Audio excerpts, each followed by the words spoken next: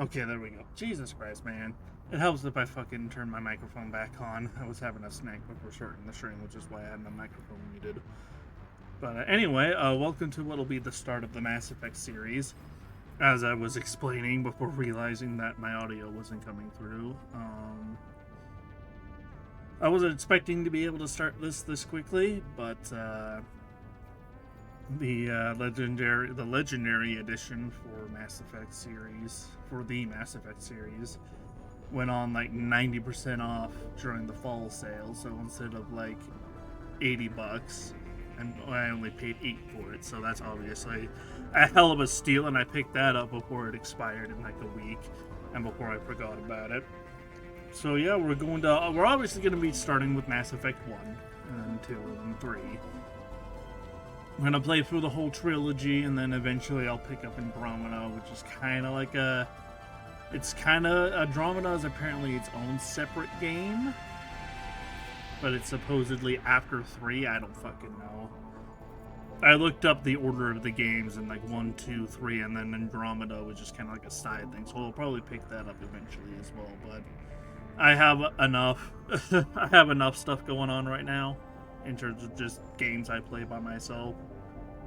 Alright, Mass Effect, Red Dead, LSPDFR, XCOM 2, RimWorld if I ever want to play that again, but I've kind of taken a step back from it in exchange for all the other stuff that I'm playing right now, so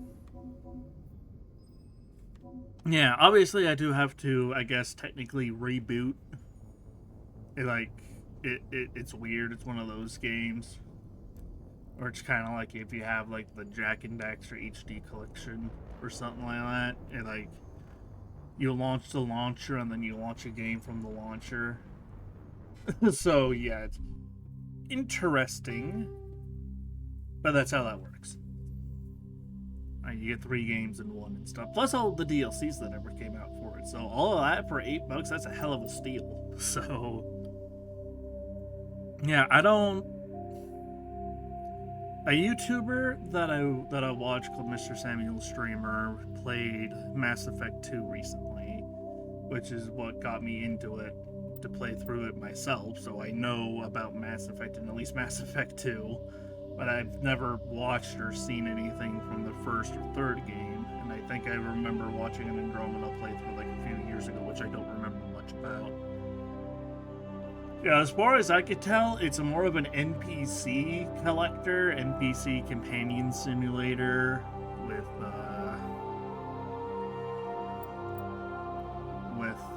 like a cover shooter attached onto it, at least based on the gameplay I've seen of Mass Effect 2. But I still think it's pretty interesting, and I want to see it, and I want to experience it myself, because one thing that drew me to Mass Effect was the fact that you can transfer your saves over. You can import like your Mass Effect 1 character into 2, and then your Mass Effect 2 character into 3 to kind of like have a chronological story with the same character and stuff. So that's the main reason why I want to check out Mass Effect for myself. So yeah, we're gonna launch in. Welcome to Alliance Military Pretty sure Database. I can. No? Classified information requested. I thought I could, Establishing secure connection. Secure connection confirmed. I thought I still had the thing to turn the camera on. Enter new ID.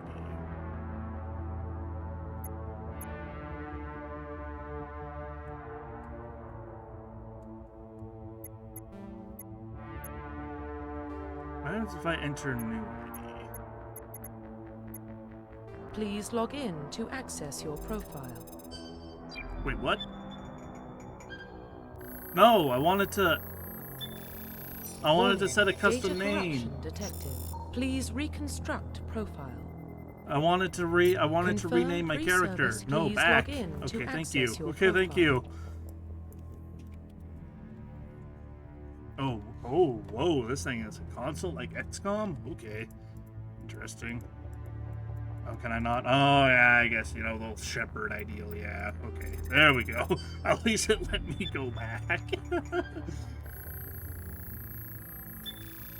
Warning, data corruption detected. Please reconstruct profile. Confirm pre-service history. Alliance military.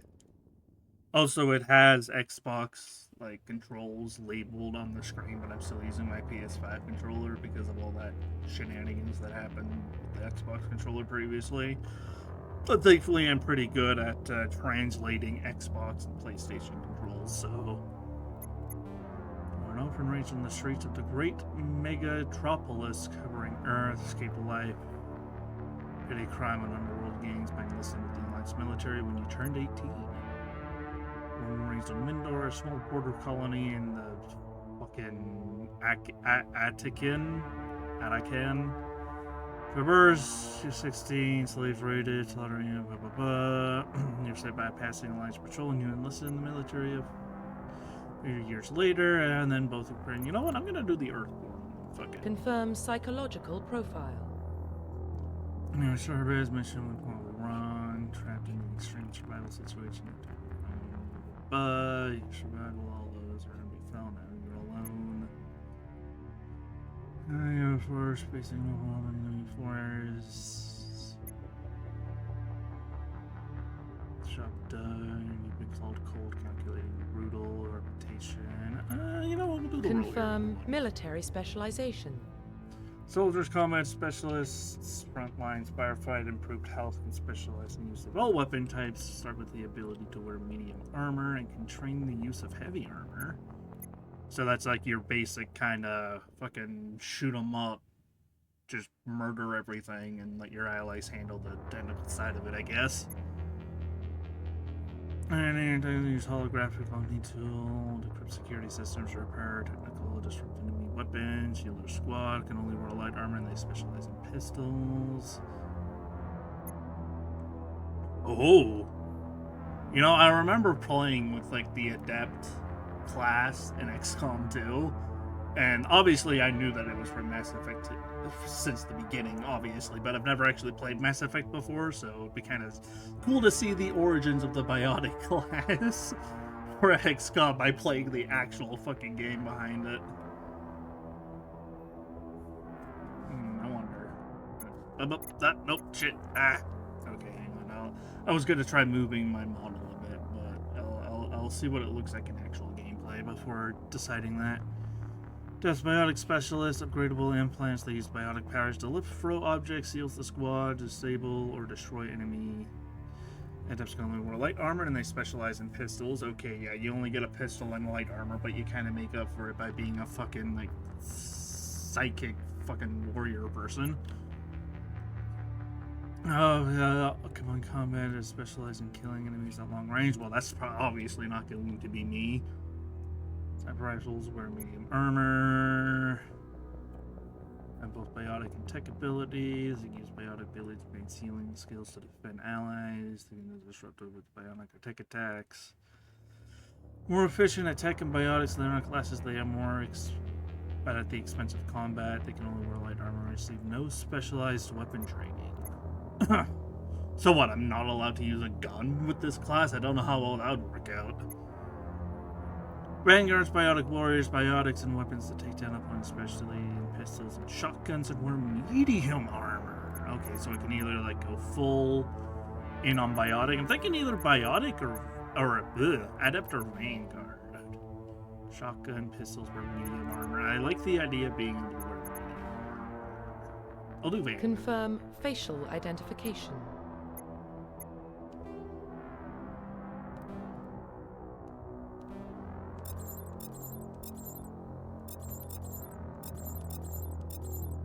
Oh god.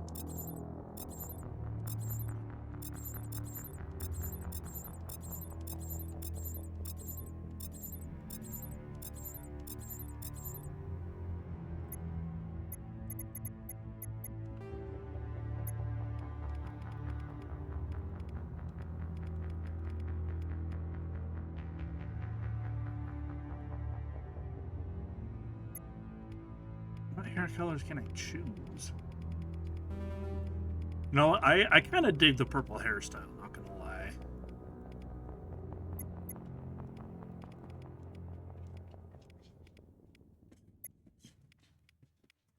Obviously, gotta have it match.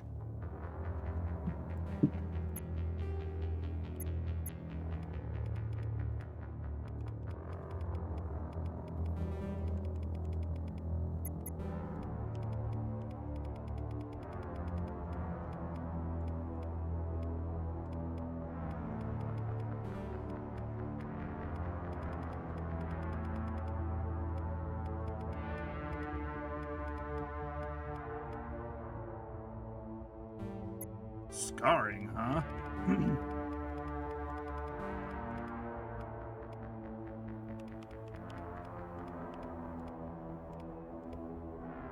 Like that.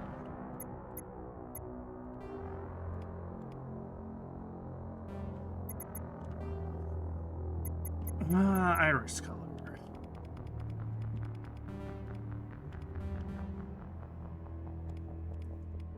Well, I like the kind of like silver color there.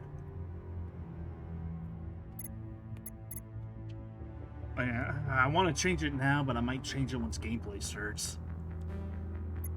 Yeah, we'll just find all this Profile here. reconstruction complete.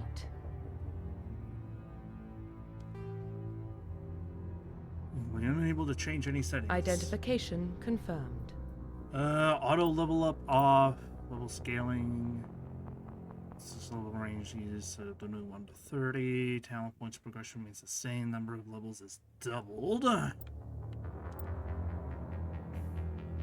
Classic mode, 1 to 6 level range.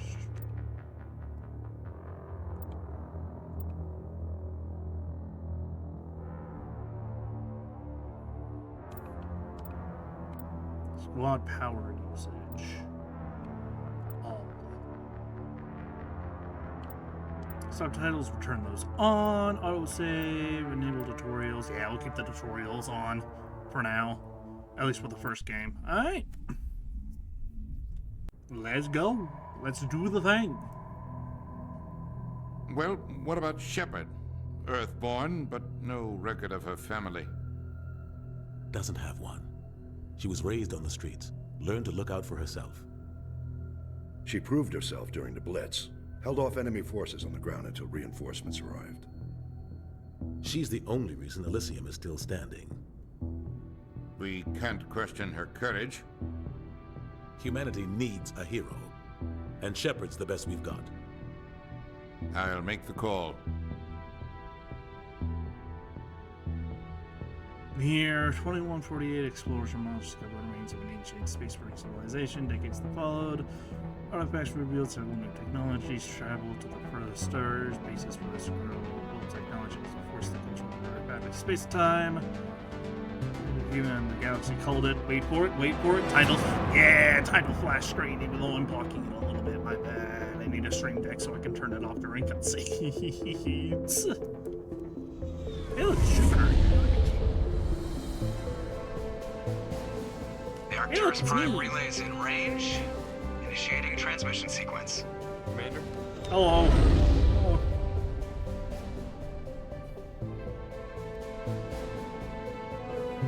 We are connected. Calculating transit mass and destination. The relay is hot, acquiring approach vector. God damn, All Shepard's stations secure for transit. though.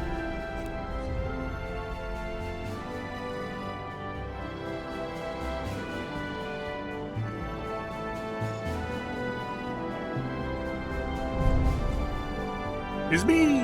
Board is green. It's Approach run has me! begun.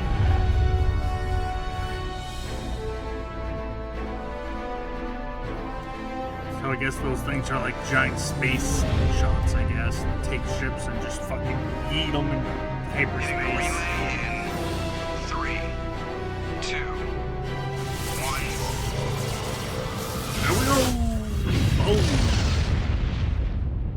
Yeah, just grab ships and just fucking flings Thrusters, them. check. Just Navigation, check. Internal emissions sync engaged. All systems online. Drift, just under 1500K. 1500 is good. Your captain will be pleased. I hate that guy. Nihilus gave you a compliment, so you hate him.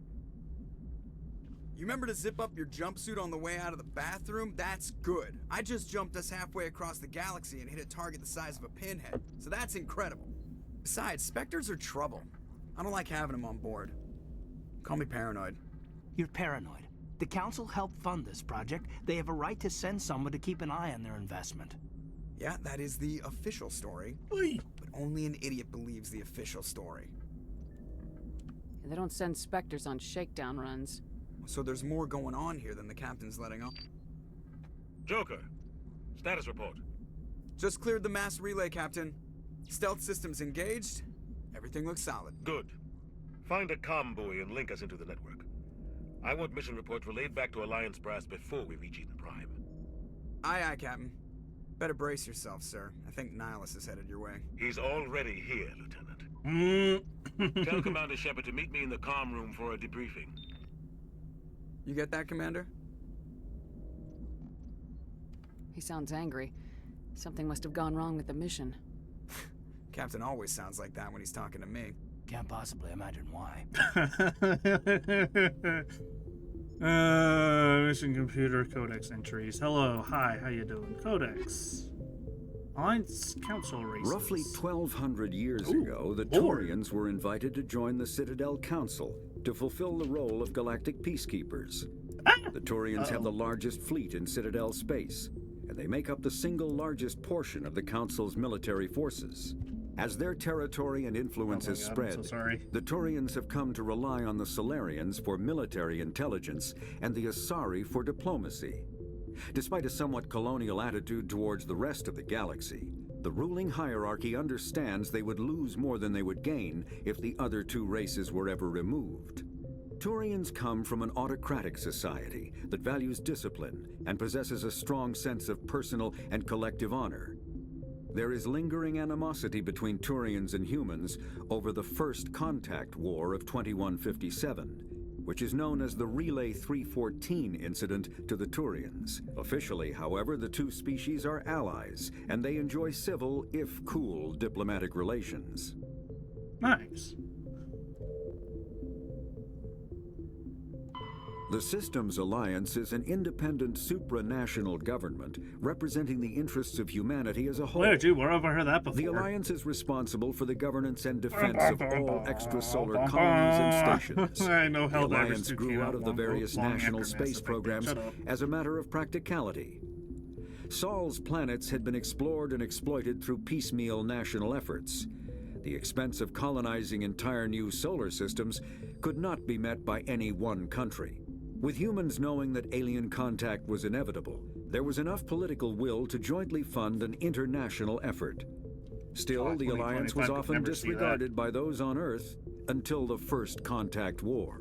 While the national governments dithered and bickered over who should lead the effort to liberate Shanxi, the Alliance fleet struck decisively. Post-war public approval gave the Alliance the credibility to establish its own parliament and become the galactic face of humanity. Nice. Get some lore. Born on Earth, but you never knew your parents traveled to the streets. Yeah. Systems Alliance. 2069. Nice. Armstrong Outpost is formally founded on the anniversary of the first lunar landing. World City. Commander Shepard born. Alright. Journal! On the Normandy. Speak to the captain. Squad. Oh, hello. Paragon and Renegade. I have 3 points, apparently.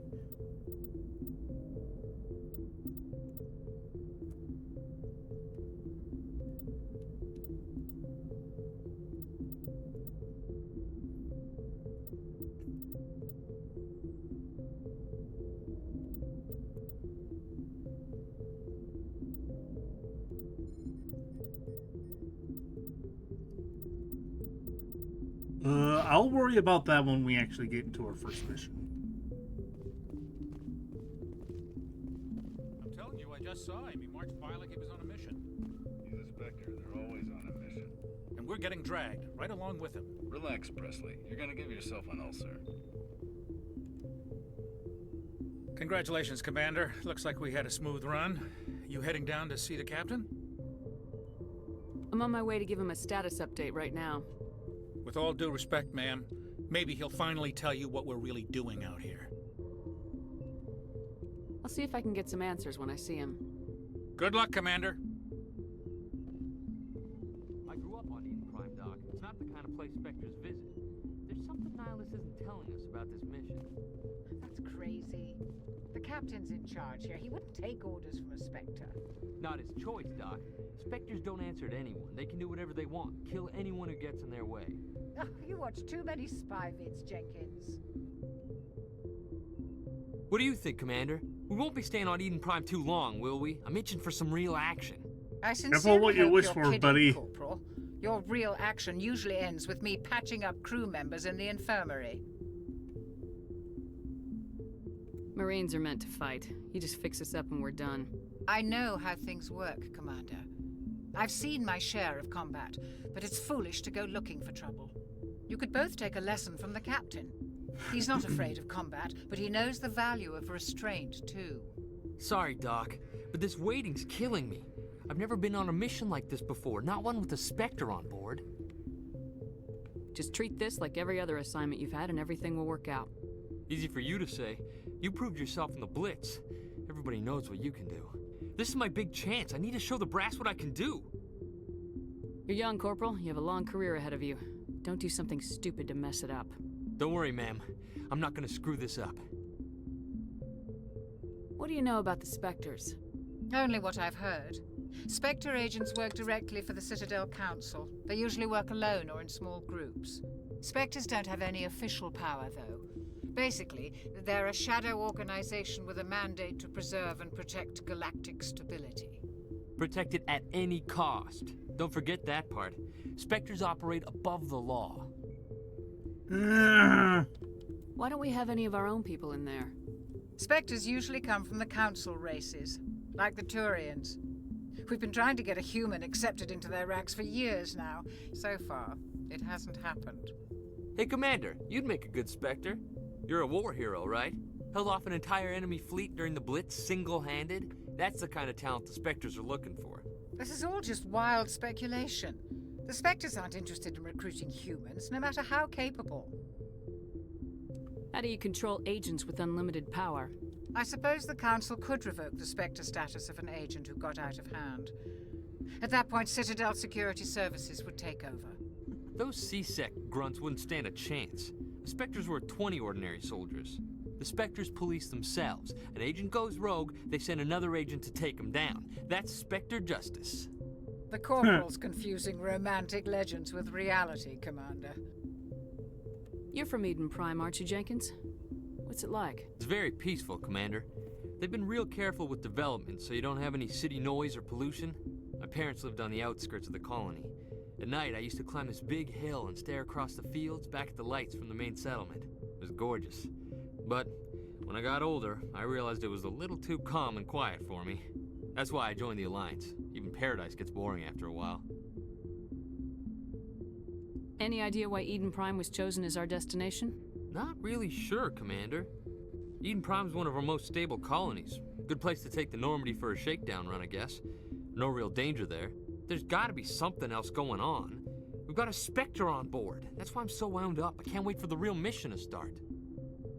What can you tell me about Nihilus? Turians are generally well respected by the other species. Their fleet has more patrols protecting Citadel space than any other. They don't always get on well with us, though. Some people find them too rigid.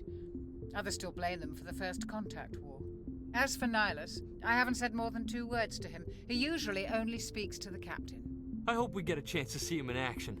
I heard Nihilus took down an entire enemy platoon all by himself. The captain's waiting for me. Goodbye, Commander. Hello. Alright. Commander Shepard, I was hoping you'd get here first. It will give us a chance to talk. The captain said he'd meet me here. He's on his way. I'm interested in this world we're going to. Eden Prime. I've heard it's quite beautiful. I've never been there. But you know of it. It's become something of a symbol for your people, hasn't it? This guy has That scary humanity face can not paint. only He's establish evil. He's colonies gonna across the betray us at galaxy, some but point. I can also feel protect it. them. He's gonna betray. But how safe is it, really? Do you know something? Your people are still newcomers, Shepard. The galaxy can be a very dangerous place. Is the Alliance truly ready for this? I think it's about time we told the commander what's really going on. This mission is far more than a simple shakedown. Why does it feel like Anderson is about to tell me to defend the Burger Town? Like, he sounds like Sergeant Foley from Modern Warfare. I don't... probably... I mean, I don't know that much about, you know, the whole... what do you call it? The whole voice actors and all that stuff. And multiple voice actors across multiple games and projects and stuff. But he sounds like he's going to tell me to defend the Burger Town. Anyway, hi, Netmer. Just in time.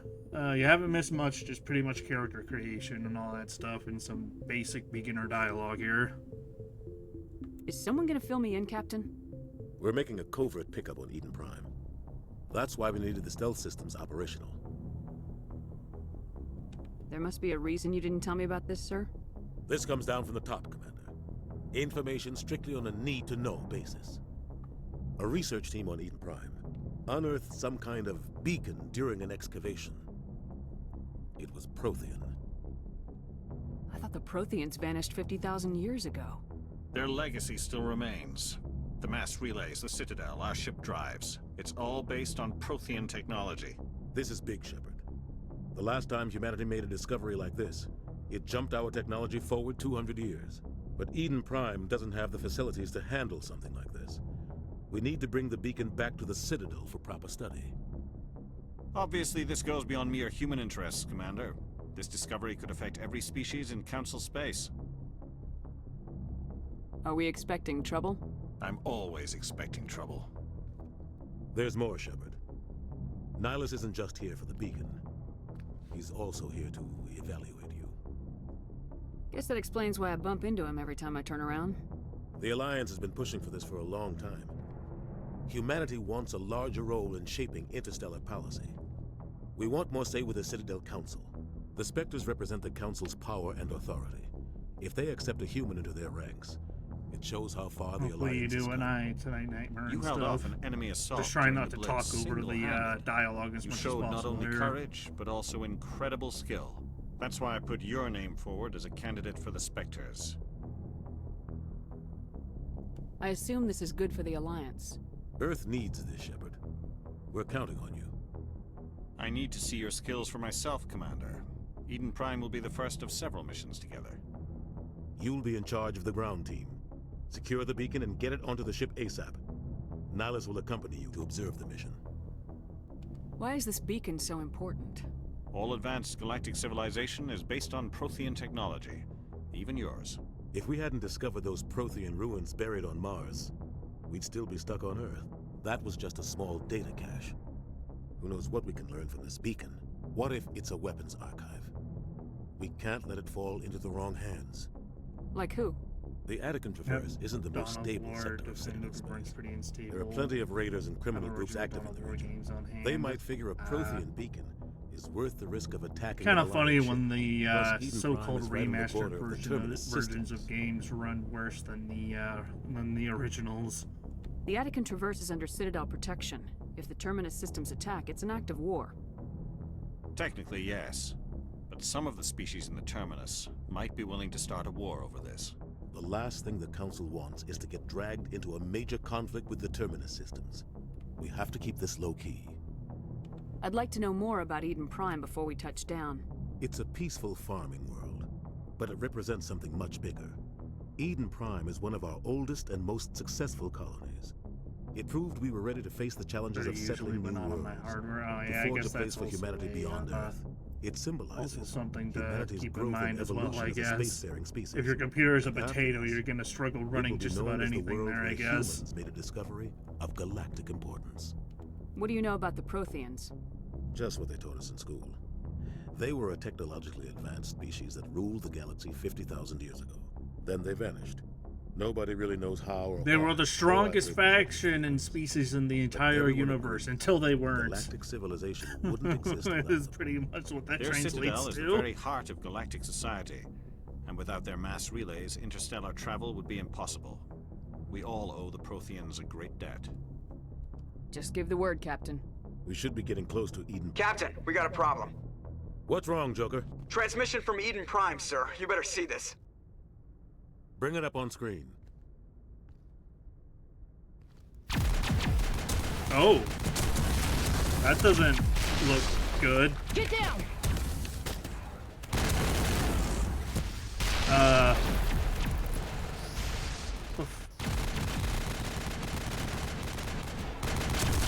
don't think that's supposed to be happening. Heavy casualties! I repeat, heavy casualties! We can't... Also, hopefully it's not too loud. Stream. Jesus.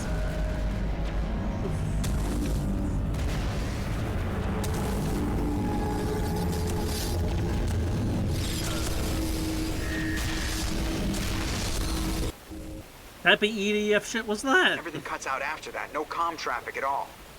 Just goes dead. There's nothing. Reverse and hold at 38.5.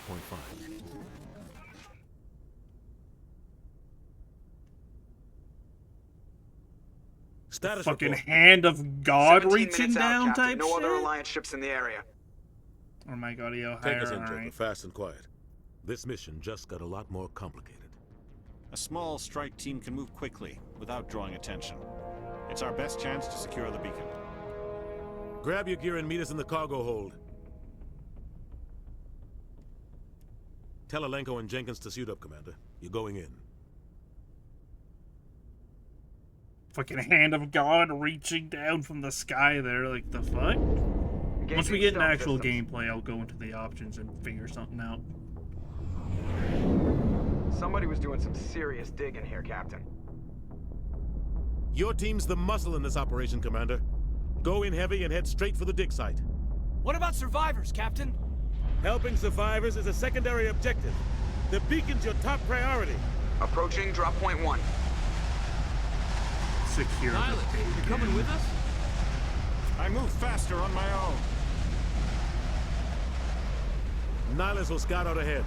He'll feed you status reports throughout the mission. Otherwise, I want radio silence. Ready and able, sir. The mission's yours now, Shepard. Good luck! We are approaching drop point 2.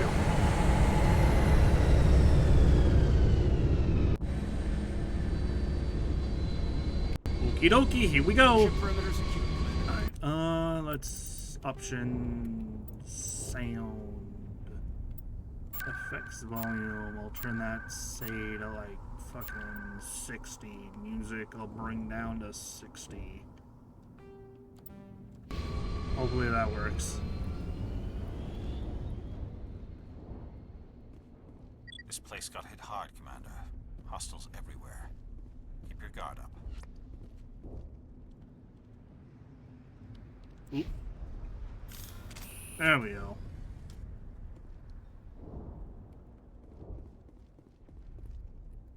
Oh God, what happened here? Switch weapons for your squad. Be a bit better. I guess we'll see once we actually get in there.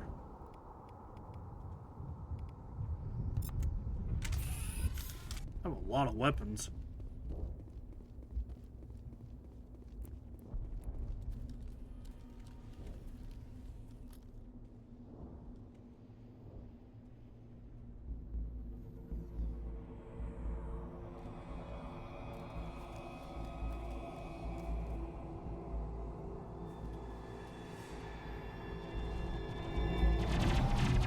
Oh, hello. Jesus!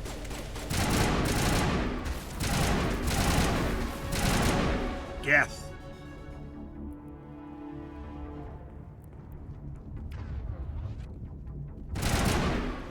Maybe we should check on Jenkins.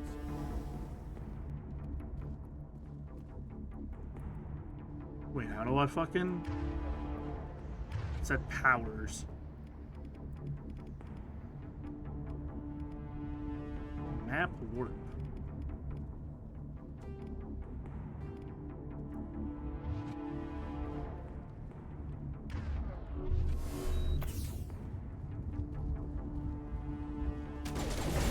Oh, what did I just do there? What did I just do there?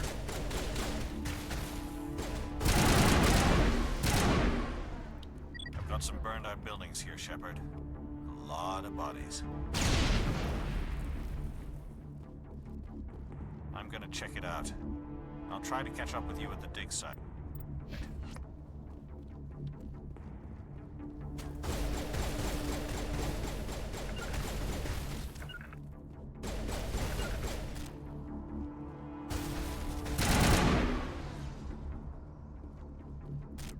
chaka, ooga chaka, ooga chaka. Always gotta test the ooga chaka speed.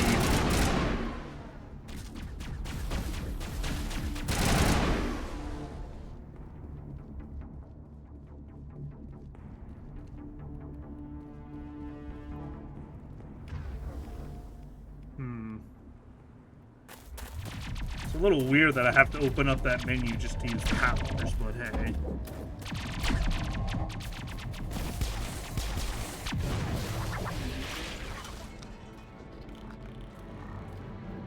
Jetbong Strider went to space. Those are... It's... Oh! Oh, Lord, they impaled that man. What the fuck? Oh, that's a horrible way to go.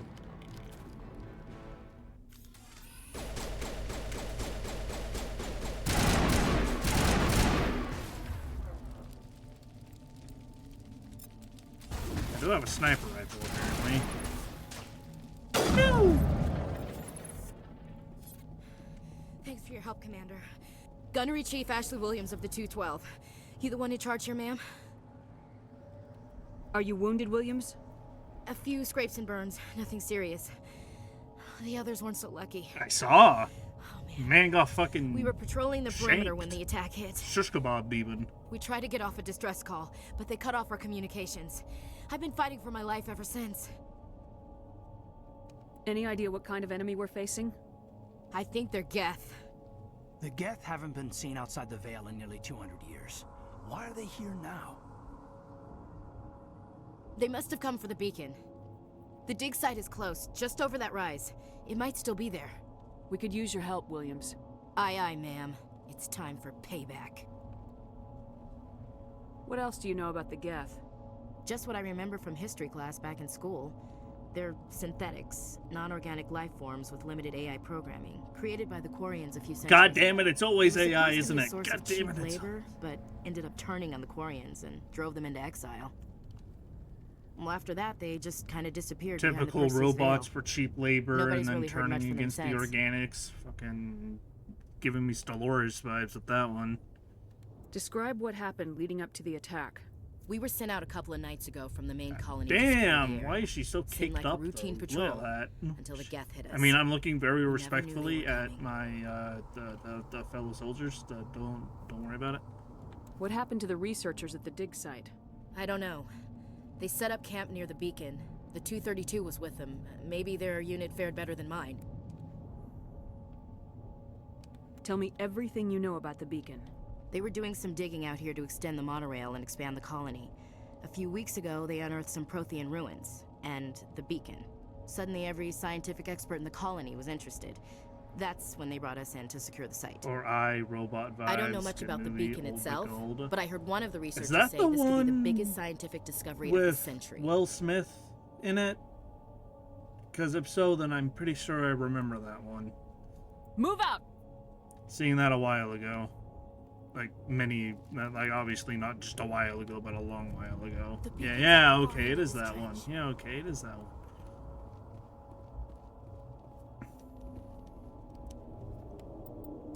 I can just upgrade this now. Oh shit, I got 6 points. Okay. Throw, warp.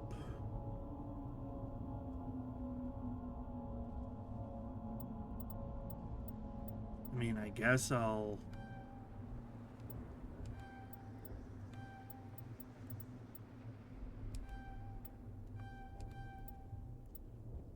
I mean, yeah, okay, I guess we'll do that.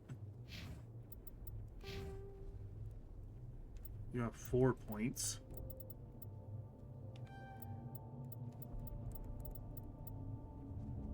Increases tech mine explosion damage done by sabotage, damping EMP. State restores 50 health, reduces cooldown.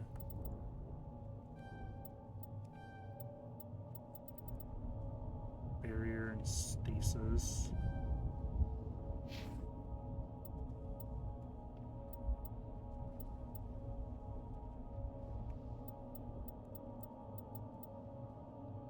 available when using assault rifles, and this or damage, purchase heat on use.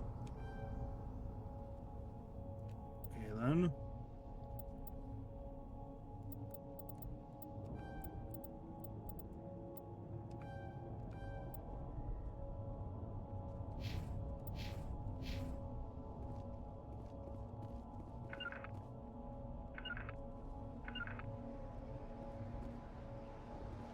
How do I take cover, though?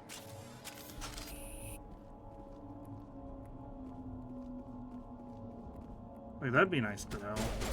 Or do I just not take cover? Do I just, like... Eh! Okay, that's a weird grenade. No, but it doesn't work. Oh, A while moving, storm forward. Okay, so that's the sprint. Weird button for sprint, but I guess that's the same as, Oh, hey, I can melee attack.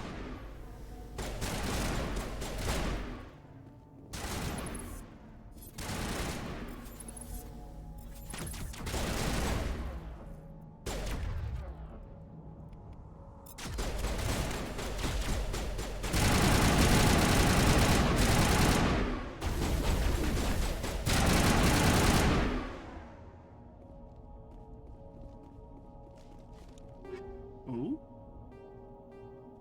Ooh, I just grabbed a bunch of shit. Okay. There's just a bunch of weapons in there, I guess.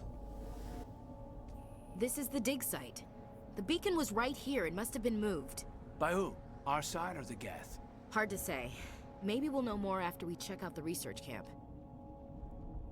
You think anyone got out of here alive? If they were lucky. Maybe hiding up in the camp.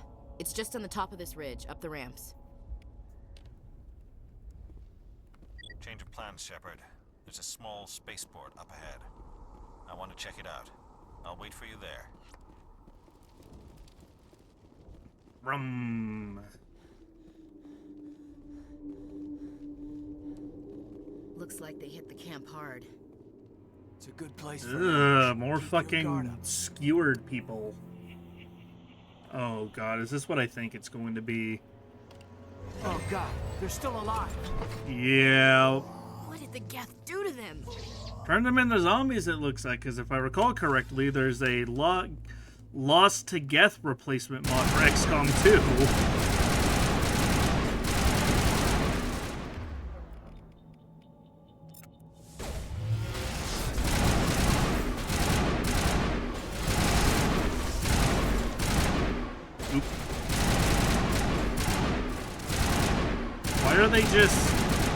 Why were they just running around in circles? What is this just me, or does the weapon sound still seem a little loud? It's closed. Security lock's engaged.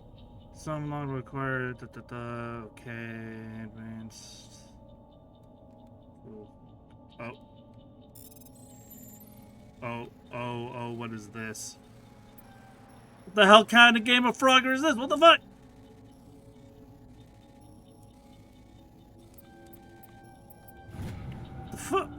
Okay. Humans, thank the Maker. Hurry, close the door. It's not blasting the ears yet. Don't worry, we'll protect you. Thank you. I think we'll be okay now. It looks like everyone's gone. You're Dr. Warren, the one in charge of the excavation. Do you know what happened to the beacon? It was moved to the spaceport this morning. Manuel and I stayed behind to help pack up the camp. When the attack came, the Marines held them off long enough for us to hide. They gave their lives to save us. No one is saved. The age of humanity is ended. Soon, only ruin and corpses will Okay, remain. that guy needs a straight jacket real quick. That guy needs a straight jacket. What's wrong with your assistant? Manuel has a brilliant mind, but he's always been a bit unstable. Genius and madness are two sides of the same coin.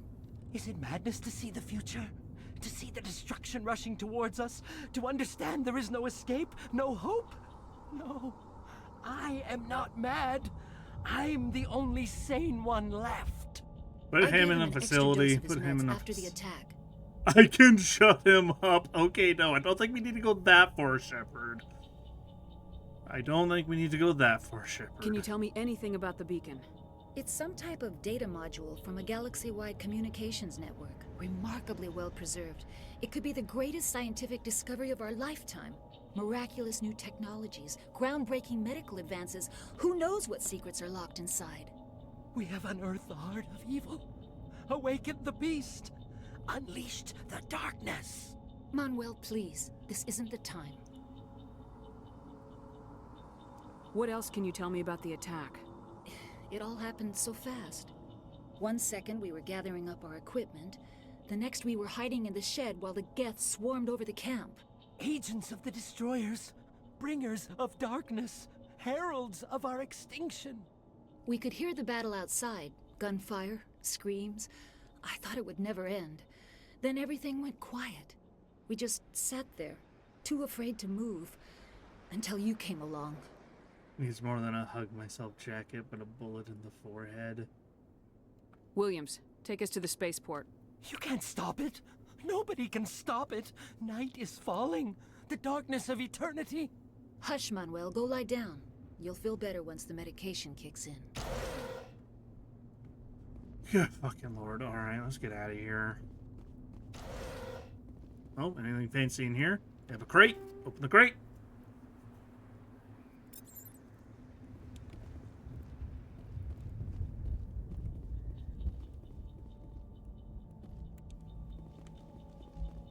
Oh, another cutscene.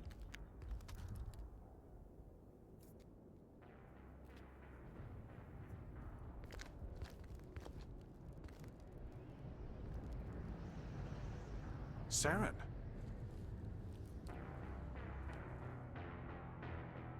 Oh, he looks a little worse for wear. This isn't your mission, Saren. What are you doing here? The Council thought you could use some help on this one. I don't trust him. I wasn't expecting to find the Geth here. Look, Nihilus has some freaky looking Don't worry. facial tattooing, but oh, I don't like that. Oh. So that's weapons. What is that? Off in the distance. That one is weapons, this one is powers. Oi!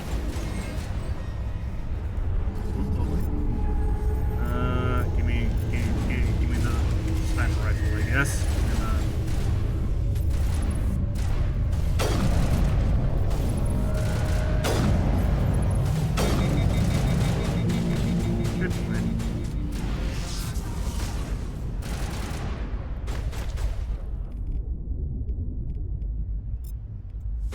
Yeah. I wish I didn't have to open up the menu every time I wanted to use an ability. Oh, that's how I get in the cover. All right.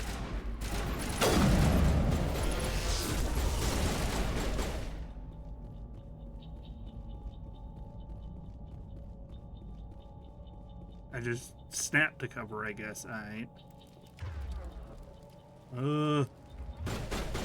How do I use med gel? There it is. How do I use med gel?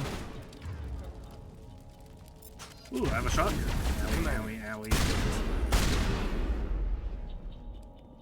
What's this? Oh, more med gel. I mean, this game is a cover-based shooter, but yeah, that guy got fucking executed by his own buddy. You know him? He's a Spectre. He was with us in the normal. Something's moving over behind those crates. Wait! Don't shoot! I'm one of you! I'm human! Sneaking up on us like that nearly got you killed. I am sorry, I was hiding from those creatures. My name's Powell. I saw what happened to that Turian. The other one shot him. What the hell are you talking about? There were 2 Turians here. Your friend and another one he called Saren. I think they knew each other. Your friend seemed to relax. He let his guard down. And Saren killed him. Shot him right in the back. I'm just lucky he didn't see me behind the crates. Where'd Saren go after he killed Nihilus? He jumped on the cargo train and headed over to the other platform. Probably going after the beacon. I knew that beacon was trouble. Everything's gone to hell since we found it. First that damn mothership showed up, then the attack. They killed everyone. Everyone. If I hadn't been behind the crates, I'd be dead too. We need to find that beacon before it's too late. Take the cargo train. That's where the other Turian went. I can't stay here.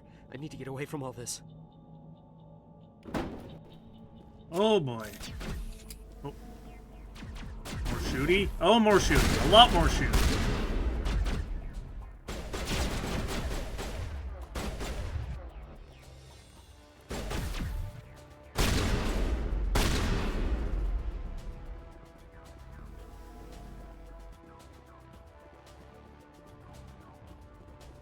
Sprint! Use powers and ability. Yeah.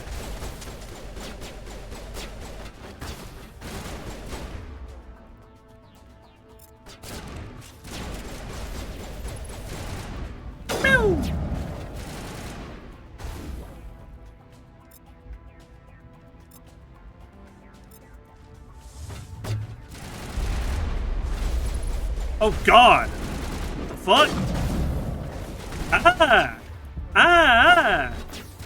The hell?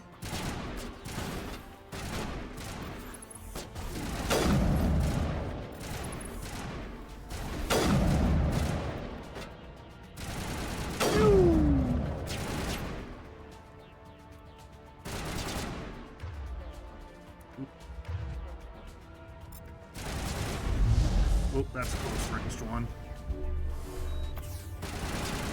One of my people is dead already.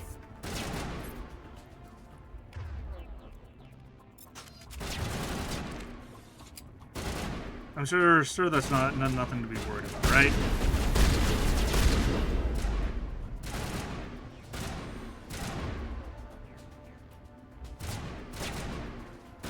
Can't I like heal him and then get him back up or something? Guess not. Weird.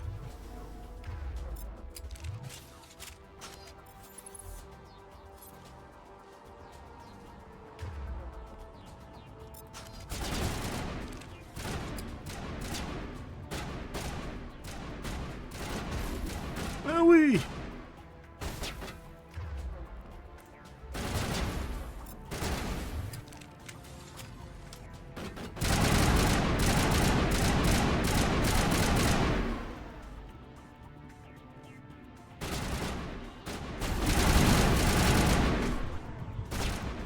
Damn, that melee does a lot of damage, though. Yay!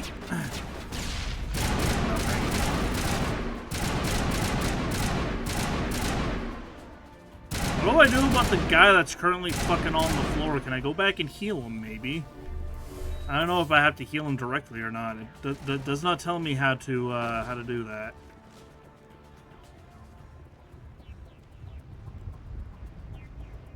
Sir.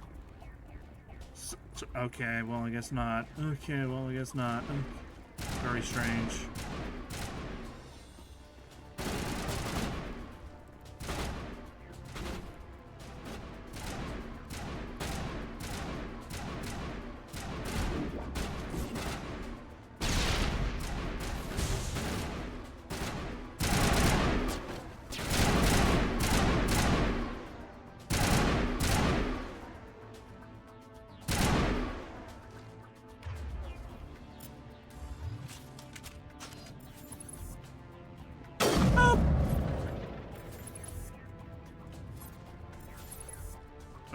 There we go. Barely got him in the top of the head there.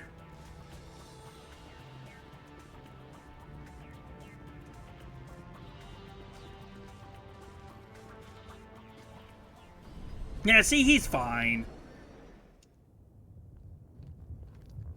See, he's back up. Don't worry about it. He's back. Set the charges. Destroy the entire colony.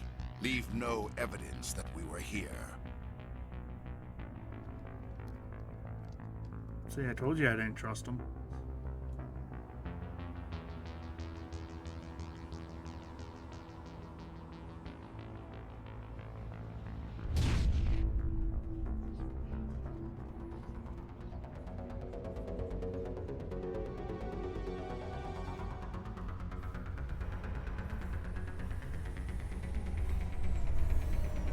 Sup, nerds?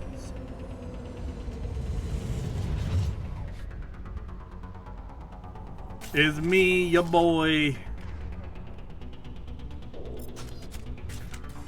Saving content. Demolition charges. The Geth must have planted them. Hurry! We need to find them all and shut them down. Oh, great.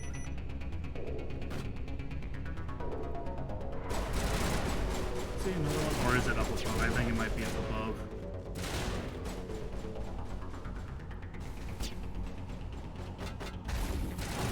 Very female boy. What the fuck do you mean? Wait, what? That way.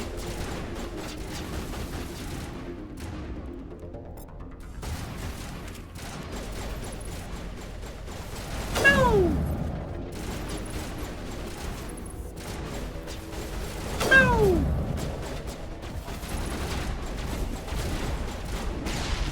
Hey, look at that! Grant actually did something. Character as always female. I was talking about the guy who died on the train segment. Yeah, of course I'm playing the female character. Why wouldn't I?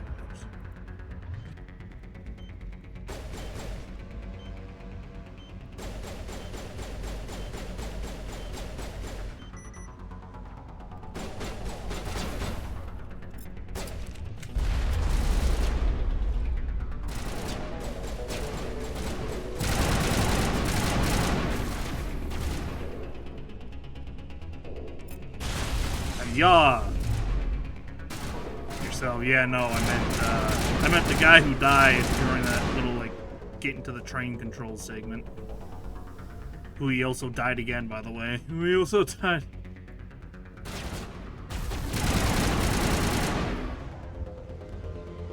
Wait, what the fuck?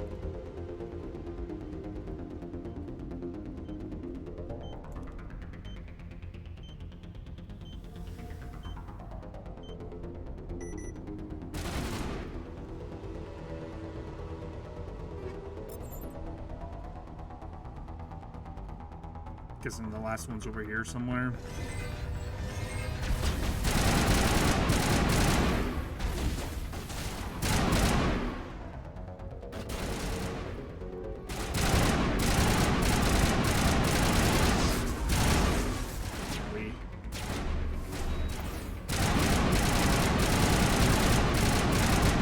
What?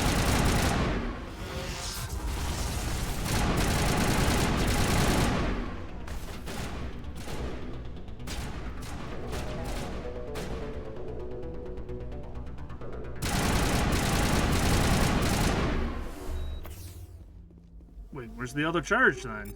It's not here. Where is it? Oh, it is down here. Okay. A little bit further down, I guess. Or not?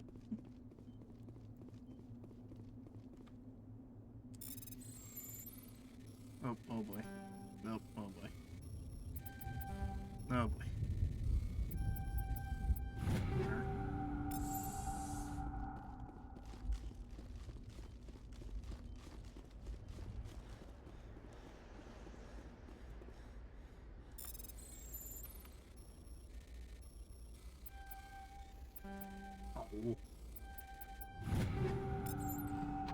Oh, I see. Look at that. He's fine.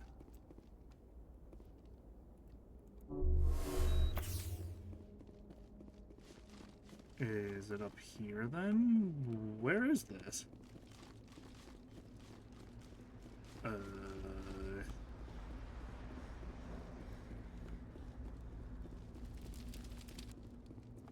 Back up here, I guess. Don't mind me just walking over anyway. Rare Thursday stream just started. Alright, well, thanks for dropping by, I guess. Have fun in the other stream. There you are.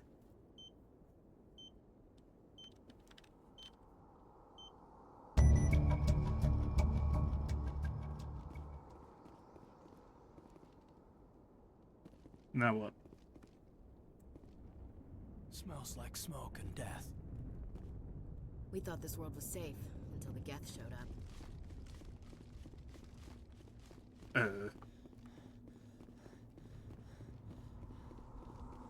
I mean, there is some sort of marker down here, I guess?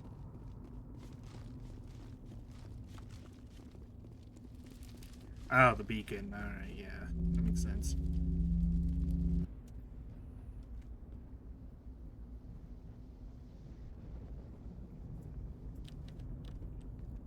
Normandy, the beacon is secure. This is Request amazing. immediate Actual working Prothean technology. Unbelievable. It wasn't doing anything like that when they dug it up. Something must have activated it. Roger, Normandy. Standing by. No, don't touch it. Don't touch it. What are you? No, no! You idiot!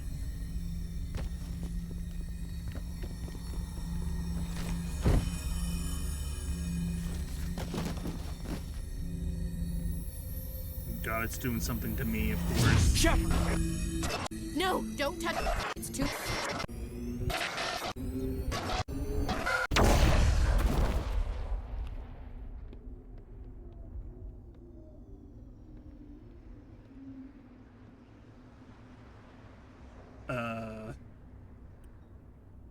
Alright, that's Mass Effect 1. Thank y'all for watching. I guess we'll, start Mass Effect 2 next time.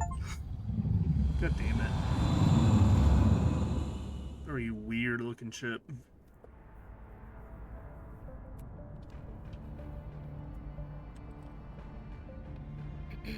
We identified the ship that touched down on Eden Prime. The Normandy.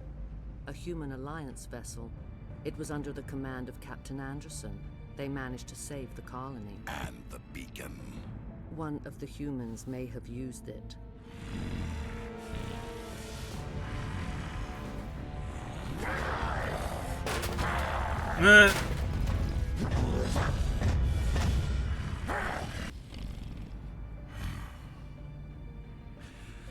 This human must be eliminated.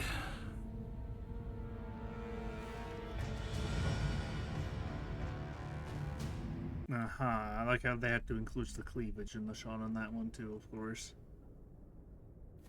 Doctor? Dr. Chakwas. I think she's waking up. You think, huh? Where'd you get that idea from? You had us worried there, Shepard. How are you feeling? How did I end up here? How long was I out? About 15 hours. Something happened down there with the beacon, I think. It's my fault. I must have triggered some kind of security field when I approached it. You had to push me out of the way. You had no way to know what would happen. Actually, we don't even know if that's what set it off. Unfortunately, we'll never get the chance to find out. The beacon exploded. A system overload, maybe. And the blast knocked you cold. Williams and I had to carry you back here to the ship. I appreciate it. Physically, you're fine.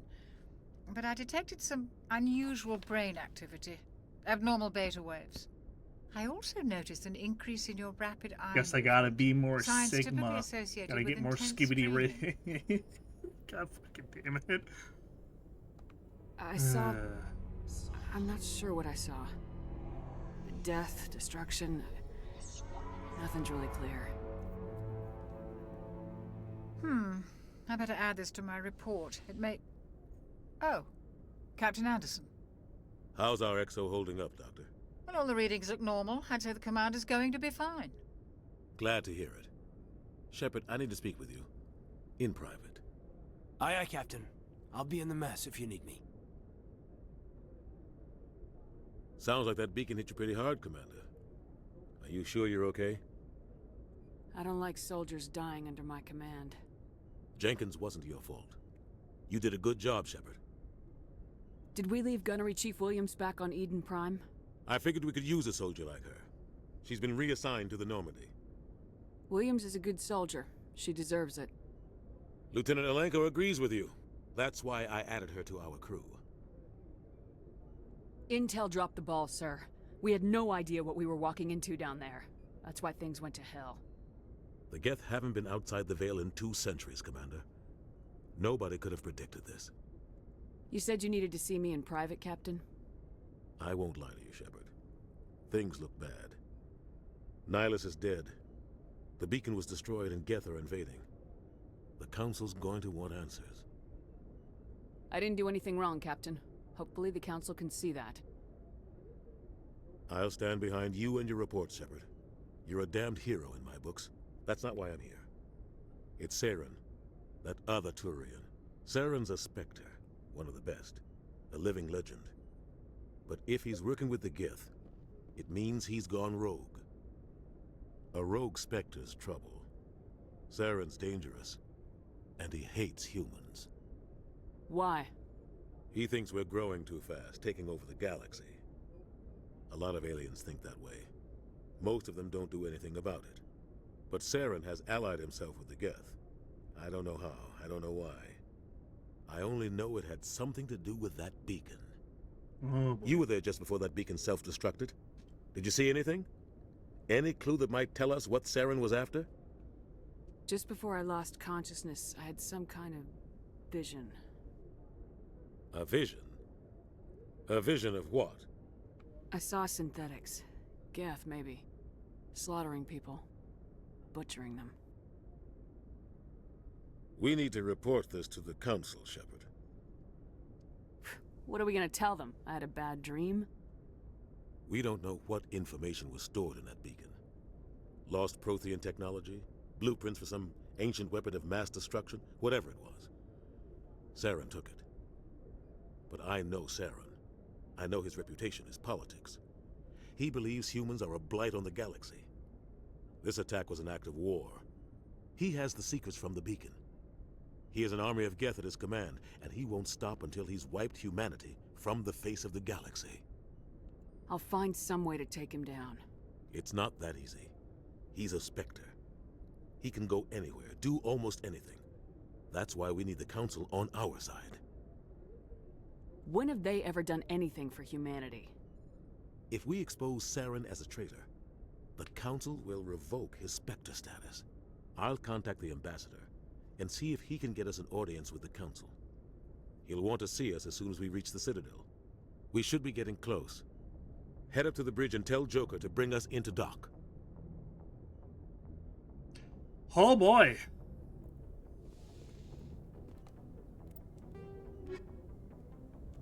Roughly 50,000 years ago, the Protheans were the only spacefaring species in the galaxy. They vanished in a swift galactic extinction. Only the legacy of their empire remains. They are believed to have built the mass relays and the Citadel, which have allowed numerous species to explore and expand throughout the galaxy. Prothean ruins are found on worlds across the galaxy. While surprisingly intact for their age, functioning examples of Prothean paleotechnology are rare. Time and generations of looters have picked their dead cities and derelict stations clean. Some believe the Protheans meddled in the evolution of younger races. The Hanar homeworld of Kajay, for example, shows clear evidence of former Prothean occupation. The presence of a former Prothean observation post on Mars has caused a rebirth of interventionary evolutionists among humans. These individuals believe the god myths of ancient civilizations are misremembered encounters with aliens.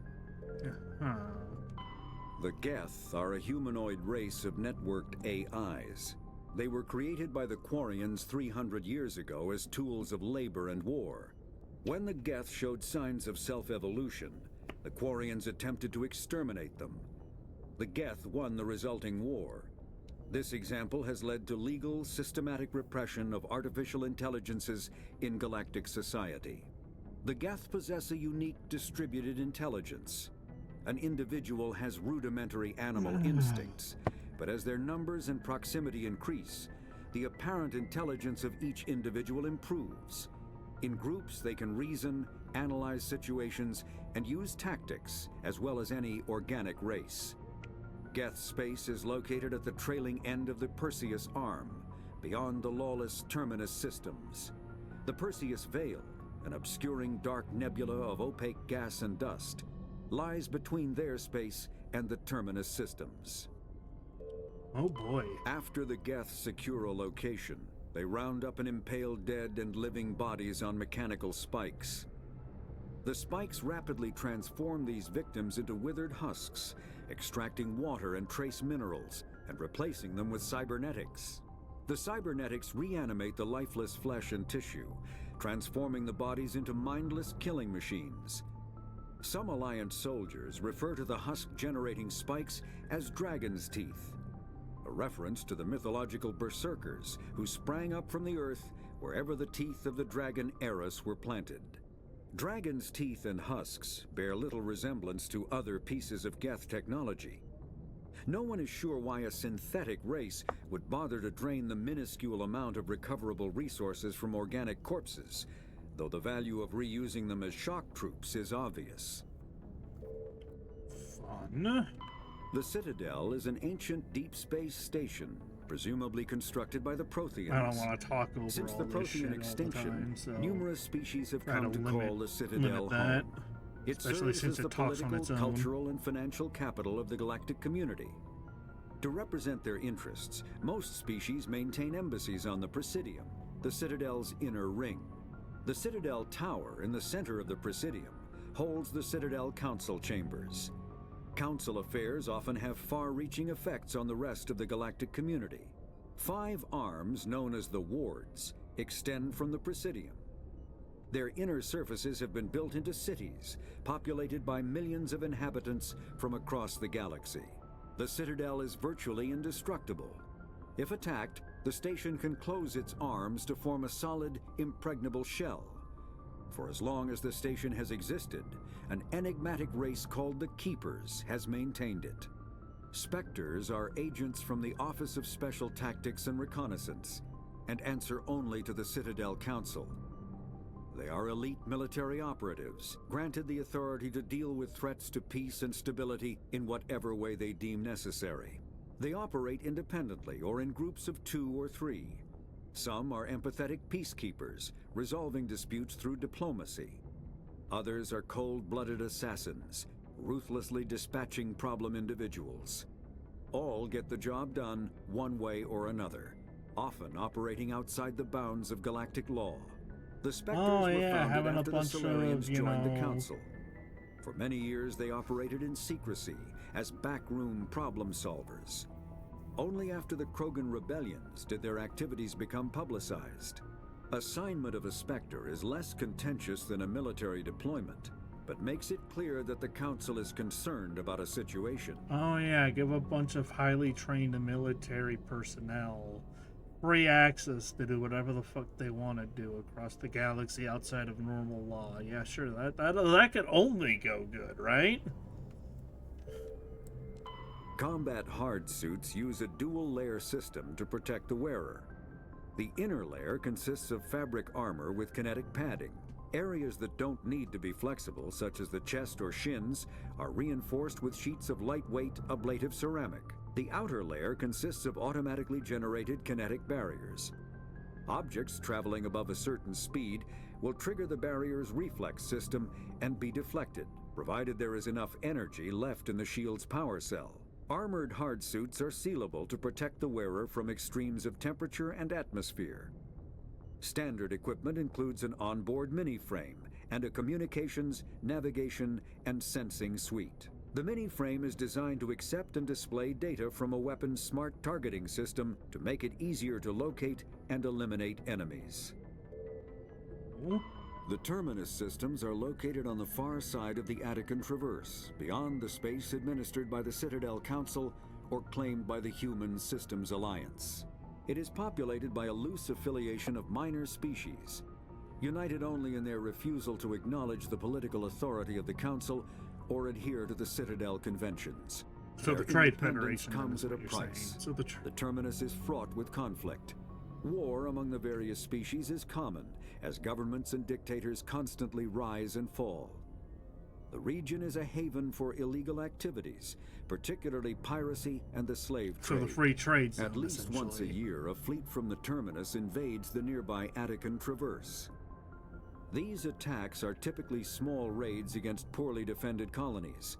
The Council rarely retaliates, as sending patrols into the terminus systems could unify the disparate species against their common foe, triggering a long and costly war. So pretty much the Trade Federation free trade zone and shit is what you're telling me.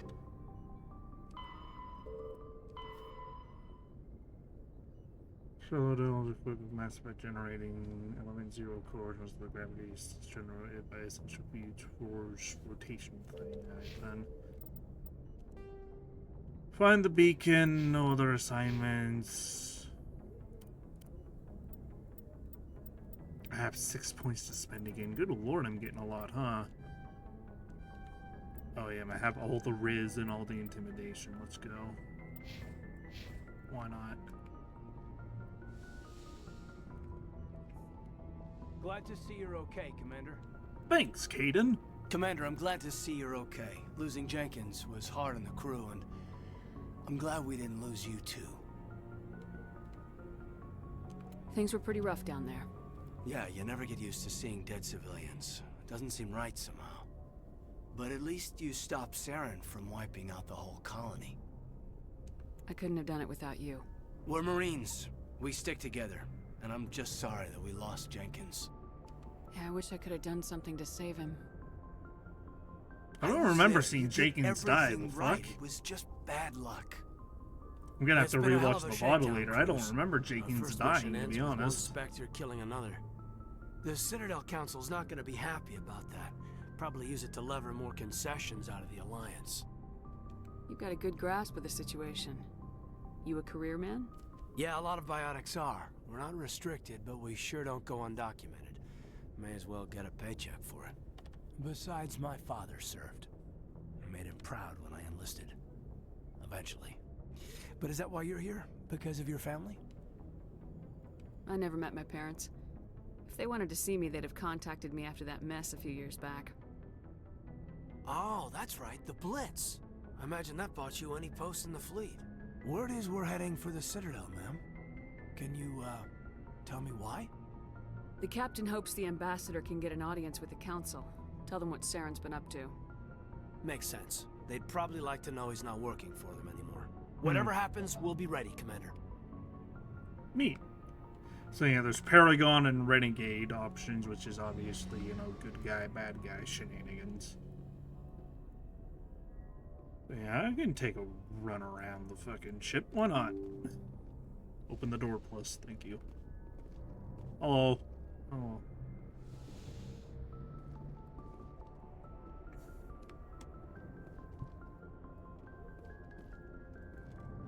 I'm guessing all these people aren't exactly people I can talk to. I'm glad you're okay, Commander. Losing Jenkins was hard enough on the crew. Manual. Okay. Joker! What's up, buddy? Good timing, Commander. I was just about to bring us into the Citadel. See that taxpayer money at work. Good. Taxpayer fucking typical.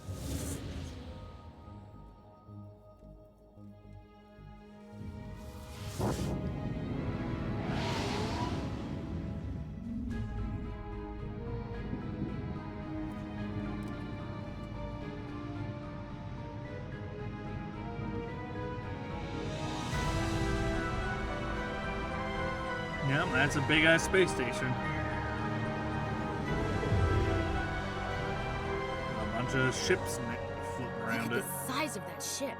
The Ascension, flagship of the Citadel fleet. Well, size isn't everything. Why so touchy, Joker? I'm just saying you need firepower too. It's not about the size, it's how Look you at use that it, monster. right? Its main gun could rip through the barriers in any ship in the Alliance fleet. Good thing it's on our side, then. Citadel Control, this is SSV Normandy, requesting permission to land. Stand by for clearance, Normandy. Clearance granted. You may begin your approach. Transferring you to an Alliance operator. Roger, Alliance Tower. Normandy out. Normandy, this is Alliance Tower. Please proceed to Dock 422.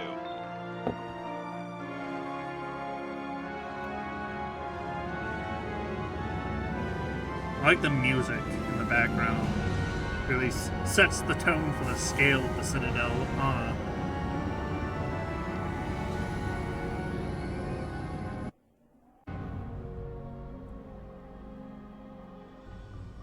This is an outrage! The Fuck is this, council a would Halo step in ring? if the Geth attacked a Turian colony? The Turians don't found colonies on the borders of the Terminus systems, Ambassador. Humanity was well aware of the risks when you went into the Traverse. What about Saren? You can't just ignore a rogue Spectre. I demand action! You don't get to make demands of the Council, Ambassador. Citadel Security is investigating your charges against Saren. We will discuss the CSEC findings at the hearing, not before. Captain Anderson, I see you brought half your crew with you. Just the ground team from Eden Prime, in case you had any questions. I have the mission reports. I assume they're accurate? They are. Sounds like you convinced the Council to give us an audience. They were not happy about it. Saren's their top agent. They don't like him being accused of treason. I'm not gonna sit on my ass just because the Council doesn't want to do anything. If they won't stop Saren, I will. Settle down, Commander. You've already done more than enough to jeopardize your candidacy for the Spectres. The mission on Eden Prime was a chance to prove you could get the job done. Instead, Nihilus ended up dead and the beacon was destroyed. That's Saren's fault, not hers. Then we better hope the CSEC investigation turns up evidence to support our accusations. Otherwise, the Council might use this as an excuse to keep you out of the Spectres. Come with me, Captain. I want to go over a few things before the hearing. Shepard, you and the others can meet us at the Citadel Tower, top level. I'll make sure you have clearance to get in. And that's why I hate politicians. You know what, same. You know what, same. I feel you there, Ashley, to be honest. I marked on your map. Map 7 map. Hang on, let's see here. Let's see here. Consort Chambers, Emporium, Bank, Citadel Tower, CSEC HQ, Point of Interest, Squad Member. Alright.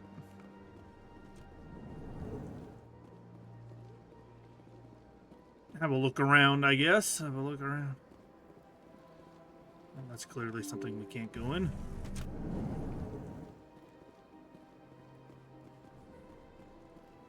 The fuck? Welcome to the Presidium. Allow me to be your guide. Hello? Greetings and welcome to the Presidium. My name is Avina, and I am pleased to be your virtual guide throughout this level of the Citadel Space Station. What does that mean? I am a fully interactive virtual intelligence, programmed to provide spontaneous guidance at predetermined locations of interest throughout this level of the Citadel. I may also be contacted through any of the Presidium VI terminals, should you require assistance. Give me the tour. You are standing at Presidium Tourism Terminal 1. On either side of this lobby are the embassies of the various Citadel races, along with CSEC headquarters. On the far end of this level, you can see the Citadel Tower, where the Council meets regularly to discuss matters of interstellar importance. I want to know more about Citadel security.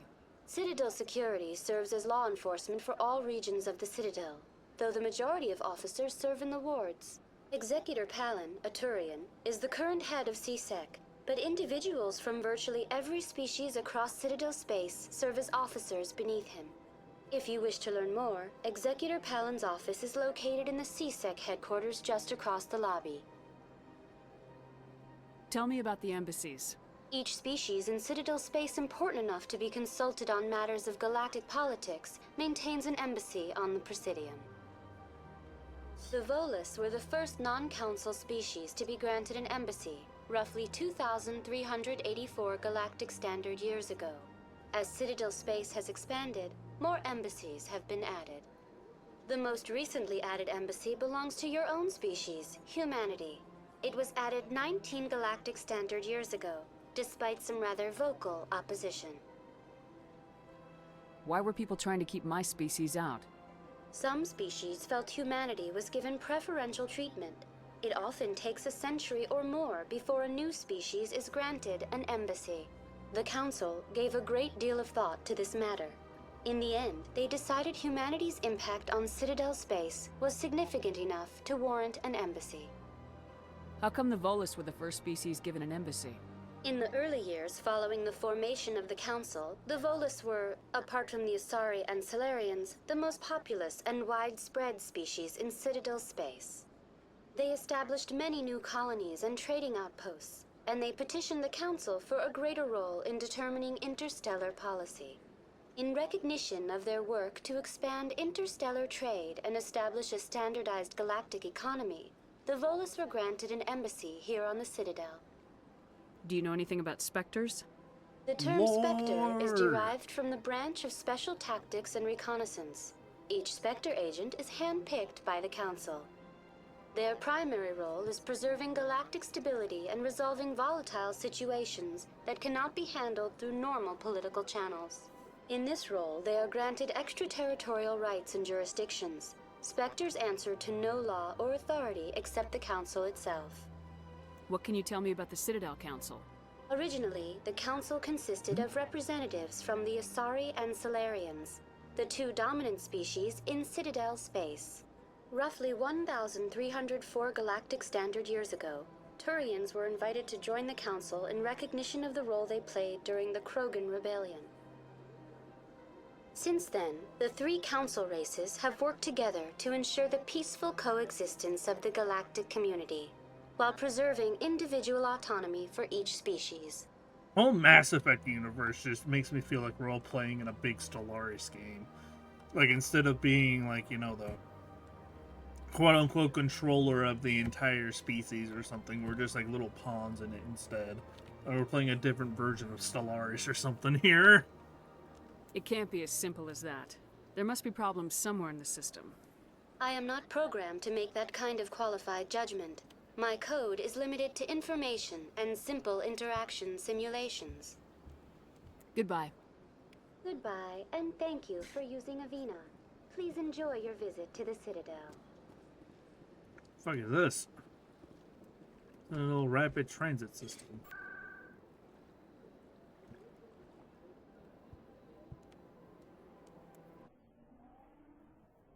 I guess we can just fast travel to the Citadel Tower. That's kind of neat.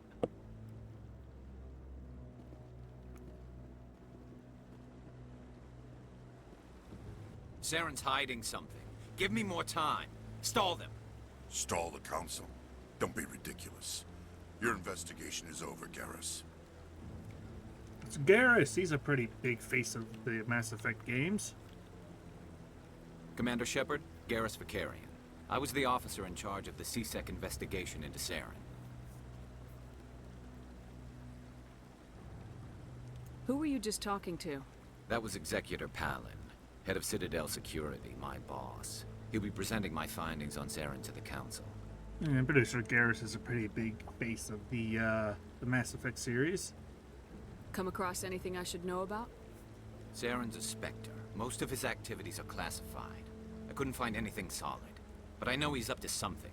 Like you humans say, I feel it in my gut. I think the Council's ready for us, Commander. Good luck, Shepard. Maybe they'll listen to you. Hopefully.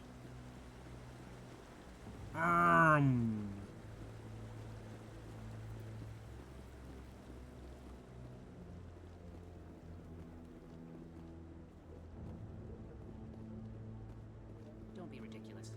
The Volus won't be joining the Council for years. I'm not so sure. The humans are making a strong push, and you can bet the Volus will be right on their coattails if they succeed. Allowing the humans to join us is a sound strategic move. But the Volus? No. The Hanna are likely to be next, then the Elcor. You may be right, though the Hanar need to lighten up a bit first. You just don't like them because you have trouble understanding them. Totally just completely fucking... Oh god, what the hell are you? Ugh. Totally eavesdropping on everybody's conversations. I mean, they're having it in public. Hey, Anderson. The hearing's already started. Come on. Ramirez! Defend the Burger Town! The Geth attack is a matter of some concern, but there is nothing to indicate Saren was involved in any way. The investigation by Citadel Security turned up no evidence to support your charge of treason. An eyewitness saw him kill Nihilus in cold blood. We've read the Eden Prime reports, Ambassador. We investigated the ourselves testimony and of realized one we're not guilty. traumatized dock worker That's what is it hardly sounds compelling like. proof. I resent these accusations. Nihilus was a fellow Spectre and a friend. That just let you catch him off guard. Captain Anderson, you always seem to be involved when humanity makes false charges against me. And this must be your protege, Commander Shepard. The one who let the beacon get destroyed. You're the one who destroyed the beacon. Then you tried to cover it up. Shift the blame to cover your own failures. Just like Captain Anderson. He's taught you well. But what can you expect from a human? Saren despises humanity. That's why he attacked Eden Prime. Your species needs to learn its place, Shepard. You're not ready to join the Council. You're not even ready to join the Spectres. He has no right to say that. That's not his decision. Shepard's admission into the Spectres is not the purpose of this meeting. This meeting has no purpose. The humans are wasting your time, Counselor, and mine. Saren's hiding behind his position as a Spectre. You need to open your eyes. What we need is evidence. So far, we've seen nothing. There is still one outstanding issue. Commander Shepard's vision. It may have been triggered by the beacon. Are we allowing dreams into evidence now? How can I Okay, I will say he kind of has a point there. Like, he's obvious the evil bad guy antagonist of the first Mass Effect game, but he kind of has the point on that one. Speculation. Do you have anything else to add, Commander Shepard? You've made your decision. I won't waste my breath.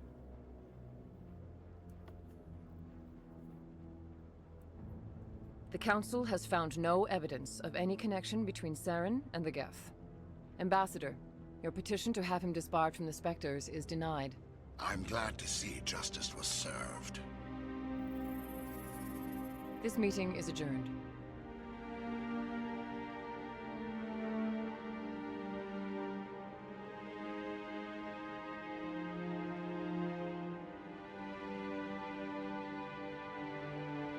It was a mistake bringing you into that hearing, Captain. You and Saren have too much history. It made the Council question our motives. I know Saren. He's working with the Geth for one reason. To exterminate the entire human race. Every colony we have is at risk. Every world we control is in danger. Even Earth isn't safe. We need to deal with Saren ourselves. As a Spectre, he's virtually untouchable. We need to find some way to expose him. Literally going through the proper channels ain't gonna work. We saw him arguing with the Executor. That's right. He was asking for more time to finish his report. Seems like he was close to finding something on Saren. Any idea where we could find him? I have a contact in CSEC who can help us track Garrus down. His name is Harkin. Forget it. They suspended Harkin last month, drinking on the job. I won't waste my time with that loser. You won't have to. I don't want the Council using your past history with Saren as an excuse to ignore anything we turn up. Shepard will handle this. You can't just cut Captain Anderson out of this investigation. The Ambassador's right. I need to step aside. I need to take care of some business. Captain, meet me in my office later. Harkin's probably getting drunk at Cora's Den. It's a dingy little club in the lower section of the wards. Maybe there's another way to find evidence against Saren. You should talk to Barla Vaughn over in the financial district. Rumor has it he's an agent for the Shadow Broker. The Shadow Broker? An information dealer. Buys and sells secrets to the highest bidder. I've heard Barla Vaughn's one of the top representatives. He might know something about Saren, but his information won't come cheap. Tell me more about the Shadow Broker. He's a necessary evil of galactic politics. Buying and selling information is a part of the game, and the Shadow Broker just happens to be the best player on the field. Always sells to the highest bidder. Doesn't get involved in politics, doesn't pick sides. A simple system, but it works. He's not a threat to anyone, not directly. He's just a resource we can use, or she is. Or maybe they are. Nobody really knows. Tell me about Barla Vaughn. He specializes in moving large sums of money without leaving a paper trail. A financial genius. Doesn't do anything illegal, but he knows all the loopholes. He's got an impressive client list. Ambassadors, diplomats, Spectres. That's probably why the Shadow Broker uses him. I want to know more about the Spectres. They're not your typical government agency. They tend to work alone. behind the scenes. They take care of See if problems there's the any Council new can't. information we can It's not get. easy preserving peace across an entire galaxy. The Council prefers to use diplomacy and negotiation. But sometimes more extreme measures are needed. They sound like shadow operatives. Everything about them is classified. We don't even know how many there are. The latest Alliance estimate puts their numbers under 100. But the Council couldn't do its job without them. They're the Citadel's top agents, the last line of defense, the final option before open war. The entire galaxy respects and fears them. If a Spectre shows up, you know something big is about to happen. You don't think much of Harkin. The guy joined CSEC about 20 years ago. He's been an embarrassment to our species ever since. Roughing up suspects in custody, bribery accusations, alcohol and drug use. The embassy used to step in when he got in trouble. But I guess enough was enough. Guy's a scumbag. He should have been cut loose a long time ago. He was one of the first human CSEC officers. Guess it would have looked bad if he got fired. A lot of backroom deals were worked out over the years to keep him on the force. Politics is a dirty business sometimes, but it looks like his time's run out. We've got enough humans in CSEC now to stop protecting him. Our ambassador doesn't seem to get along with the Council. He's just frustrated. The Council's always preaching that we need to be part of the galactic community. But for them, it's a one-way street. They want us to expand and settle unstable regions like the Skillian Verge and the Attican Traverse. But when we run into trouble, they don't want to help us out. Everyone knows it's only a matter of time until we get a seat on the Council. The ambassador just thinks it should happen sooner rather than later. And I agree. Who cares if we get a seat on the Council? What's the big deal? If the Council passes a ruling on an interstellar matter, we have to follow it. We don't have the fleets or political allies to defy them. Once we get a seat on the Council, we'll be able to influence those rulings, protect our own interests. No more jumping through hoops whenever we want something. Take this mess we're in now. If humanity had a seat on the Council, we'd just send the Citadel fleet out to take care of Saren and his Geth. Problem solved. I should go. Good luck, Shepard. I'll be over in the ambassador's office if you need anything else. Alrighty, before we continue, I do need to go take a quick bathroom break and stuff, so I will be right back. Bye.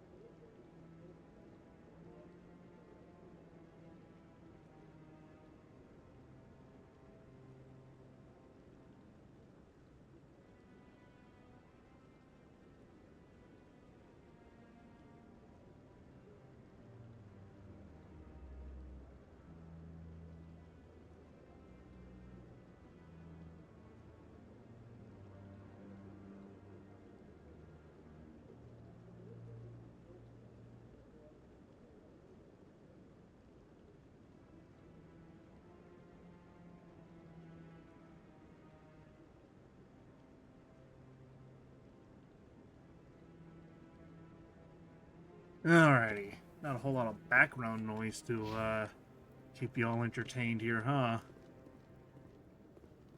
I guess we just leave. I don't think there's going to be anything too important for us here. I mean, there may be, but I have a feeling probably not.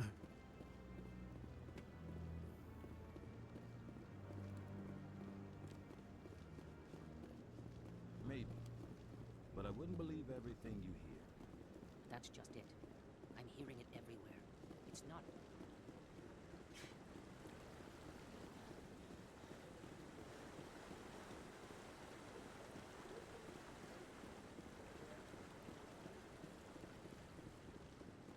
I did look into modding for this game a little bit. Unfortunately, texture mods are kind of weird.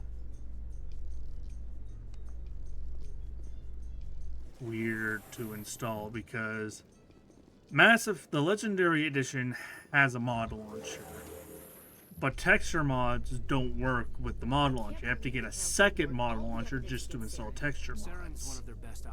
It's very fucking annoying. So I only have like a couple game changing mods or something like that.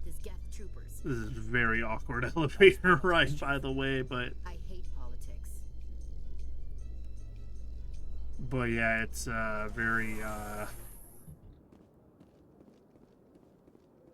very annoying trying to get mods to work. And I don't even know what the mods I have installed look.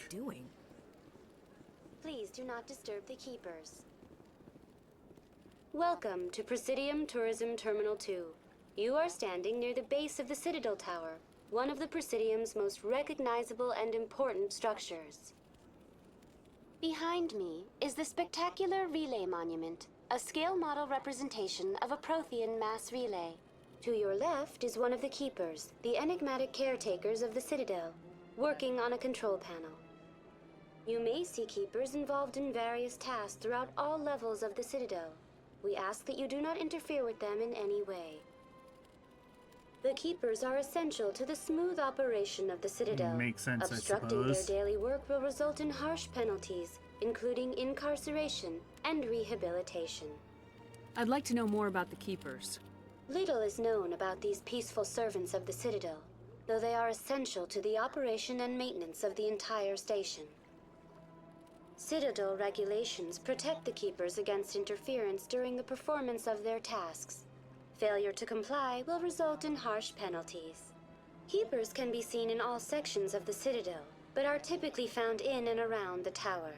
Any particular reason there are so many keepers in this area? The keepers do not communicate with other species. It is assumed, however, that the tower houses the Citadel's primary control systems. Many of the station's systems, such as navigation and life support, function automatically. It is believed the keepers operate those systems from inside the tower's inaccessible core. The keepers also make frequent appearances in the council chamber itself, though they appear to be just passing through on their way to some other destination. Tell me about the Citadel Tower. Housing both the council chambers and Citadel control, the tower is one of the most important buildings on the station. Access to these areas is restricted to those with the appropriate clearance. What happens in Citadel Control? Citadel Control handles all incoming and outbound transit. Every ship within 2,000 kilometers of the Citadel is under the jurisdiction of Citadel Control. At peak capacity, they are responsible for monitoring upwards of 1,000 vessels. Tell me more about the Relay Monument. Discovered by the Asari who first arrived at the Citadel, the Relay Monument is one of the station's most interesting and controversial features. What is the meaning behind this striking piece of art? Is it a tribute to Prothean vanity? A reminder of their conquest of the galaxy through mass relay technology? Or perhaps it is a symbol of unity, a Prothean acknowledgement that the relays would eventually lead other species here to the Citadel. No one can say for sure, making the Relay Monument a favorite topic of discussion among academics and scholars. That's all for now. Thank you for using Avina. Have a pleasant day. Please do not disturb the keepers. Please do not disturb the keepers. I was wondering if they were actually going to, like, threaten fucking action against me if I kept fucking bugging them.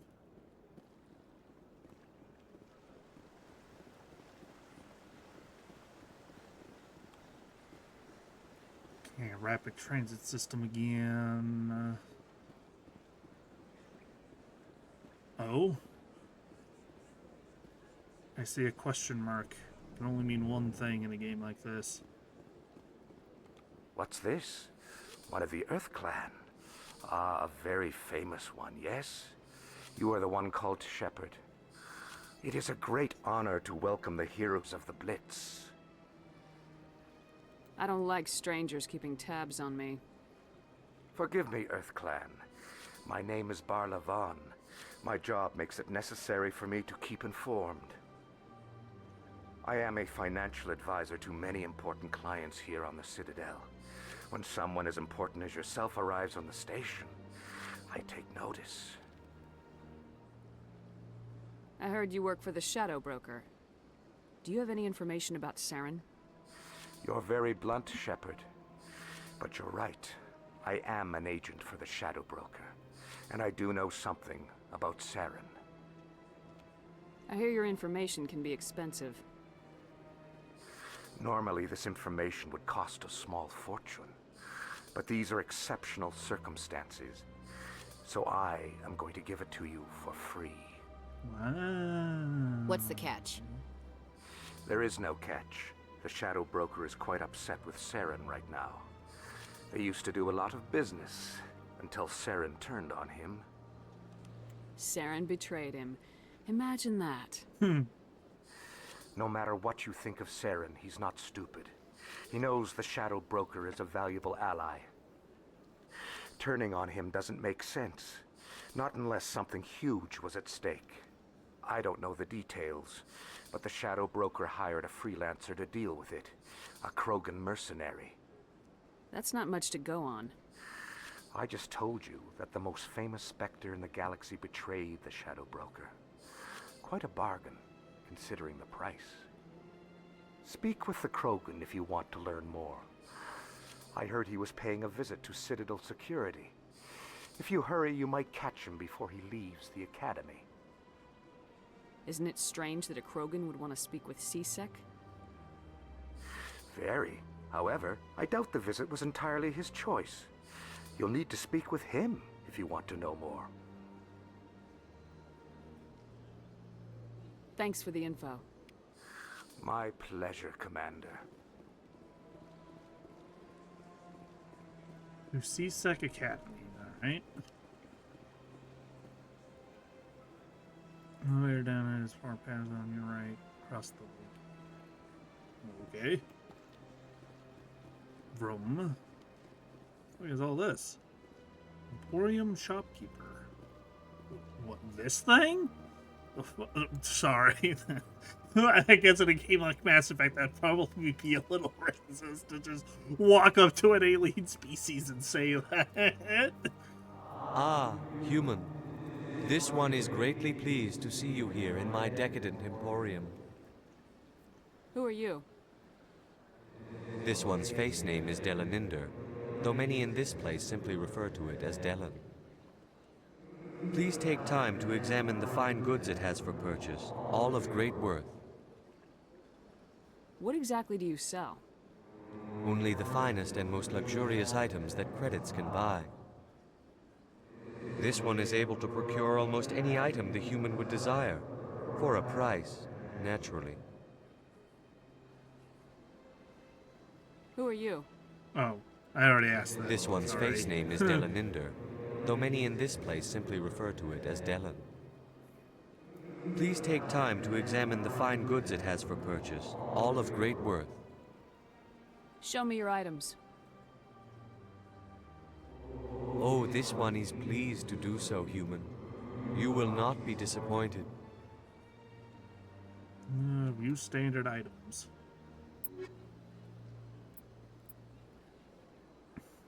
What is this?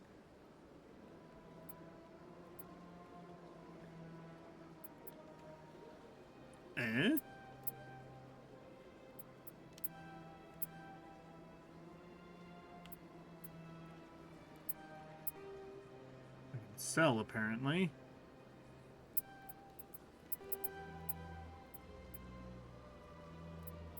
Medium armor. Light armor. Well, I don't know any of this stuff, so...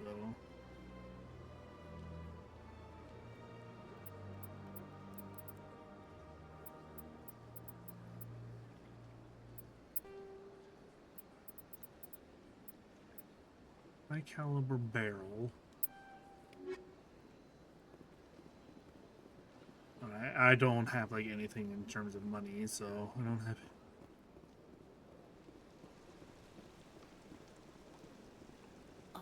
Welcome to Presidium Tourism Terminal 3. Here in the financial district, a number of businesses offer various goods and services to their exclusive clientele. The statue you see before you was commissioned to honor the Krogan soldiers who gave their lives to protect Citadel space during the Rachni Wars. In the aftermath of the Krogan rebellions, several embassies petitioned to have the statue removed. However, this motion was eventually quashed by the Council. Tell me more about the Krogan rebellions. In recognition of their efforts during the Rachni Wars, the Krogan were granted several new colony worlds by the Council. Over the next 400 years, the Krogan species began to expand. Blessed with an extremely high birth rate, their numbers began to swell. Faced with a critical overpopulation crisis, the Krogan started a violent colonization of nearby worlds inhabited by other Council species. The Krogan rebellions had begun. For a full century, the Council and its member species fought to bring the Krogan under control. With the aid of the newly discovered Turian Empire, they were ultimately successful. You needed the Krogan to stop the Rachni, then you needed the Turians to stop the Krogan. So who's gonna stop the Turians? I am sorry, but that question is beyond my programming parameters. The Turians are members of the Citadel Council. They are not a threat to galactic peace. What were the Rachni Wars? Nearly 2,200 years ago, explorers seeking to expand Citadel space opened up mass relays leading to systems controlled by the Rachni. A highly intelligent and aggressive insect race, the Rachni unleashed a war of conquest against the rest of the galaxy that lasted for nearly 3 centuries. The emergence of the Krogan finally turned the tide in favor of the Citadel species. Krogan forces provided the numbers necessary to halt the Rachni advance and drive them back.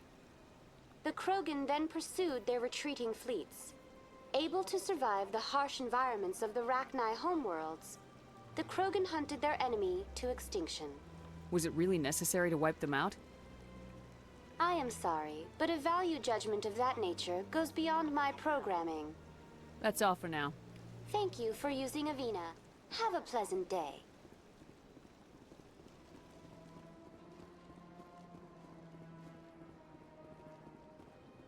Citadel rapid transit. There it is. I've had my off.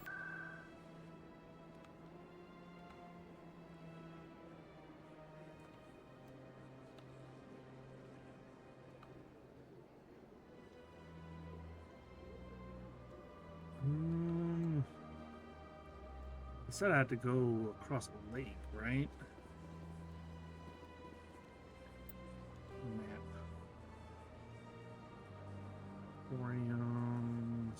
I guess I have to go back to CSEC HQ or something? I cannot bug the bug, damn. Oh, what's this? Welcome, I am Naylina. I don't recognize you as one of our expected clients today. Would you like me to see when the consort will be able to meet with you? Can't I just go in? I'm afraid not. Yeah, you must understand there are many who seek the consort services. But if you wish to leave your name, she'll make every effort to meet with you. What is the consort? What does she do? It's difficult to explain. She's many things to many people, and something different for each. Some seek her for advice, some for entertainment, others still for pleasure. Most of the time, our clients won't realize what they were seeking until after she has provided it for them. You make her sound like some kind of oracle. No, not in the usual sense. She's merely a woman with remarkable compassion and a generous spirit. I suggest you make an appointment and see for yourself. Can't I just go in? I'm afraid not. Yeah, you must understand there are many who seek the consort services. But if you wish to leave your name, she'll make every effort to meet with you. Commander Shepard, with the Alliance Navy. Excellent. You should hear something in, 3 or 4 months. Okay, then. I think I'm done here. Oh, well, I hope you'll return again in the future. We always enjoy seeing new clients. Nalina. Yes, Shaira? Send the commander up to see me. I wish to speak with her. Yes, of course, mistress. I don't like where this is going. I don't like where this. Please, Mass Effect. I'm live on Twitch right now. It appears the consort has taken notice of you. She'd like to meet with you now. What does she want to see me for?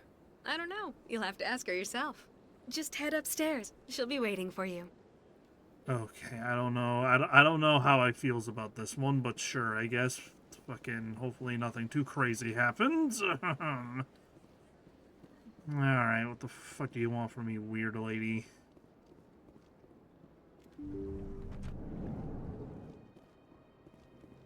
That is close enough, Commander. I've heard a great many things about you since your arrival here in our citadel. What exactly do you do? That depends on your needs. I offer advice to some, comfort to others. I have a certain problem that could use your expertise. Maybe I can help. I have a friend, Septimus, a retired Turian general.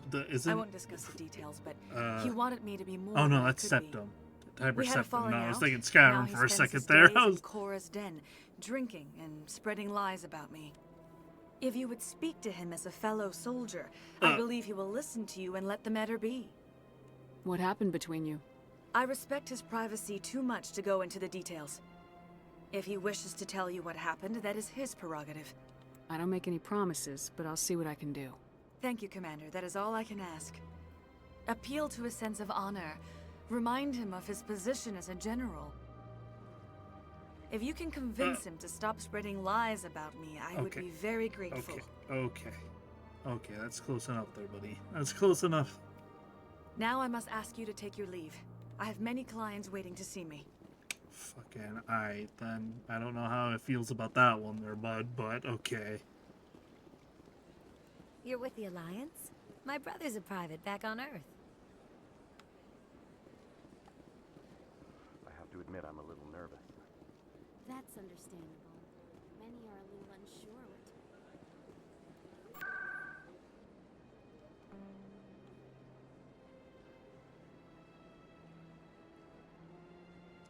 I guess I'll head back to the embassies. Go back to the CSEC fucking place.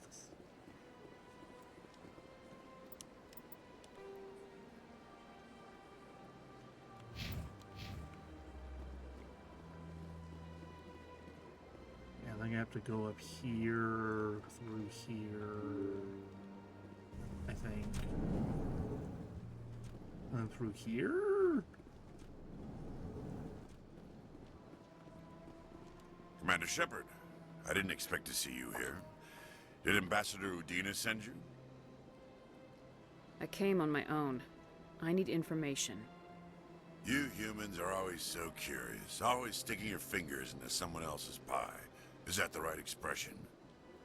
Never mind. Forget I asked. Was there something you needed, Commander? Tell me about your investigation into Saren. Sorry, Commander. I don't make a habit of giving out details about ongoing investigations. Then can you tell me what you know about Garrus? Garrus Vicarian? Good officer. Very good, in fact. But he needs to learn some patience. You'd think an officer of the law would be a bit more mindful of rules and regulations. Was there anything else? I get the feeling you're not too fond of humans. No, I just don't trust your kind. Not yet. You humans are eager to take all the power you can get, and you're being given a lot. If the Council wants to make humanity their new favorite pet, that's their business. But I don't have to like it. Tell me about CSEC. CSEC provides necessary police and security services throughout the Citadel.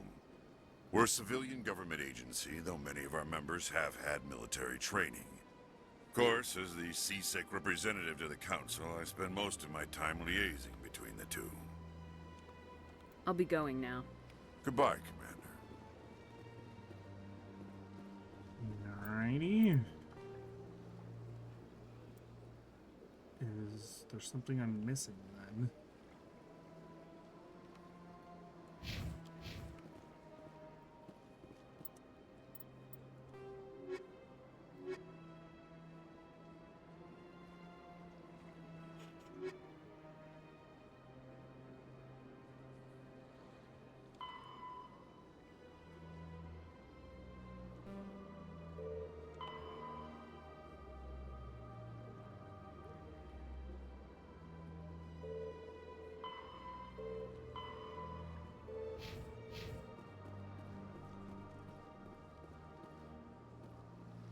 Don't really care too much about what's going on here, but...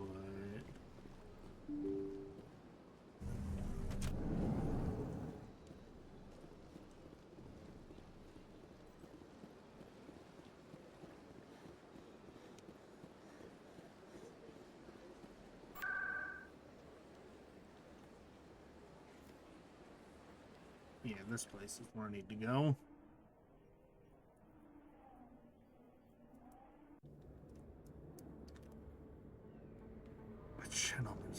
That's her. What?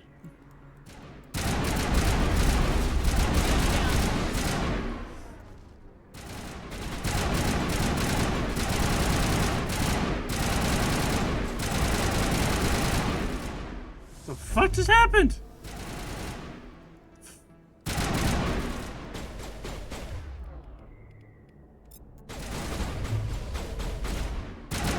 Guess I missed the orb.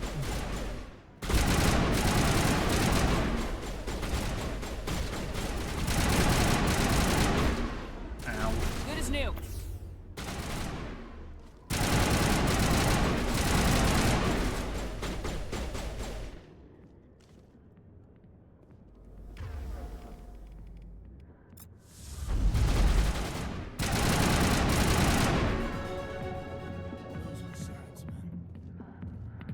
That's it. Bag him and tag him. Probably, like, lower the weapons now? Yeah, there you go. Yeah, there you go.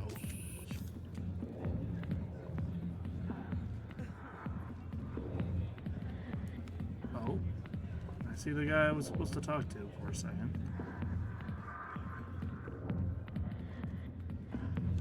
Sorry, I'll get to you when I can. God damn it, more cheap viewers on I'mAnIdiot.com. How did that not get flagged by AutoMod, but the other message did? The fuck, man? Oh, there you are. Commander. What do you want? What's bothering you, General? I've seen a lot of horrible things in my days, and there's only one woman in this damn galaxy that helps me forget it. So if you feel that way, then why spread lies about her? Because she rejected me! Me! Septimus Oraka, General of the Turian Fleet. I think I can see why you're upset, but spreading these lies won't make it better. Look, kid, I appreciate what you're trying to do, but don't waste your time. You need to start acting like a general if you want to beat this. I spent all my life acting like a general, and what did it get me? Huh? No, those days are over. I'll just be what I am, a tired, lonely, worn-out soldier. You're a damn general. Quit your whining. Ha! You got balls, kid. There are only 5 people in this damn galaxy who talk to me like that. So you think it's that easy? Just straighten up and act like a general? I don't think it could hurt. Huh. Maybe you're right, Commander. Shaira's worth the effort. Even if she won't have me back. This is no place for someone of your stature, General. All right. I'll go to her. After I've had a cold shower or 2. Say, you're a bright kid. Would you be interested in earning a few extra credits?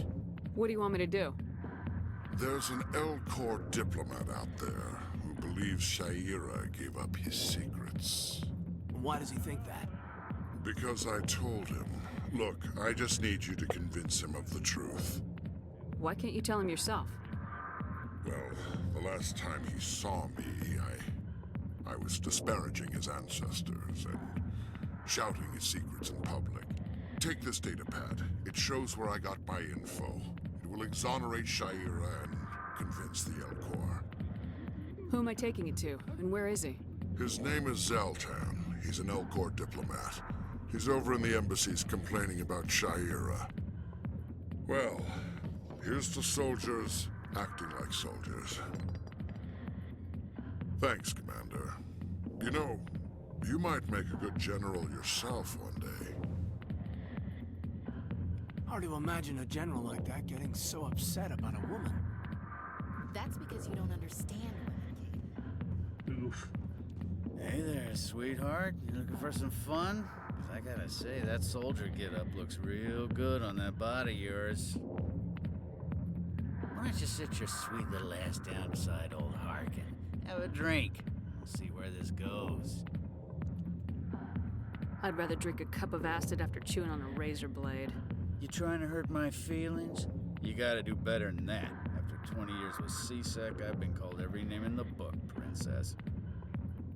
I'm looking for a C-Sec officer, a Turian named Garrus. Garrus? You must be one of Captain Anderson's crew. Poor bastard, still trying to bring Saren down, huh? I know where Garrus is, but you gotta tell me something first. Did the captain let you in on his big secret? I just need to know where Garrus is. But it's all related, don't you see? The captain used to be a Spectre. Didn't know that, did you? It was all very hush-hush. The first human ever given that honor, and then he blew it. Screwed up his mission so bad they kicked him out. Of course, he blames Saren. Says the Turians set him up. Just tell me where Garrus went. Garrus was sniffing around Dr. Michelle's office. She runs the med clinic on the other side of the wards. Last I heard, he was going back there. I'm out of here. Yeah, good. Go. Let me drink in peace. Okay, then. The back rooms are private, reserved for Fist and his friends. Goodbye. Enjoy the club.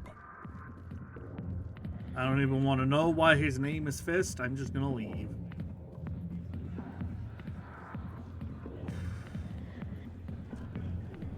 Why didn't Captain Anderson tell us he used to be a Spectre? Maybe it's not true. Harkin's an ass. Bet he's just messing with our heads. You're probably right. Still, I'd like to hear what the captain has to say about all this.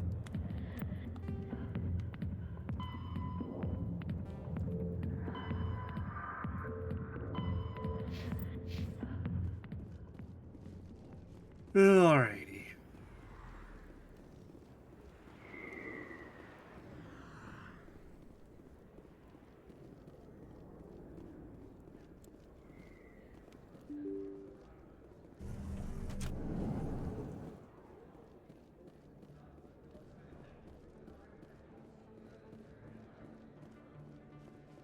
All this weird, sketchy shit going on. Where the hell am I going? Is that really... Wow, it's you. You're Commander Shepard, the hero of Eden Prime. I am so honored to meet you. Do I know you? No, I'm just a fan. One of your biggest fans, actually. Jesus. My name is Conrad. Conrad Werner.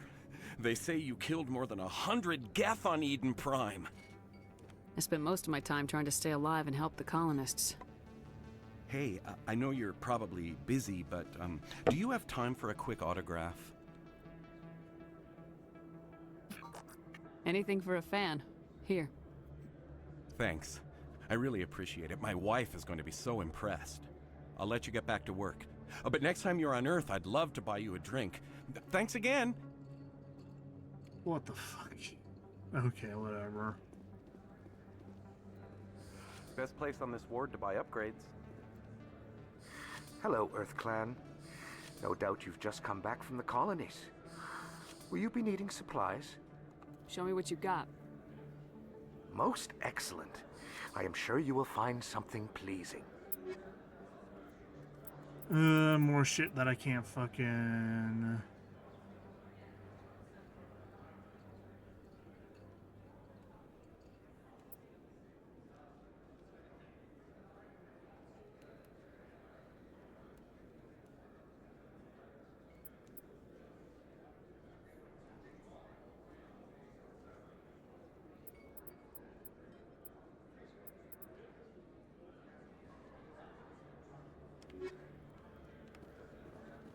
I don't think you bought this here. I don't sell this model.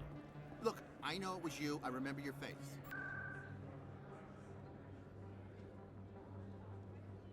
Medical. There we go. Medical.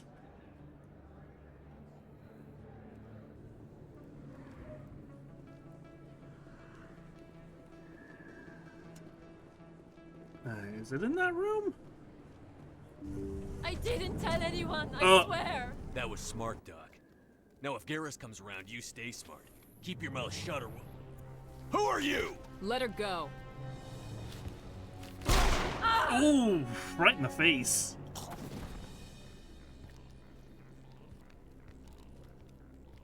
Hostile contact.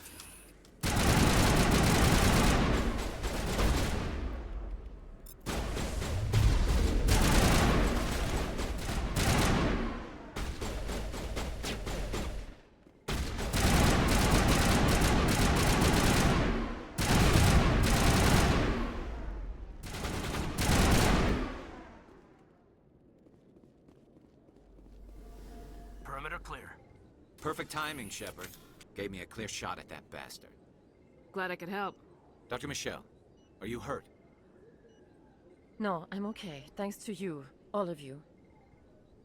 Why were they threatening you? Who do they work for? They work for Feast.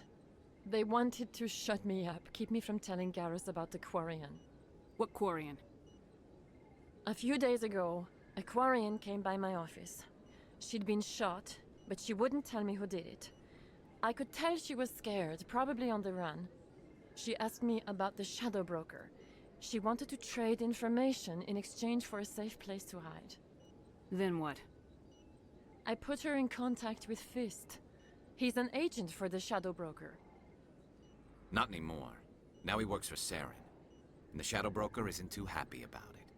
Fist betrayed the Shadow Broker? That's stupid even for him. Saren must have made him quite the offer. That Quarian must have something Saren wants. Something worth crossing the Shadow Broker to get. What else can you tell me about the Quarian? I'm not sure. Like I said, she wanted to trade information for a place to hide. She didn't... Wait a minute. Geth. Her information had something to do with the Geth. She must be able to link Saren to the Geth. There's no way the Council can ignore this. Time we paid Fist a visit. This is your show, Shepard. But I want to bring Saren down as much as you do. I'm coming with you. Welcome aboard, Garrus. You know, we aren't the only ones going after Fist. The Shadow Broker hired a Krogan bounty hunter named Rex to take him out. Yeah, we heard about him. A Krogan might come in handy. Last I heard, he was at the CSEC Academy. What's he doing there? Fist accused him of making threats. We brought Rex in for a little talk. If you hurry, you can catch him at the Academy before he leaves. Move out. Oh. Yeah, we'll take Garrus. And we'll take Ashley. Why not? Alright.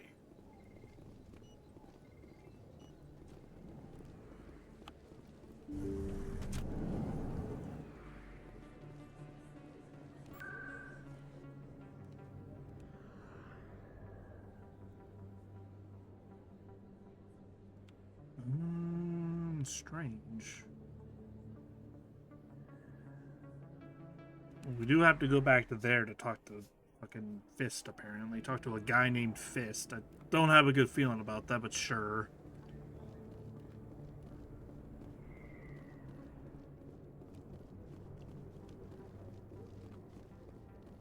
Looks like it's shut down.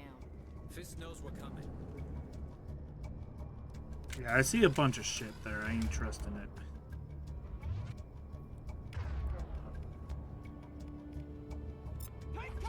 Shields disabled. Oh, getting cover, please. Cover, please. Okay. No, we're not. Okay.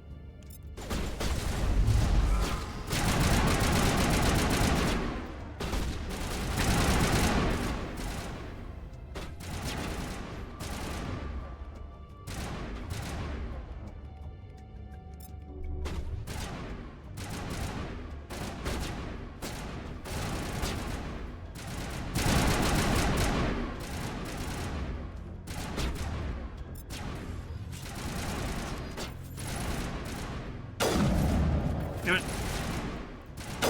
No.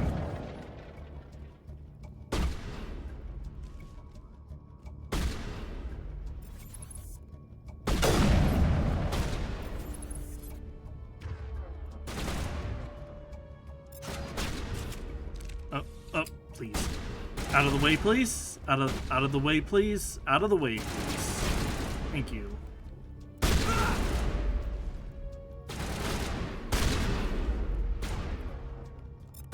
Enemy is everywhere! Damn it. Metagel deployed. Stop right there. Don't come any closer. Warehouse workers. All the real guards must be dead. Stay back or we'll shoot. I just killed 50 bodyguards to get in here. What do you think I'll do to you? Screw Fist. He doesn't pay us enough for this. I would have never thought of that. Shooting people isn't always the answer. I like how that was a renegade option too. That was the renegade option to do that.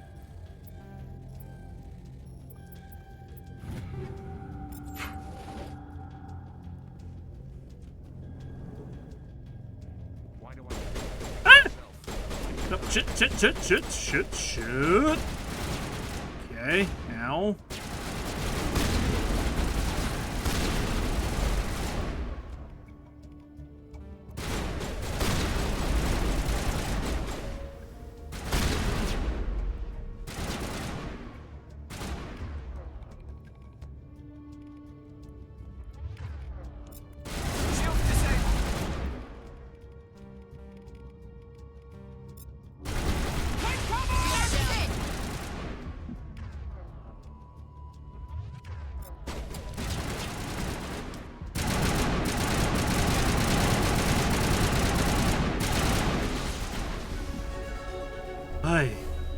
Oh, what the fuck was that? Negative contact. Wait! Don't kill me, I surrender! Tell me where the Quarian is and I won't have to shoot you in the kneecaps. She's not here. I don't know where she is. That's the truth. He's lying. You got 3 seconds to come clean. Then I start shooting. The Quarian isn't here. Said you'd only deal with the Shadow Broker himself. Impossible. The Shadow Broker only works through his agents. Nobody meets the Shadow Broker, ever. Even I don't know his true identity. But she didn't know that. I told her I'd set a meeting up. But when she shows up, it'll be Saren's men waiting for her. Tell me where that meeting is before I blow your lying head off. Here on the wards, the back alley by the markets. She's supposed to meet them right now. You can make it if you hurry. Am I supposed to just forget your part in all this? Hey, I came clean. I told you about the meeting. Besides, I've got my own problems now. The Shadow Broker wants me dead. I have to disappear. Forget about me. I'm a ghost. There's no time to waste. Come on. Don't worry, you'll never see me again. Yeah, no point in killing every fucking person we see, whatever.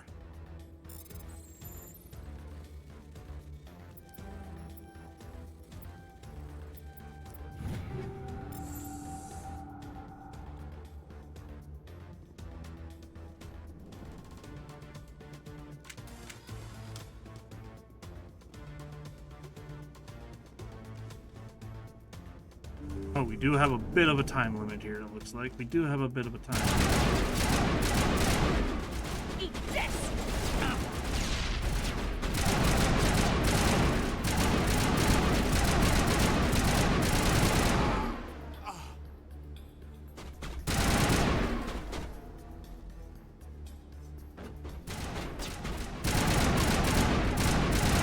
Yeah, you have not very good cover, boss man. You have not very good cover.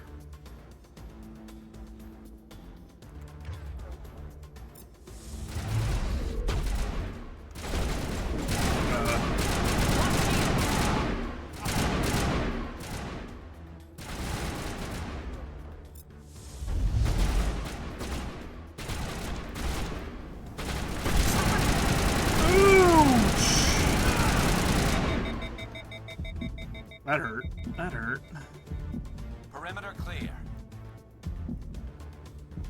I have no idea where we need to go from here.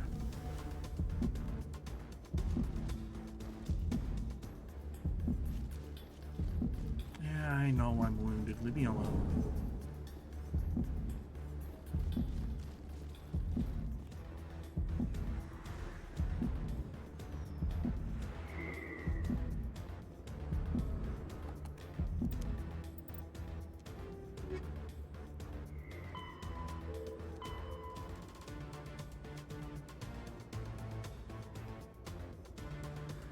To the alley.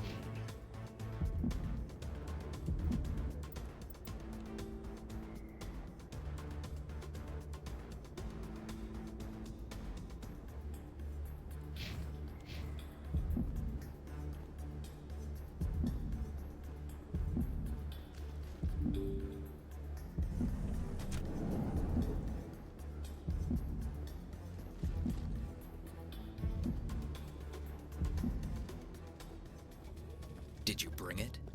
Where's the Shadow Broker? Where's Fist? They'll be here. Where's the evidence? No way. The deal's off.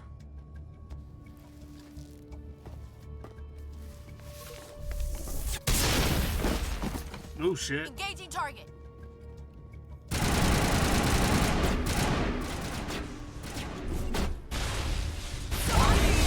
Ow.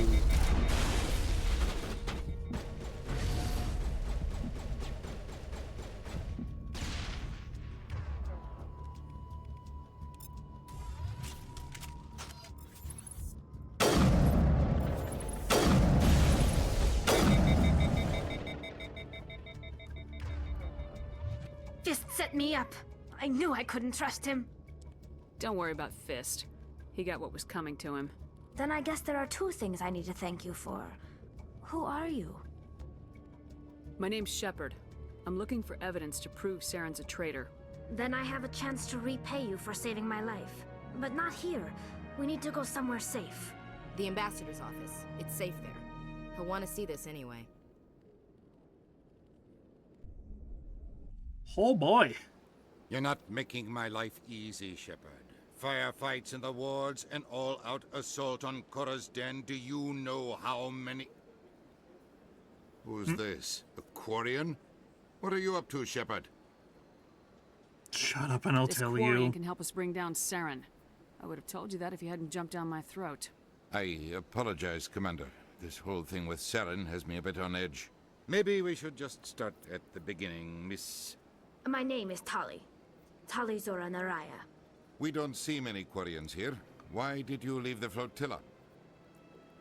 I was on my pilgrimage. My rite of passage into adulthood. I've never heard of this before. It is a tradition among my people. When we reach maturity, we leave the ships of our parents and our people behind. Alone, we search the stars, only returning to the flotilla once we have discovered something of value. In this way, we prove ourselves worthy of adulthood. Tell us what you found. During my travels, I began hearing reports of Geth. Since they drove my people into exile, the Geth have never ventured beyond the Veil. I was curious. I tracked a patrol of Geth to an uncharted world. I waited for one to become separated from its unit. Then I disabled it and removed its memory core. I thought the Geth fried their memory cores when they died. Some kind of defense mechanism. How did you manage to preserve the memory core? My people created the Geth. If you're quick, careful, and lucky, small caches of data can sometimes be saved. Most of the core was wiped clean, but I salvaged something from its audio banks. Eden Prime was a major victory. The beacon has brought us one step closer to finding the conduit. That's Saren's voice. This proves he was involved in the attack. Saren won't get out of this one. Wait, there's more. Saren wasn't working alone. Eden Prime was a major victory. The beacon has brought us one step closer to finding the conduit. And one step closer to the return of the Reapers. I don't recognize that other voice, the one talking about Reapers. Are they some kind of new alien species? According to the memory core, the Reapers were a hyper-advanced machine race that existed 50,000 years ago.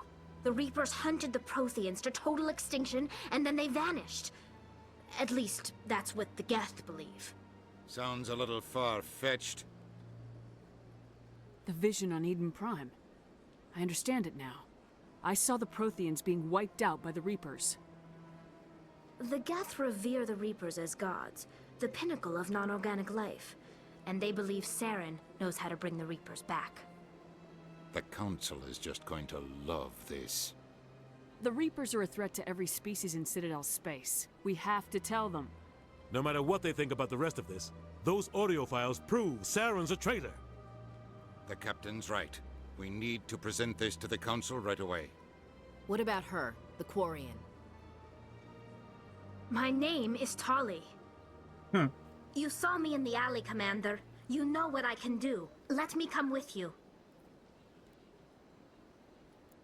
I thought you were on your pilgrimage.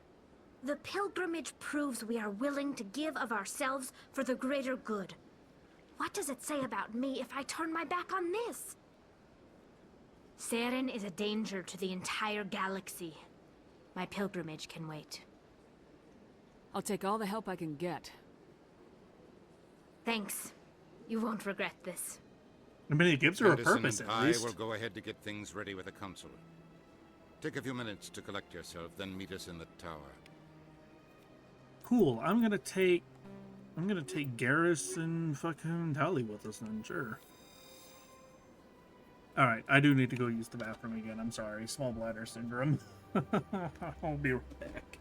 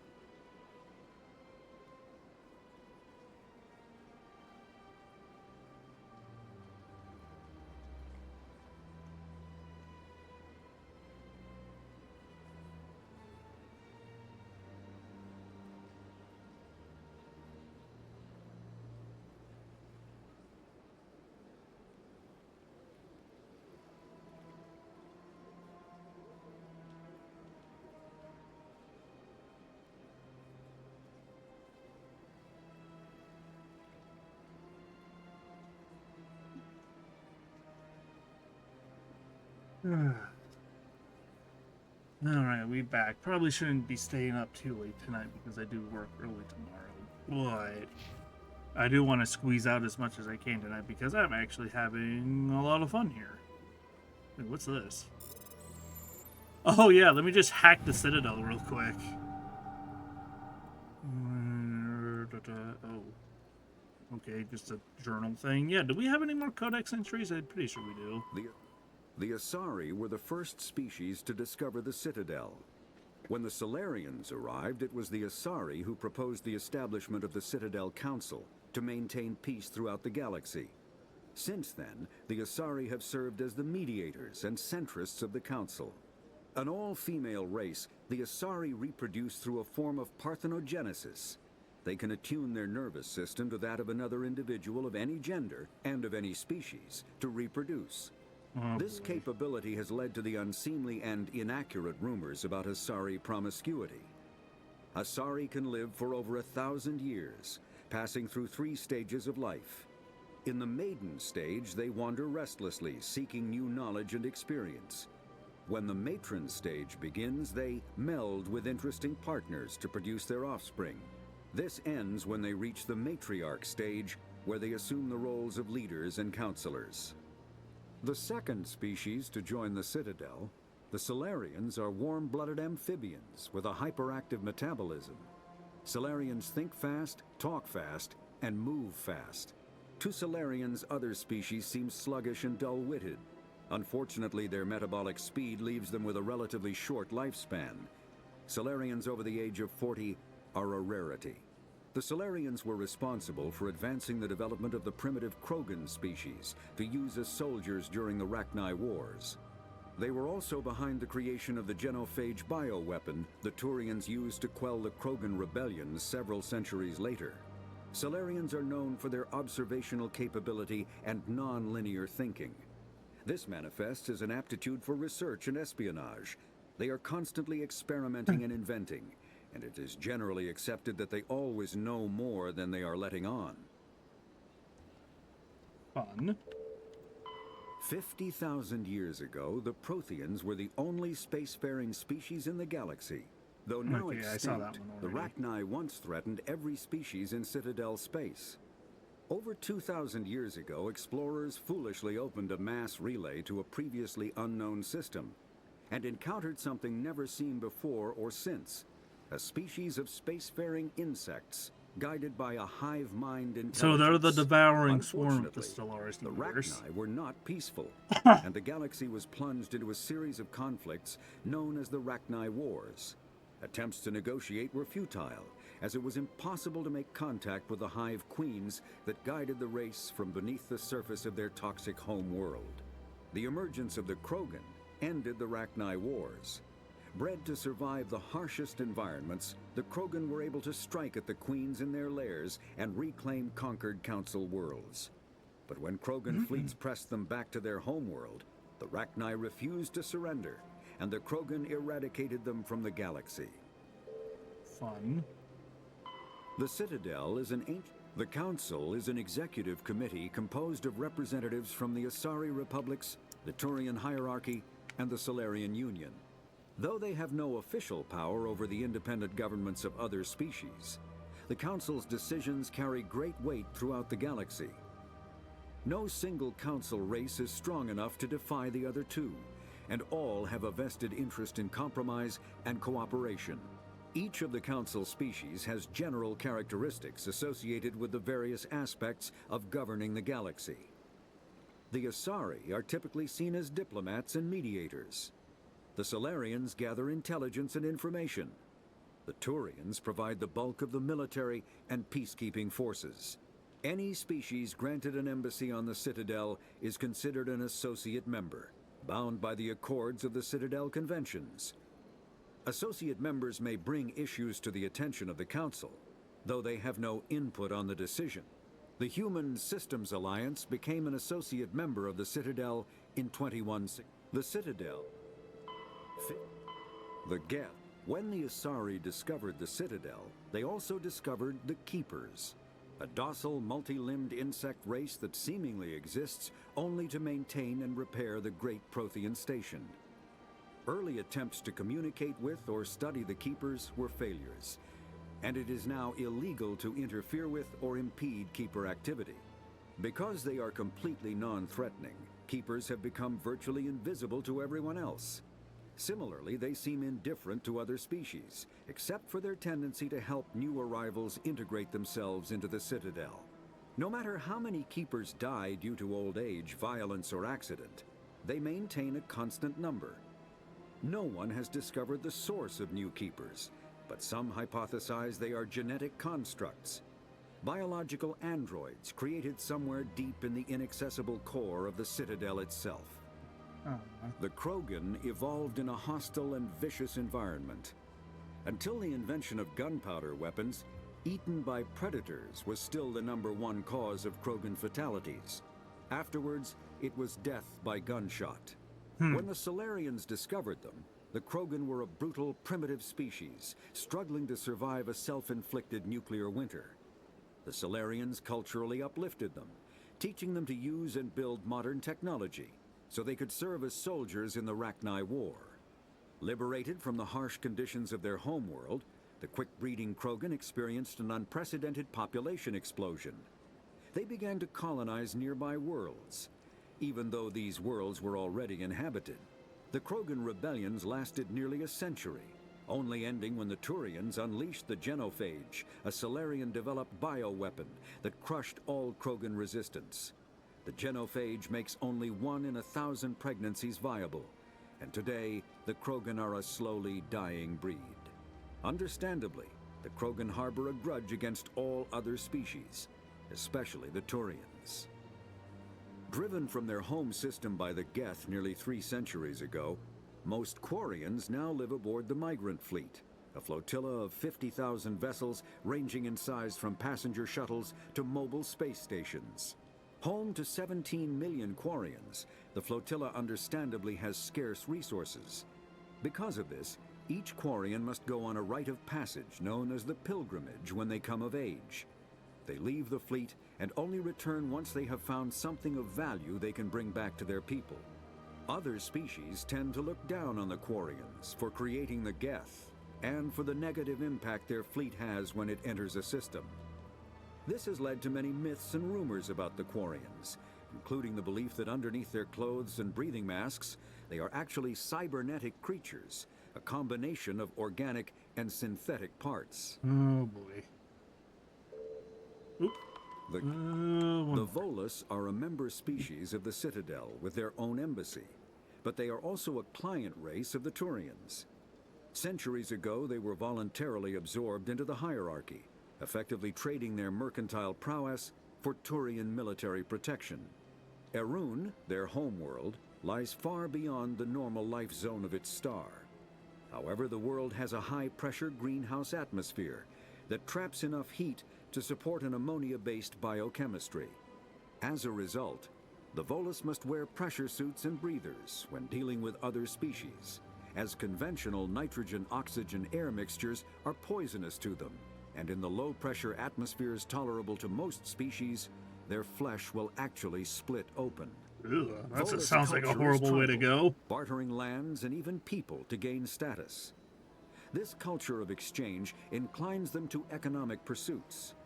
It was the Volus who authored the Unified Banking Act, and they continue to monitor and balance the Citadel economy.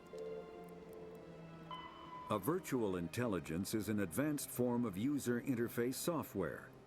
VIs use a variety of methods to simulate natural conversation, including an audio interface and an avatar personality to interact with. Although a VI can provide a convincing emulation of sentience, they are not self-aware, nor can they learn or take independent action. VIs are used as operating systems on commercial and home computers. Minimal VI agents are also available. Agents are compact and specialized. Some serve as personal secretaries, filtering calls and scheduling meetings based on user-defined priorities.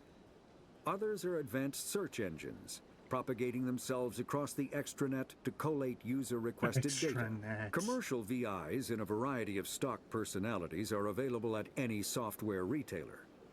Boutique firms and hobbyists also build unique VIs to personal specification. Although software emulation of living personalities is illegal, reconstructions of famous historical figures are common. Mass relays are feats of Prothean engineering advanced far beyond the technology I wonder of if any that's living what, species. VTubers They are enormous turned structures into. scattered throughout the stars. Like, humanity create brought corridors of VTubers into virtually the world and they mass-free just space, became VIs. allowing instantaneous transit between locations separated by years or even centuries of travel using conventional FTL drives. Primary mass relays can propel ships thousands of light years, often from one spiral arm of the galaxy to another. I like this narrator, though. It sounds They like a have fixed narrator of a one-to-one nature connections. documentary. A primary relay connects to one other primary relay and nowhere else. Secondary relays can only propel ships across a few hundred light years. However, they are omnidirectional. A secondary relay can send a ship to any other relay within its limited range. There are many dormant primary relays whose corresponding twins have not yet been located. These are left inactive until their partner is charted, as established civilizations are unwilling to blindly open a passage that might connect them to a hostile species. Neat, another lore dump. Alright. Do we have more? We have 5 more fucking points. Jesus Christ, man. We get XP pretty quick here, huh?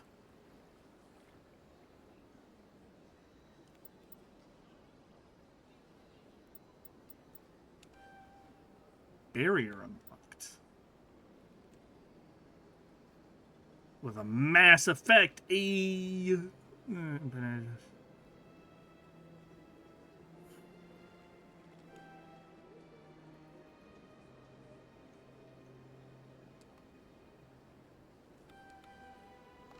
let's go all in on that, I guess. Tally, what can you do?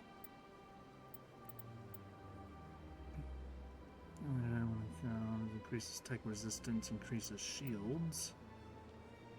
Some other Omni Gel Recover, lets you use decryption skill to open structure objects, trains sabotage ability, which shuts down enemy weapons within a certain radius. What's this? Deception 7. Berserk and attack. Ooh. Yeah, let's go all into that. That sounds like it would be useful.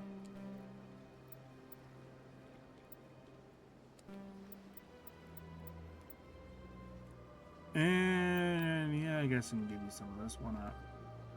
Shield boost.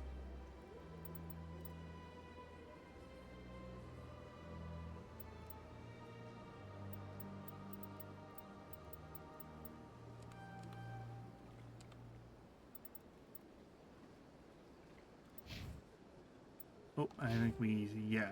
Garrus, you have 12 points. Garrus.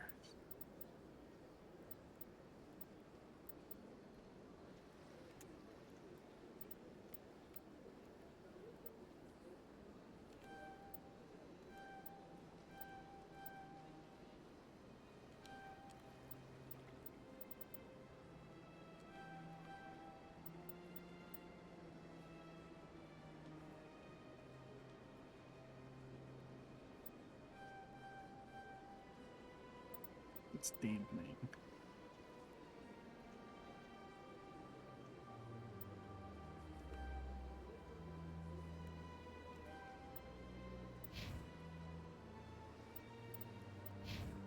Alright. We have something over here. Oh. I understand what you're saying, but these allegations are very serious. This is serious. My reputation is at stake. The hell are these I guys? spoke with the consort in confidence, and her alone, and she betrayed that confidence. All right. I will look into it for you. In the meantime, do not do anything rash. Hello there, human. Sincere apology, but I am here on business and cannot be distracted right now. I've come to talk to you about your little problem. Curious. What do you know about the consort and her relationship to me? I know who revealed your secret. It was a Turian named Septimus. Unbelieving, I know this Septimus, and he could not learn my secrets. The only way he could learn them is from the Asari consort.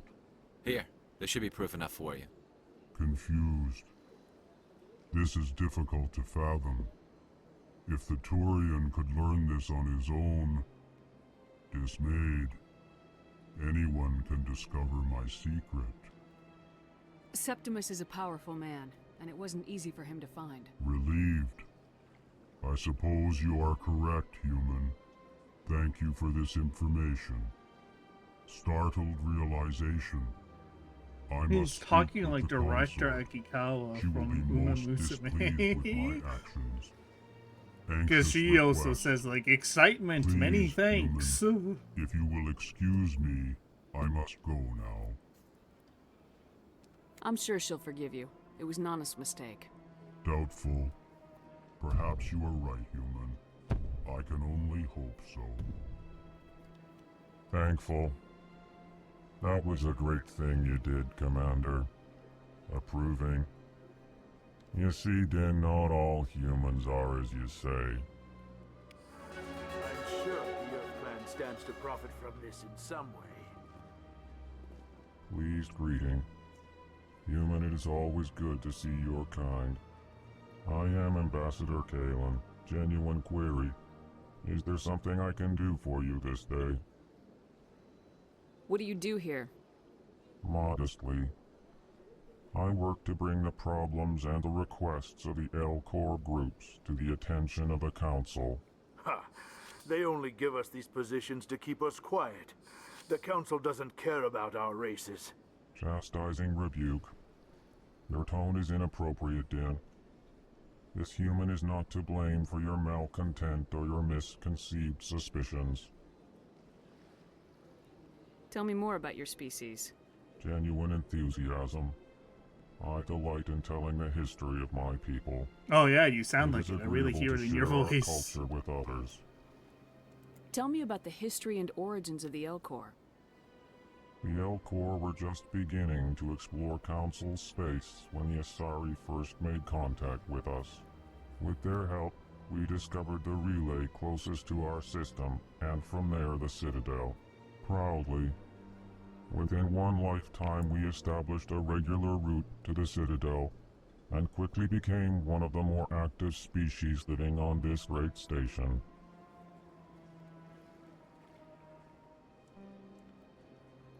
I'd like to know more about the culture of the Elcor. Frankly, we Elcor prefer the safety and familiarity of our own colonies to the confines of space travel. Our society is built on small, tight-knit groups, though we are always welcoming to outsiders. Our government tends to be very stable. Our people are not very comfortable with sudden changes. Goodbye, Ambassador. Sincere farewell. Good day to you, human. Enjoy your time on the Citadel. Interesting species there. Sure the codex got updated with that. The Elcor are a Citadel species native to the high-gravity world Dakuna. They are massive creatures, standing on 4 muscular legs for increased stability. Elcor move slowly, an evolved response to an environment where a fall can be lethal. This has colored their psychology, making them deliberate and conservative. Elcor's speech is ponderous and monotone. Among themselves, scent, slight movements, and sub-vocalized infrasound convey shades of meaning that make a human smile seem as subtle as a fireworks display. Since their subtlety can lead to misunderstandings with other species, the Elcor often go out of their way to clarify when they are being sarcastic, amused, or angry. Dakuna's high gravity impedes mountain formation. Most of the world consists of flat, open plains, which prehistoric Elcor wandered across in small family bands. Modern Elcor still prefer open sky, and can become restless and uncomfortable on long starship journeys. Interesting. I guess that explains why why they talk like that. Fair enough.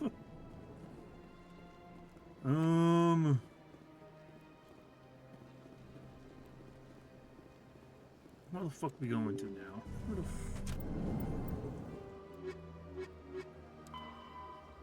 we can expose what's his face. Yeah, I guess we'll go do that or something. Excuse me, Commander Shepard. Could you spare a moment of your time? Commander Shepard, my name is Samesh Bhatia. Forgive the intrusion, but I have nowhere else to turn. A lot of people want my help these days. What makes you special? My wife was a Marine. She was in the 212 on Eden Prime. I've requested that my wife's body be returned to me for cremation, but the military has refused my request. Why did they refuse your request? There's got to be some reason. I don't know. All I know is that they have declared it impossible for my wife to be returned to me. We'll look into it. The man in charge of my case is Mr. Bosker. When I last saw him, he was in the expensive bar over there. Thank you for your time. I just want to give my wife a proper funeral, and the respect she deserves.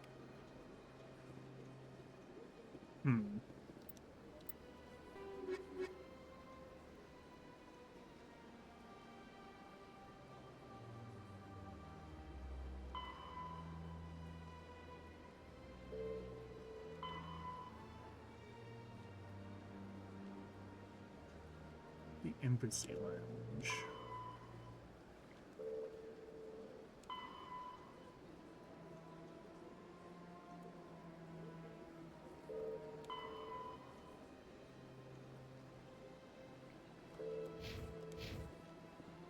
I guess we do have some things we still gotta take care of here.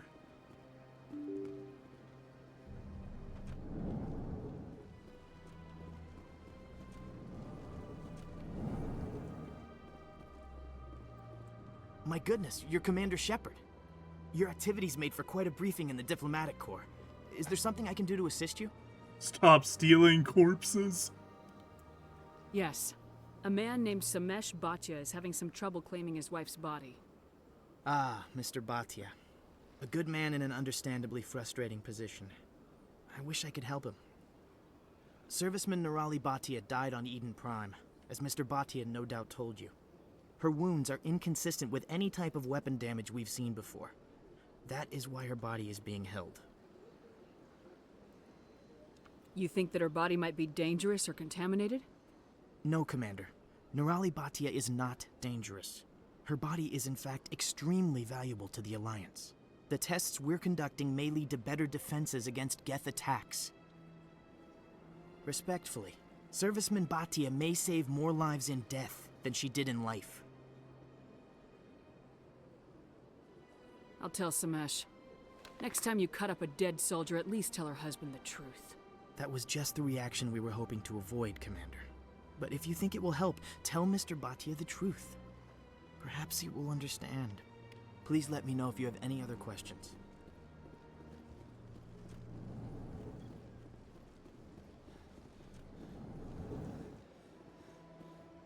Oh, this is not where I'm going.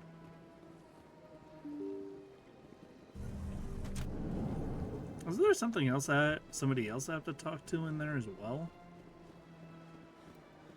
Hello, Commander. Has any progress been made with Mr. Bosker? Will he return my wife's body? It's not as simple as I'd hoped. The military needs your wife's body for important tests. Tests? They're holding my wife's body for tests? My wife served the Alliance faithfully. She gave her life for humanity. And this is how they repay her. Mr. Bhatia, your wife died defending humanity. We still need her help. What right does the military have to hold her body? She's already given her life.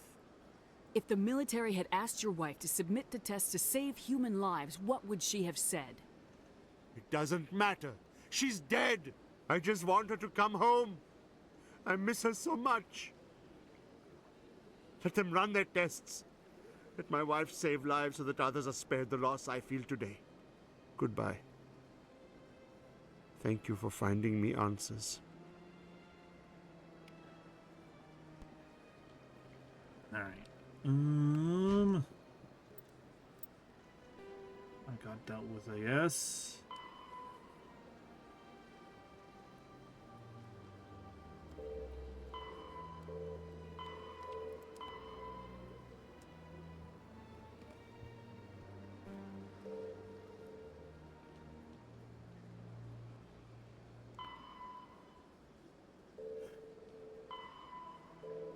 Go talk to what's her face again.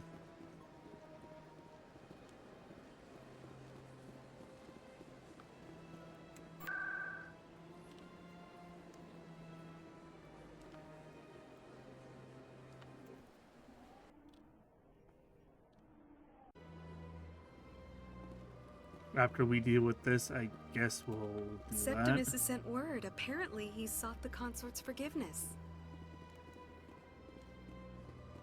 That's right. It was a long time ago, though. I barely remember it. What drew you back to the Citadel and to the consort?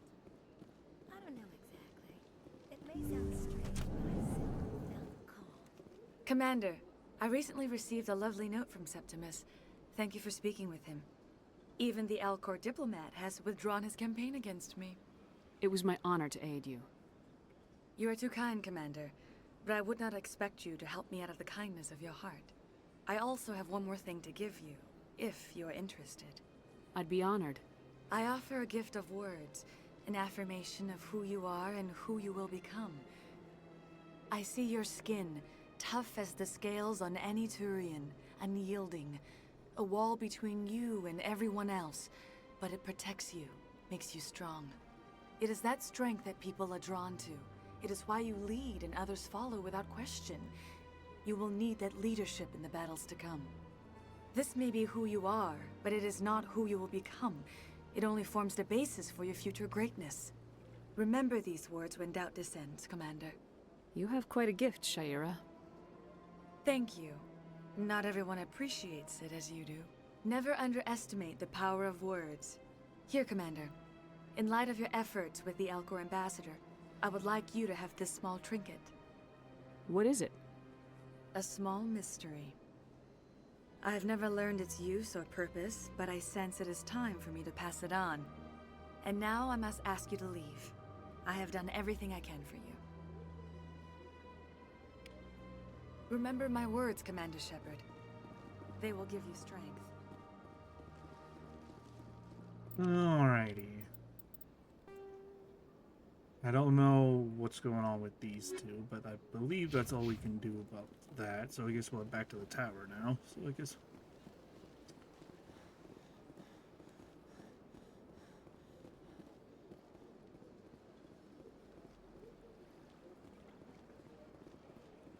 here it is.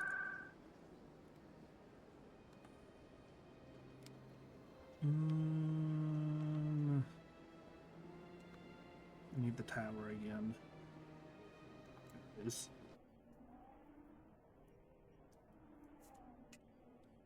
Very fancy car fucking thing there. Very fancy. Oh, Anderson. Come on. Udina's presenting the Quarians' evidence to the Council. Eden Prime was a major victory.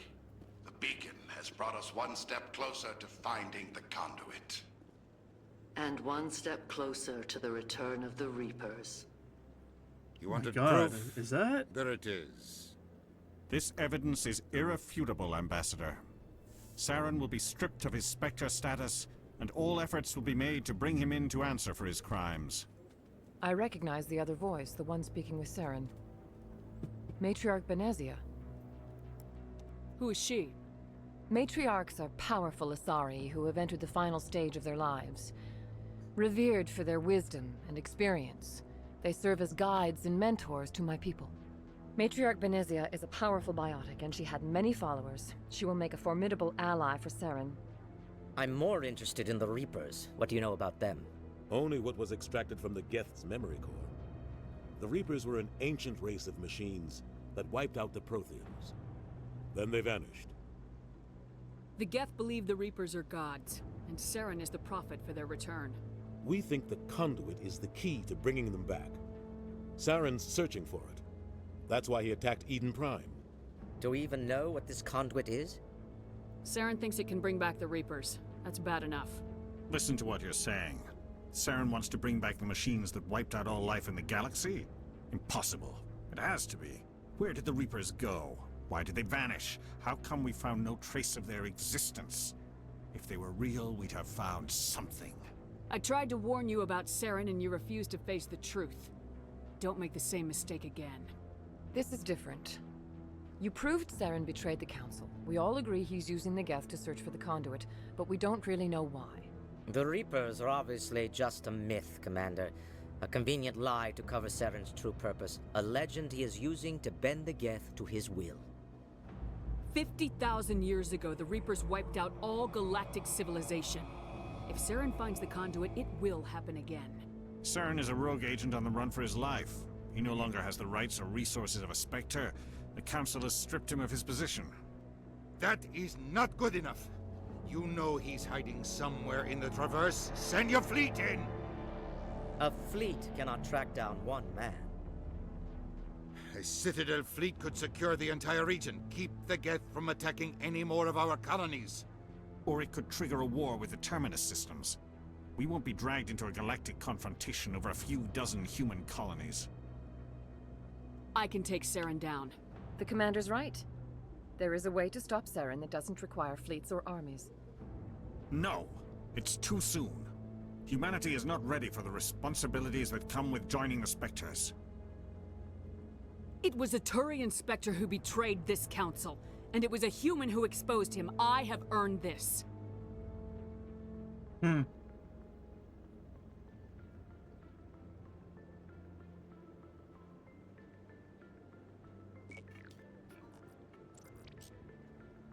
Commander Shepard, step forward.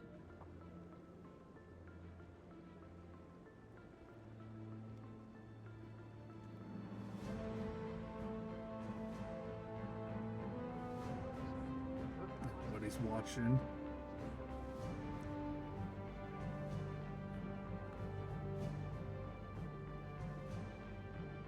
It is the decision of the Council that you be granted all the powers and privileges of the Special Tactics and Reconnaissance branch of the Citadel. Spectres are not trained, but chosen. Individuals forged in the fire of service and battle. Those whose actions elevate them above the rank and file.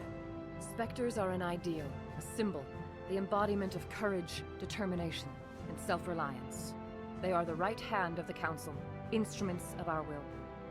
Spectres bear a great burden. They are protectors of galactic peace, both our first and last line of defense. The safety of the galaxy is theirs to uphold. You are the first human Spectre, Commander. This is a great accomplishment for you and your entire species. I'm honored, Counselor. We're sending you into the Traverse after Saren. He's a fugitive from justice, so you are authorized to use any means necessary to apprehend or eliminate him. Any idea where to find him? We will forward any relevant files to Ambassador Udina. This meeting of the Council is adjourned.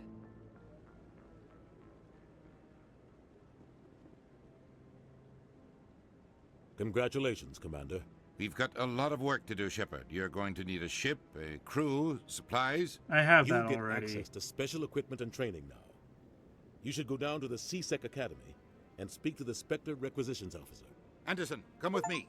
I'll need your help to set Ba-ding. all this up.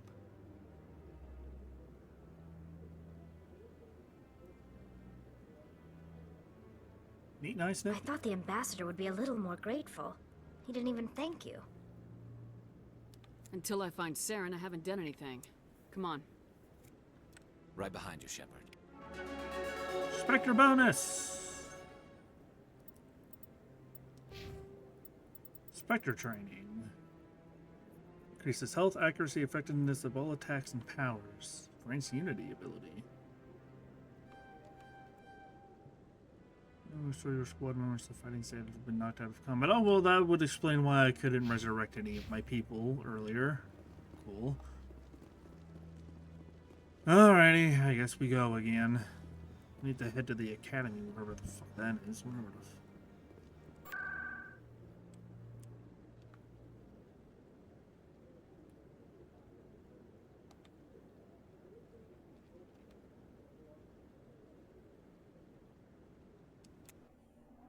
I guess I'll head to here and try to find it from there.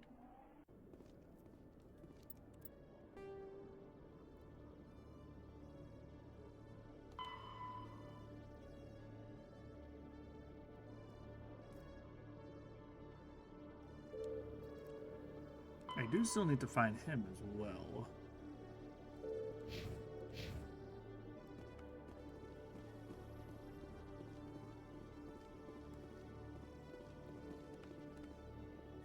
You, human. You the one they call Shepard? That's me, Commander Shepard.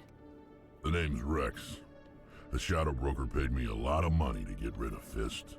Only you got there first. Taking care of Fist was part of my investigation. When I get paid to do a job, I finish it. Alone. I don't like where this is going. But I didn't finish this job, Shepard. You did. So the payment is yours. Bounty hunters don't just go around paying off people who take their contracts. I won't take credit for someone else's work. I transferred the payment into your account. I like the way you handled Fist. Now I hear you're going after Saren. I was thinking I should come along. We'll take you with us, Rex. Smart move, Shepard. Brignot Rex. You know what? I kind of want to bring Talia for her AI hacking thing, though. Sure. Yeah, we'll take Rex. Why not? We'll see what he does. In light of the recent attack on Eden Prime, many colonial investors Another are pulling their awkward support for future projects. Proponents of expanded human colonization insist that Eden Prime was an isolated case. Nevertheless, colonist enrollment has dropped sharply. Many colonial proposals are on hold until backers have some reassurance that human colonies will be adequately protected. So, how y'all doing today? Oh, there's the ambassador. Can I just take the Normandy? I already have a ship. I've got big news for you, Shepard. Captain Anderson is stepping down as commanding officer of the Normandy. The ship is yours now. Oh, it was his ship. Okay, yeah, that She's makes quick and sense. quiet, and you know the crew. Perfect ship for a Spectre. Treat her well, Commander. This isn't right. The Normandy belongs to you. You needed your own ship. A Spectre can't answer to anyone but the Council. And it's time for me to step down. Come clean with me, Captain. You owe me that much. I was in your shoes 20 years ago, Shepard. They were considering me for the Spectres. What happened? I failed. I couldn't make the cut. It's not something I'm proud of. Ask me later and I'll tell you the whole story. For now, all you need to know is, I was sent on a mission with Saren, and he made sure the Council rejected me. I had my shot. It came and went. Now you have a chance to make up for my mistakes. Saren's not gonna get away this time.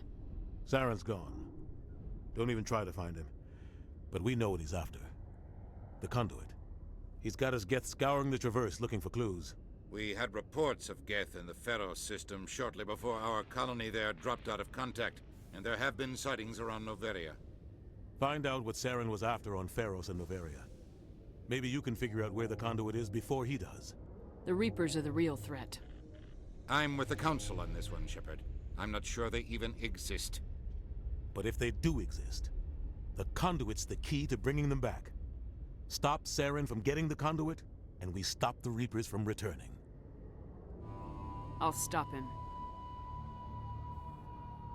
We have one more lead. Matriarch Benezia, the other voice in that recording. She has a daughter, a scientist who specializes in the Protheans. We don't know if she's involved, but it might be a good idea to try and find her. See what she knows. Her name's Liara, Dr. Liara Tassoni. We have reports she was exploring an archaeological dig on one of the uncharted worlds in the Artemis Tau cluster.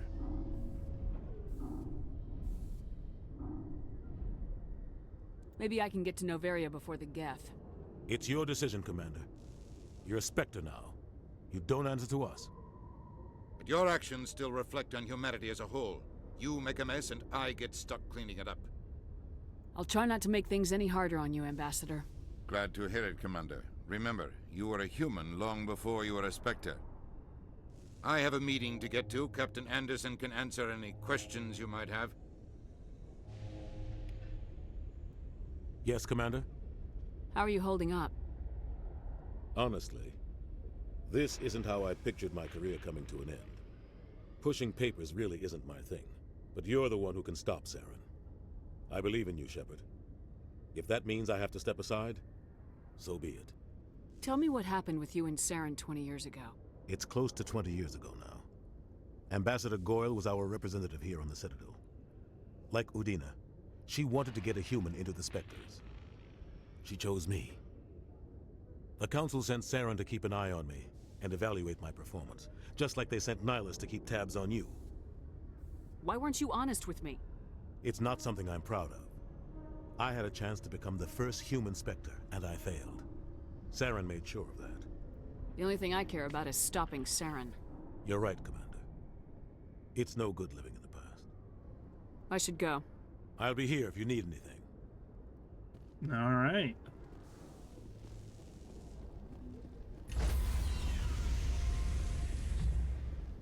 Enter Normandy. Stand by, shore party. Decontamination in progress. Halio looks a little jumpy. Heard what there. happened to Captain Anderson. Survives 100 battles and then gets taken down by backroom politics. Just watch your back, Commander. Things go bad on this mission, you're next on their chopping block. Captain Anderson should be the one in charge. It's like I'm stealing the ship from him. Yeah, the captain got screwed. But it's not like you could have stopped it. Nobody's blaming you. Everyone on this ship's behind you, Commander. 100%.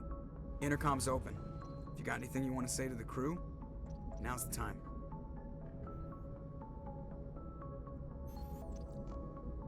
This is Commander Shepard speaking. We have our orders. Find Saren before he finds the conduit. I won't lie to you, crew. This mission isn't going to be easy. Our enemy knows we're coming. Wherever he searches for the conduit, we'll be there. We will hunt him to the very ends of the galaxy and bring him down. Humanity needs to do this. Not just for our own sake, but for the sake of every other species in Citadel space. Saren must be stopped, and I promise you all, we will stop him. Well said, Commander. Captain will be proud. Fancy speeches won't stop Saren from finding the conduit. If we really want to make the captain proud, we better get this bird in the air. Yes, ma'am. Nice. I wonder, can I still talk to him again, or? Commander, something you need? I like to know my crew. Mind if I ask you a few questions? I can see where this is going. You did a background check on me, didn't you? Well, I'll tell you the same thing I told the captain. You want me as your pilot. I'm not good. I'm not even great. I am the best damn helmsman in the Alliance fleet. Top of my class in flight school, I earned that. All those commendations in my file, I earned every single one. Those weren't given to me as charity for my disease. I'm sorry, Joker.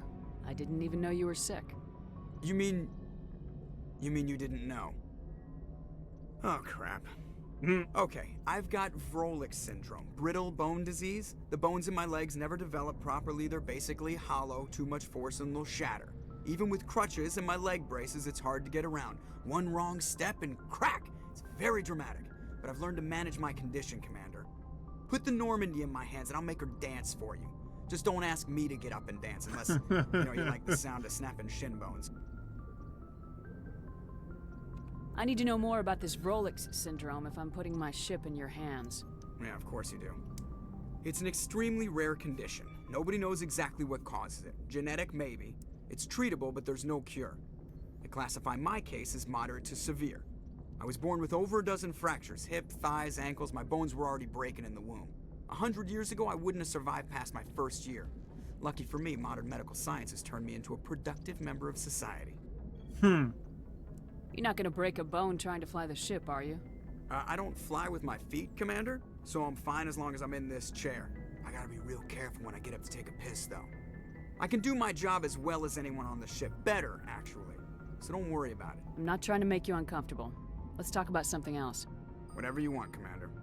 Why does everyone call you Joker? It's a lot shorter than saying Alliance Flight Lieutenant Jeff Moreau. Plus, I love to make little children laugh. You're dodging the question. Look, I didn't pick the name. One of the instructors in flight school used to bug me about never smiling. She started calling me Joker, and it stuck. Why didn't you ever smile? Hey, I worked my ass off in flight school, Commander. The world's not gonna hand you anything if you go around grinning like an idiot.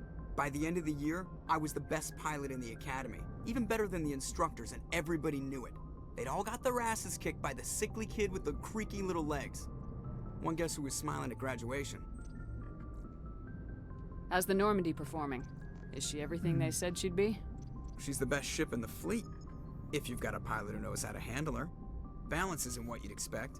Takes a while to get used to that oversized drive core we got stuffed in the back, and her power can sneak up on you if you're not careful.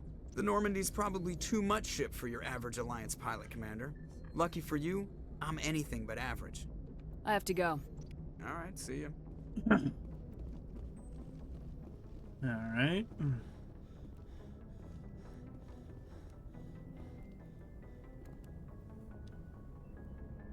If anyone has to take over for Captain Anderson, I'm glad it's you. I'm not sure about having non-humans on our ship, though. We're all on the same team here, Presley. With all due respect, ma'am, that's what they said about Nihilus. Look how that turned out. Speak freely, Presley. I want to know if you have a problem with non-humans. It's not that, Commander. Humanity has always handled its own problems. Saren attacked one of our colonies. We should be the ones to stop him. We don't need their help. Some people think asking for help is a sign of weakness. That's just being stupid and stubborn. No matter how strong you are, allies can make you stronger. I guess so. Maybe I'm just stuck in the old ways of thinking. But don't worry, Commander. This won't be a problem. How did you end up assigned to the Normandy? I signed up with the Alliance as a navigator right out of school, following in my grandfather's footsteps, I guess. My first posting was on the Agincourt. We were one of the first reinforcements to arrive at Elysium after the Blitz hit. Those raiders were no match for an Alliance frigate. Of course, the only reason the colony was still standing was because of you, Commander. I can't believe you held out as long as you did. How'd you end up on the Normandy? I got my officer's commission after Elysium. Must have made an impression on the right people. Captain asked for me when he was picking his crew. Carry on, Presley. Yes, ma'am. I wonder if we can go talk to everybody else now. Oh, we're still locked in like the tutorial phase. FTL comic. Oh, okay.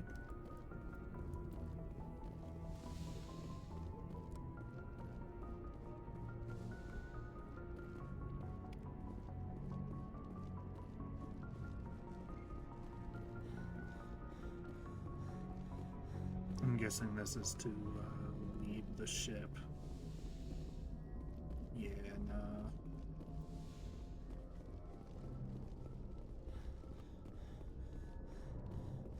Oh, what's in here? Hang on. You don't have to keep saluting me every time I walk by, man. It's good. You can chill. You can relax a bit, my man. Oh, man, I kind of feel bad for him, to be honest. I can't... Who the hell else can we talk to here? Want to get to know the crew and all that fun stuff. Who are you? Oh, yeah. What's up? How you doing? Anything you need, Commander?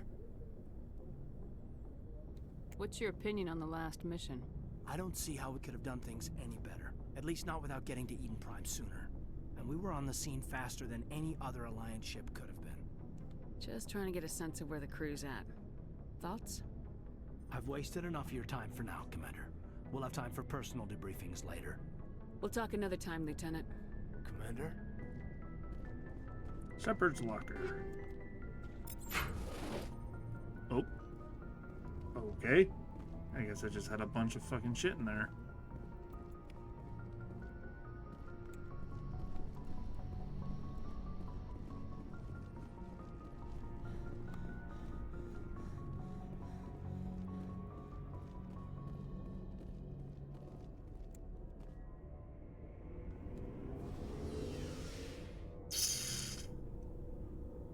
Another, oh, fuck. like an elevator ride.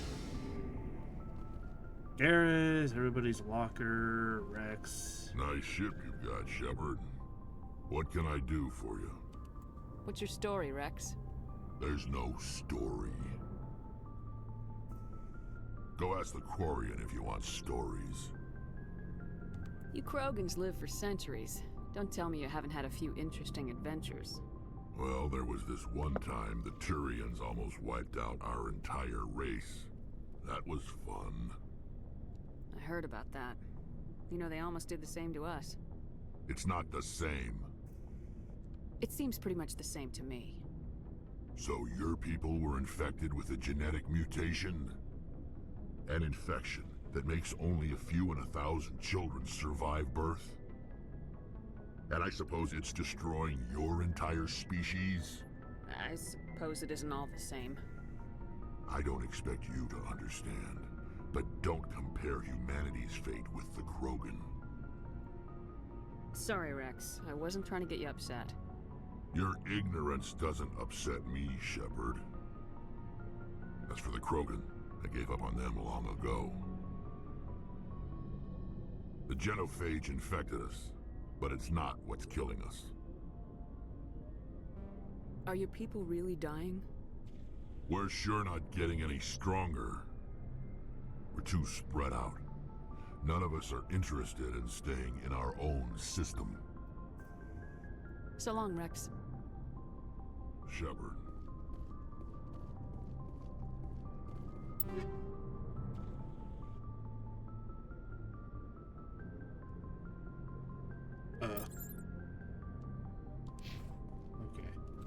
Commander? What's your opinion of the last mission? Kinda wish you'd got there sooner, Commander. No offense, I appreciate the rescue. I just wish... You wish we'd been able to save the rest of your unit. Yes, ma'am. If I had been more alert, we wouldn't have been cut down by an ambush. The Geth are perfect ambushers. They don't move, they don't make noise, they don't even breathe. They have flashlight heads, ma'am. I'll make sure it doesn't happen again. I mean, she has a point. She has a point, not gonna lie. Oh my god. Dismissed. No, I want to talk to her. No, hang on. No, wait, hang on. No. Commander? Hi. Do you have a few minutes to talk? One-on-one? I'm sorry, Commander. I need to get my duties squared away. I wouldn't mind talking more later, though. Alright. Dismissed, Chief. I guess we're still... Ma'am? I guess we're still in that kind of opening phase. We'll just try to talk to everybody, see what we can get out of them now. We'll push them or anything, Thanks for obviously. bringing me on board, Hi, Garrus. I knew working with the Spectre would be better than life at CSEC. Have you worked with the Spectre before? Well, no, but I know what they're like. Spectres make their own rules. You're free to handle things your way. At CSEC, you're buried by rules. The damn bureaucrats are always on your back. Being a Spectre does have its advantages. Exactly my point. If I'm trying to take down a suspect, it shouldn't matter how I do it, as long as I do it. But CSEC wants it done their way. Protocol and procedure come first. That's why I left. So you just quit because you didn't like the way they do things? There's more to it than that. It didn't start out bad, but as I rose in ranks, I got saddled with more and more red tape. CSEC's handling of Saren was typical. I just couldn't take it anymore. I hate leaving. I hope you made the right choice. I'd hate for you to regret it later. Well, that's sort of why I teamed up with you. It's a chance for me to get off the Citadel, see how things are done outside CSEC. Either way, I plan to make the most of this. And without CSEC headquarters looking over my shoulder, well, maybe I can get the job done my way for a change. As long as you do your job well, you're free to go about your business as you see fit. Thank you, Commander. Neat. Alliance Requisition Officer. Hey, Commander. Looking for some extra supplies before you head out? What have you got? Whatever you want. Armor, weapons, mods. It's not standard Alliance issue, but that's not necessarily a bad thing. Well, as long as you don't mind paying for it. Why should I pay you for my weapons and armor? My stuff doesn't come from the Alliance. I have to purchase it myself, and it's not cheap. Hell, the licenses alone have set me back more than I'd like. But no licenses, no goods. Without the goods, I'm out of a job. What are licenses? Why do you need them? Manufacturers sell licenses. Each license allows me to buy and sell a certain brand of products. I already have several basic ones, but you'll need to buy more if you want me to bring in different brands. Many of the best licenses are hard to get, but they're well worth the cost if you can find them. Let's see what you got. You bet, Commander. Heavy armor. Yeah, I can't afford anything right now, but I can't afford.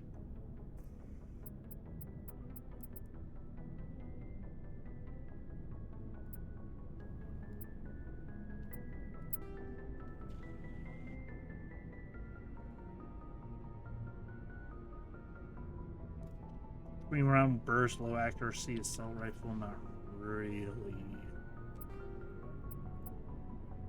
Not really interested in that.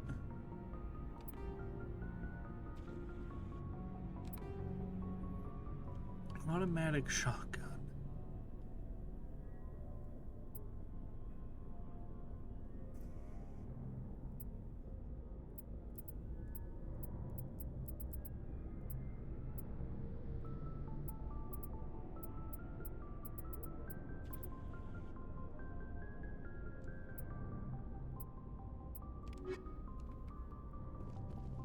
Alrighty. Oh, here's the core. Hey, Commander, you know that Quarian, Tally? She's been spending all her time down here asking me about our engines. I'll tell her to leave you alone. What? No, she's amazing. I wish my guys were half as smart as she is. Give her a month on board and she'll know more about our engines than I do. She's got a real knack for technology, that one. I can see why you wanted her to come along. I figured she'd be a real asset to the team. You got an eye for talent, Commander, but I'm guessing that's not why you came down here. I want to know more about the Normandy. She's the best ship I've ever served on, probably the fastest vessel ever designed. And she's the only one using the new Tantalus drive core. What's so special about the Tantalus drive core? Proportionally, it's about twice the size of any other vessel. Not only are we faster, but we can run at FTL speeds longer before we have to discharge the core. Fill me in on the IES stealth system. How does it work exactly? You can't hide a ship out in space. They emit too much heat and radiation. Too easy for sensors to pick them up, unless you find a way to capture those emissions.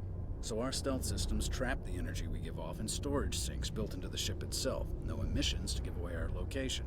Eventually the sinks have to be vented. More than a few hours silent running and they overheat. Cook us inside our own hull. There's no way for anyone to detect well, us? Unless they see us, Visual of course. scan can still pick us up. Anyone looking out a window can see us plain as day. But you have to be pretty close to get an actual visual out in space. Most vessels rely on scanners. As long as the stealth systems are engaged, they can't see us. Not unless we accelerate to FTL speeds. Why doesn't it work with faster-than-light travel? Cranking up to FTL blue shifts our emissions, pushes them into frequencies too high to capture in the sinks. As soon as we make the jump, it's like setting off a flare. Sensors can pick up our location whenever we enter or exit FTL flight, but for short-range missions, our stealth systems are amazing, and we've got the only one. Where else have you served, Adams? If you name a class of Alliance ship, I've probably served on it. Everything from dreadnoughts and carriers right down to frigates like the Normandy. My last assignment was on the Tokyo, only a cruiser, but she was a good ship. Couldn't hold a candle to the Normandy, though. Carry on, Adams. Aye, aye, Commander. Neat.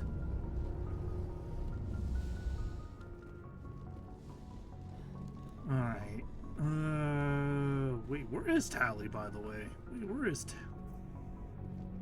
Garrus Mac? What's the... Okay. I guess it's just a Codex entry, fair enough. Is Tally down there with him? Engineer... Oh, there she is. I completely missed her. I'm sorry, Tally. How are you doing? Your ship's amazing, Shepard. I've never seen a drive core like this before.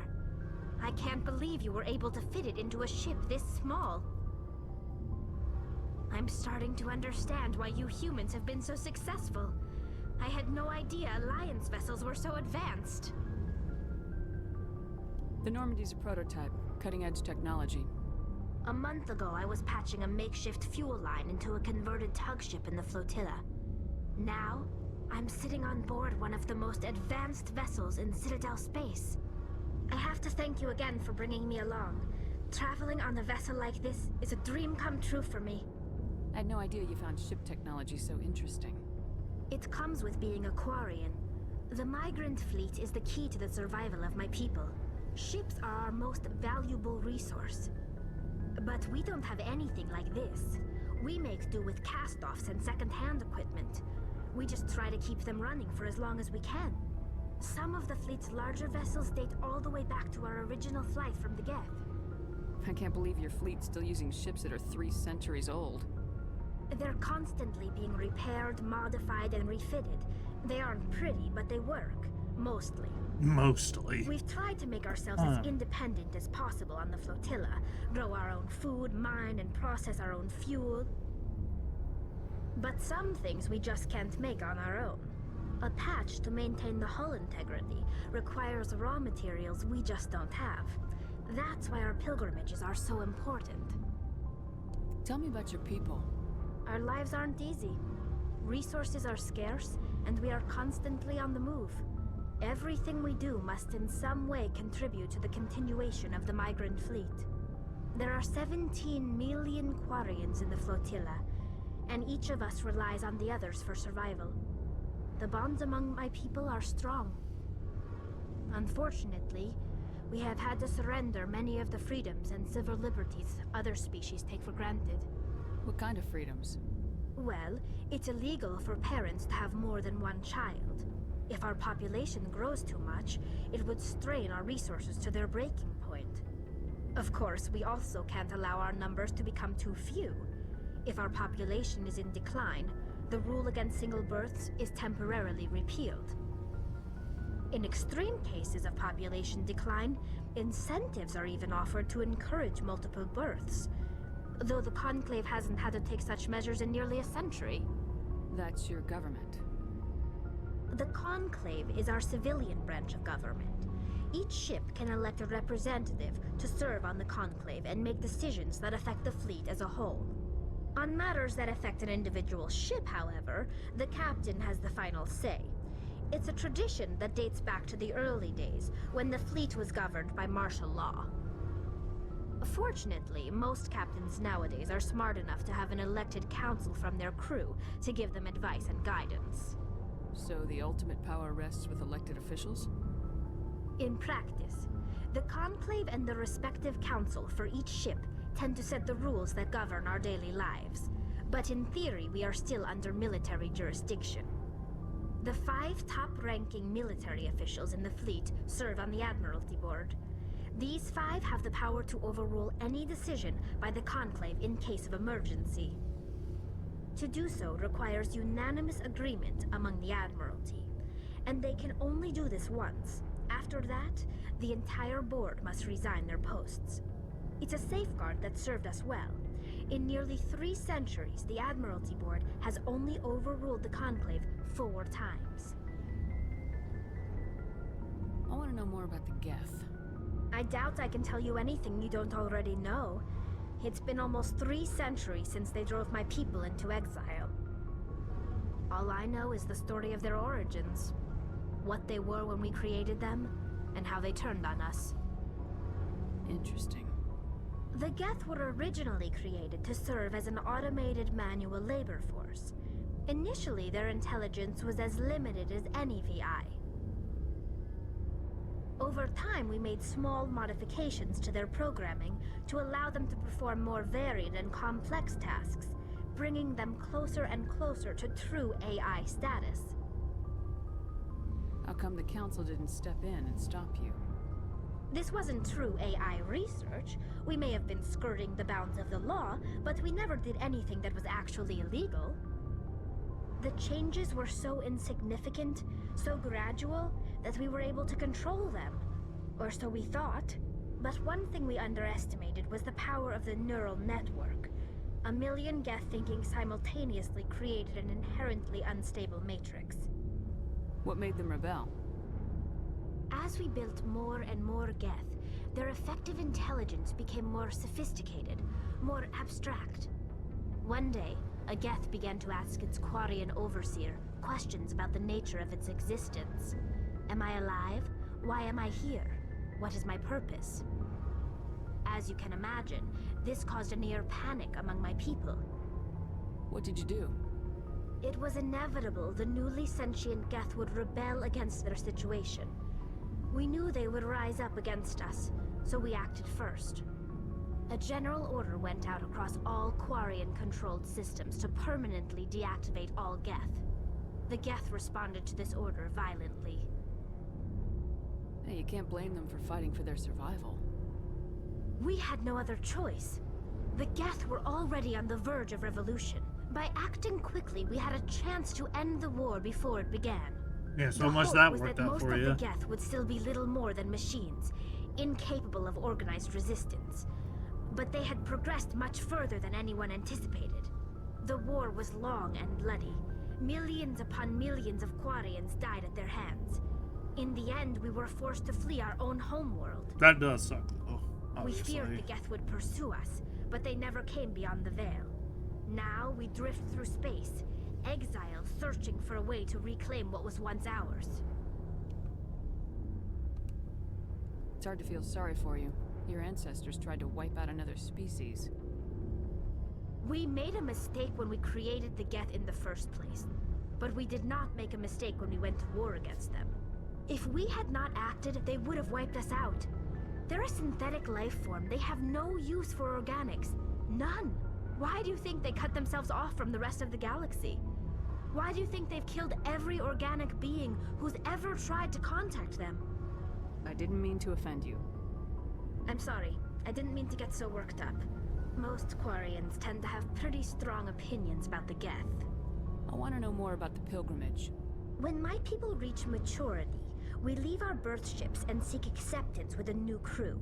It's necessary to maintain genetic diversity among the fleet. But no ship wants to accept someone who will be a burden on them. So, to prove our worth, we embark on a pilgrimage. We set out alone, leaving the flotilla and our families behind us. We only return once we have found something of value we can bring back to the fleet. This is presented as a gift to the captain of the respective ship we wish to join. If the gift is accepted, we are welcomed into the crew. Can a captain choose to reject the gift? That doesn't happen often. Most captains are eager to increase the size of their crew. It increases their own standing in our society. Even when a gift is not particularly valuable, the captain usually accepts it out of a sense of tradition. However, there is a stigma to presenting a substandard gift. Stigma it's nuts not in the your best way to make a good impression on a new community. Most pilgrims don't return until they find something worthwhile. I can't believe they just send you off alone. It's not like they just cast us out. Before we leave, we are given lessons in how to survive outside the flotilla, and given gifts to help us on our journey. We also receive implants to fight off sickness and disease. Generations of living in an isolated and highly controlled environment have left our immune systems weaker than Probably most. also explains the suit that you wear By as the time well. we leave the fleet, we are well equipped for the pilgrimage. This is a rite of passage for all Quarians. If it were dangerous, our numbers would suffer.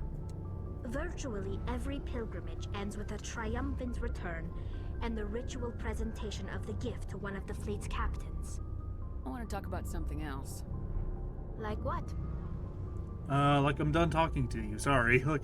I should go. See you later. Alright, nice varied cast of crew members we have aboard. I should probably get back to the thing to, you know, do stuffs. I do wonder where I go to, like, change my fucking equipment, though. Alright.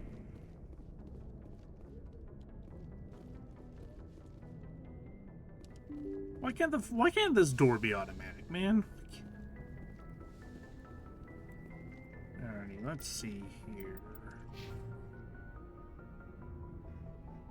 I do have a couple points available. Sure, I'll put it into those. Oops. Find the Yara to Sony. Go to Novera, go to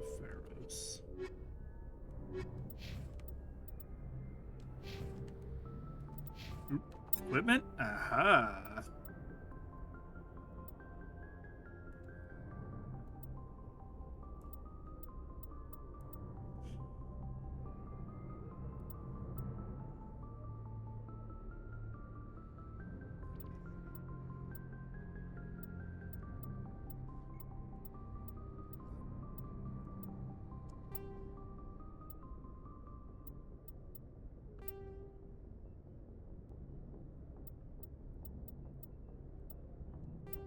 Go with this one.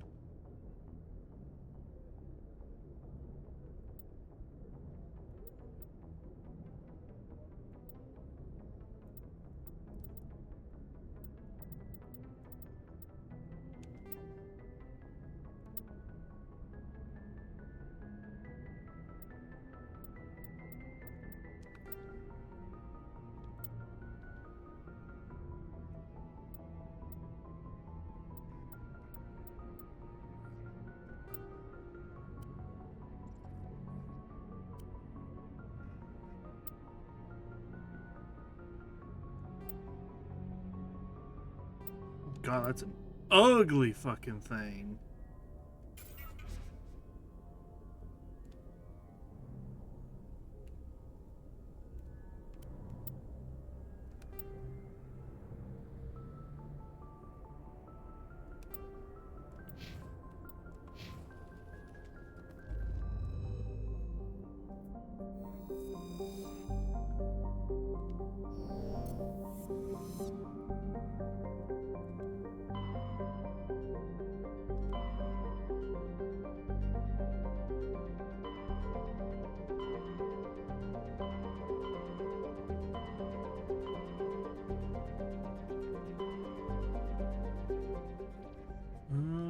Where the hell did we have to go?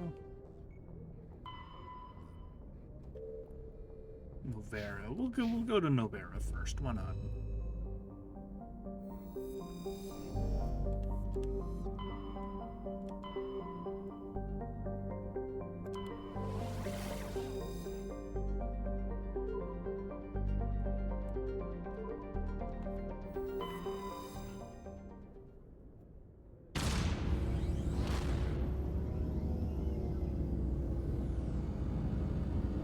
Leaving the Citadel.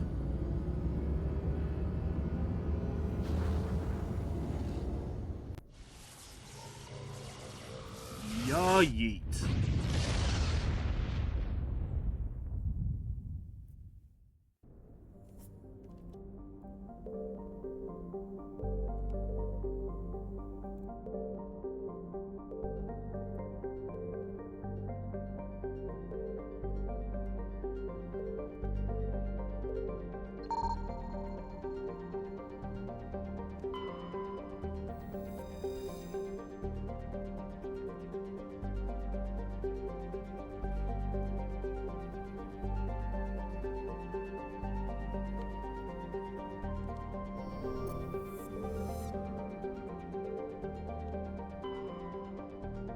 In a minute, what? I thought we were going to this one. Okay, weird.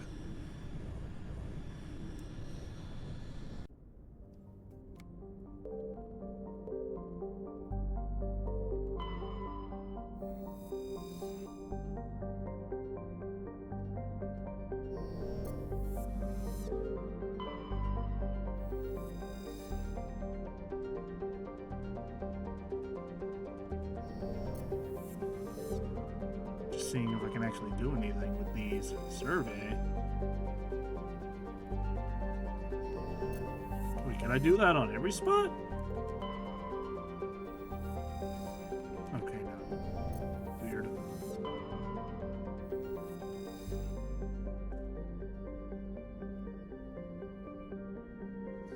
Privately chartered. These is labs.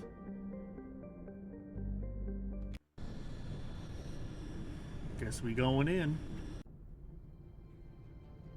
Approach control, this is the SSV Normandy, requesting a vector and a berth. Normandy, your arrival was not scheduled. Our defense grid is armed and tracking you. State your business. Citadel business. We got a Council Spectre aboard. Landing access granted, Normandy. Be advised, we will be confirming identification on arrival. If confirmation cannot be established, your vessel will be impounded. What a fun bunch. I think I'll take my next leave here. Huh. Oh boy.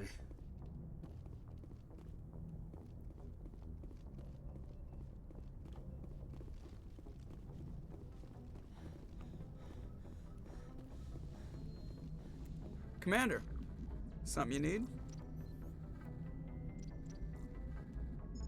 I have to go. All right, see you. Gotta go talk to him before going. Exit Normandy.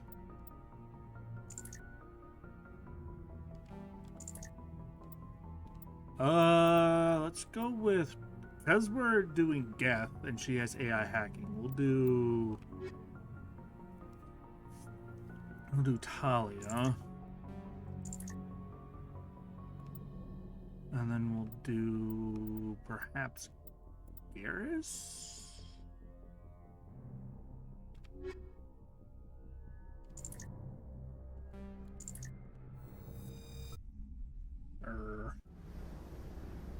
Equalizing interior pressure with exterior atmosphere. God, my armor's so ugly. Logged. The commanding officer is ashore. Exo Presley has the deck.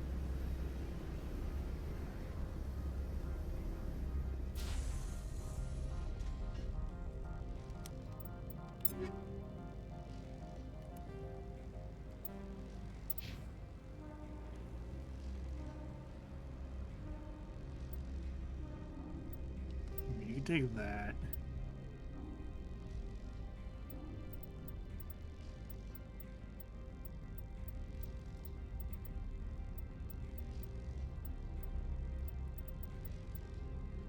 You take that.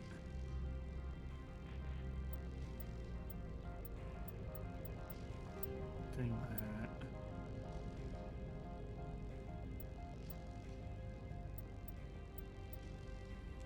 Sure, you can do that. Tasnia.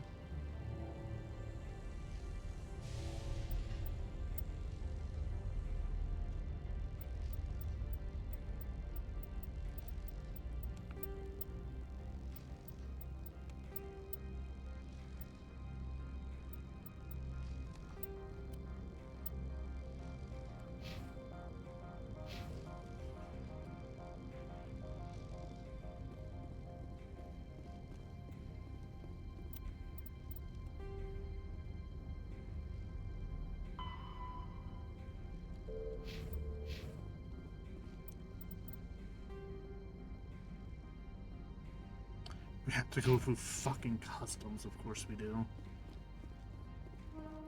Oh, this armor's ugly. Can't wait till I get something else. Hello. That's far enough. We're not here to cause problems. This is an unscheduled arrival. I need your credentials. Commander Shepard, Systems Alliance Navy. The next Navy patrol isn't due for another 2 weeks. You're a long way from home, Commander. Home is a state of mind. Also, I must advise you that firearms are not permitted on Novaria. Yeah, that's not gonna fucking happen. Sergeant Sterling, secure their weapons. Nope. Citadel authority supersedes yours. Nobody takes my weapon. Charge and lock! We are authorized to use lethal force. You have to the count of 3 to surrender your weapons. 1, 2, 3. Captain Matsuo, stand down!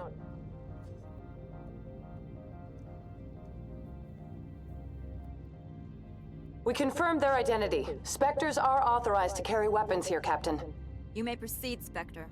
I hope the rest of your visit will be less confrontational. Parasini-san will meet you upstairs. Behave yourself. Oh, fuck you. Oh, fuck you. Get out of here. Can't wait to steal all your shit. I'm sure Parasini-san will answer any questions you have.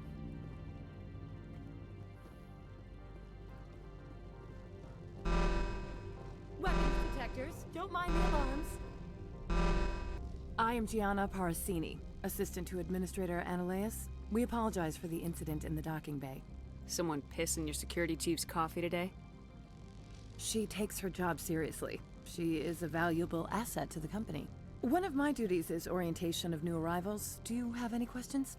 Has anyone unusual passed through here recently? Unusual? And a sorry matriarch passed through a few days ago. Lady Benezia. Saren's aide is here. Passed through? Where is she now? Benezia left for the Peak 15 research complex days ago. To the best of my knowledge, she's still there. Could you tell me how to get there? You'll need to ask Administrator Analeas for clearance to leave this port. Pretty heavy security for such a small port. The Executive Board does everything in its power to protect the privacy of our client corporations. I can't have my investigation hampered. Tread lightly. The Board can bury you in litigation. You'd need an Asari lawyer to see the case through. Understood. Can we go in now? Of course. If you need any help, you can ask me at the Administrator's office.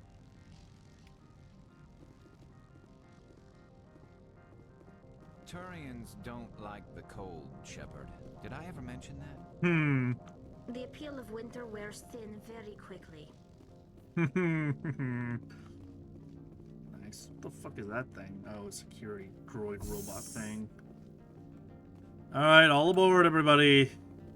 Welcome to Port Hanshan, the galaxy's most respected site for independent scientific research and development. For your own safety, and to protect the privacy of others, you are required to obey any directions given by our security personnel. If you have questions or concerns, our friendly administrative staff is always available. Thank you, and enjoy your stay. It's off. The managers warned us about you. What's this? This one offers greetings. You are the Spectre that visits Port Hanshan. News travels fast here. Indeed, esteemed Spectre. Your arrival was not greeted with any joy by the companies here. This one has a burden that you could ease. If an arrangement could be made, it would compensate you. This one has procured a special item for a customer. The item is not permitted within the station, but you could bring it through customs. You want me to use my status to smuggle for you? That is not inaccurate.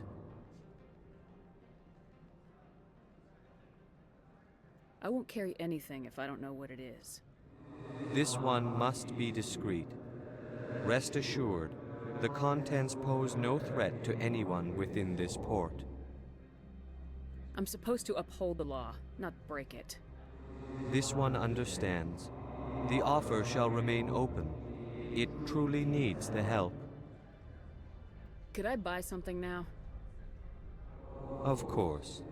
This one apologizes for inconveniencing you. Non-human armors.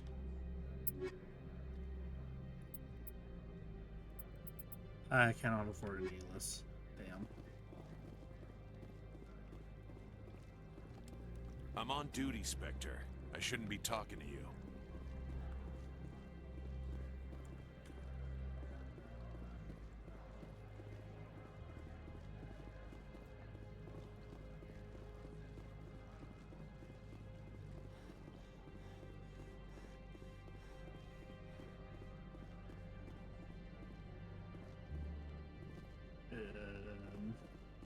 From all I've heard, blizzards are quite common here.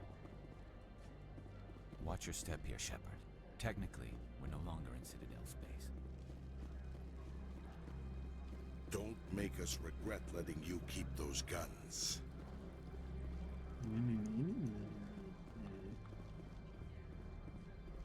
Womp fucking womp. Where the fuck am I going?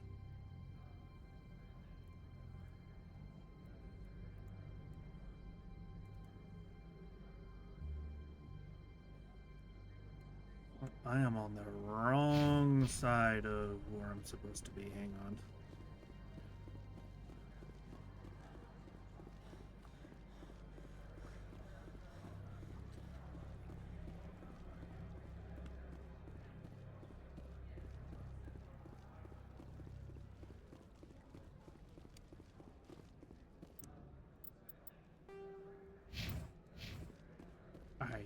guess I go into here.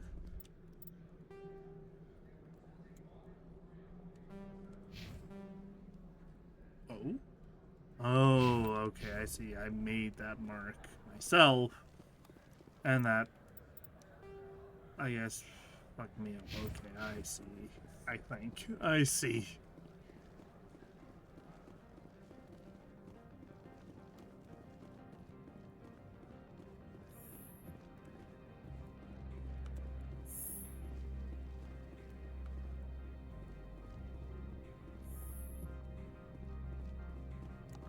How can I help you? I'd like to speak to Ananias. One moment, please. Mr. Ananias? Yes, what? Commander Shepard is asking to see you, sir. Right, fine, come in.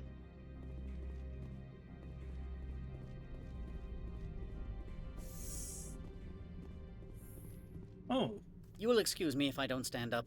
I have no time to entertain refugees from that urban blight called Earth.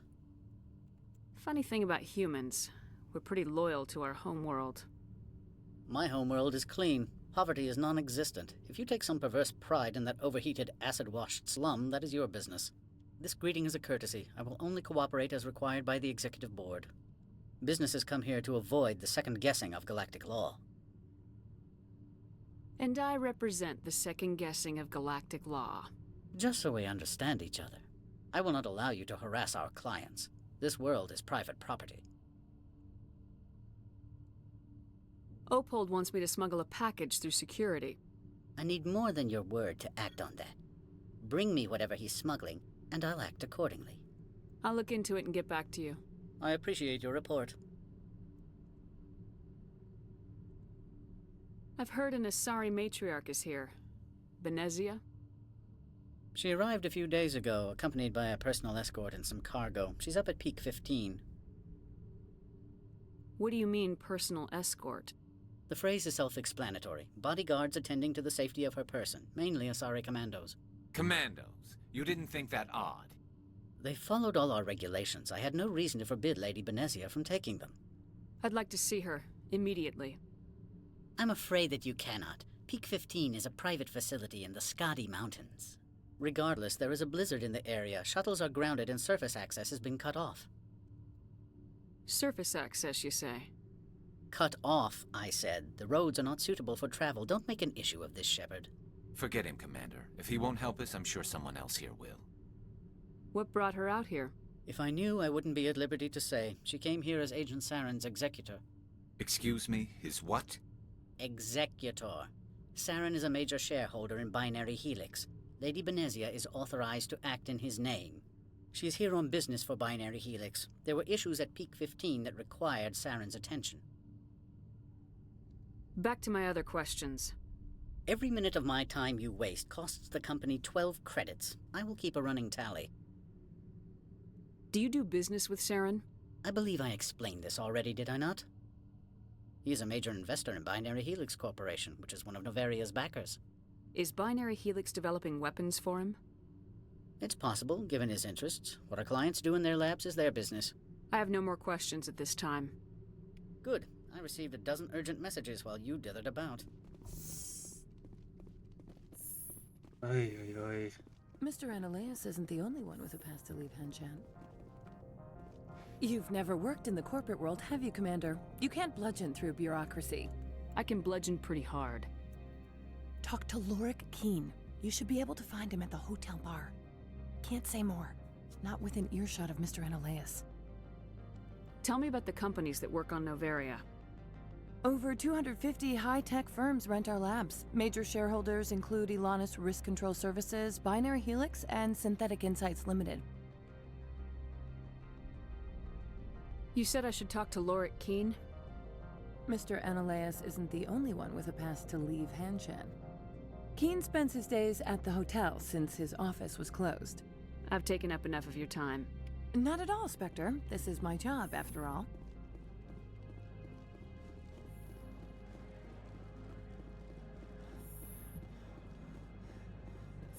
God, I can rat that fucking dude out at the shop if I wanted to.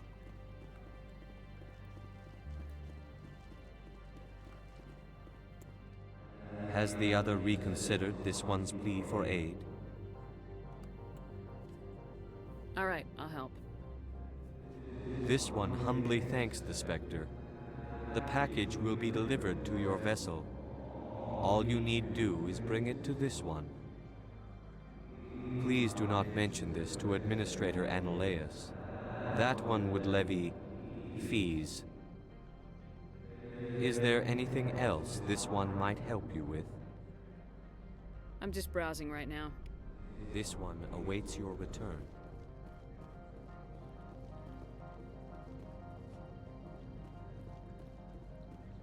Now what?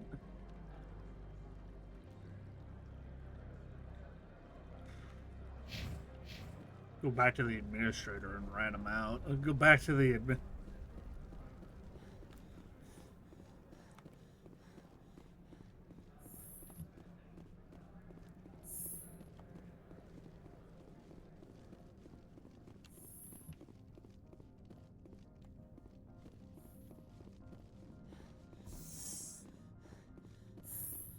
I presume you are here to present me with Opold's package. Wait, really? I don't have it yet. Then why are you bothering me? I'm leaving. Good. I received a dozen urgent messages while you dithered about. Weird. But then again, he did say it was delivered to the fucking thing, my ship.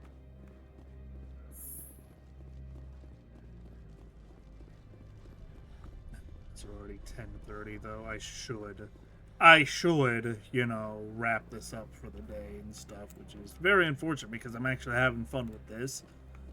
But yeah, unfortunately, I do have to.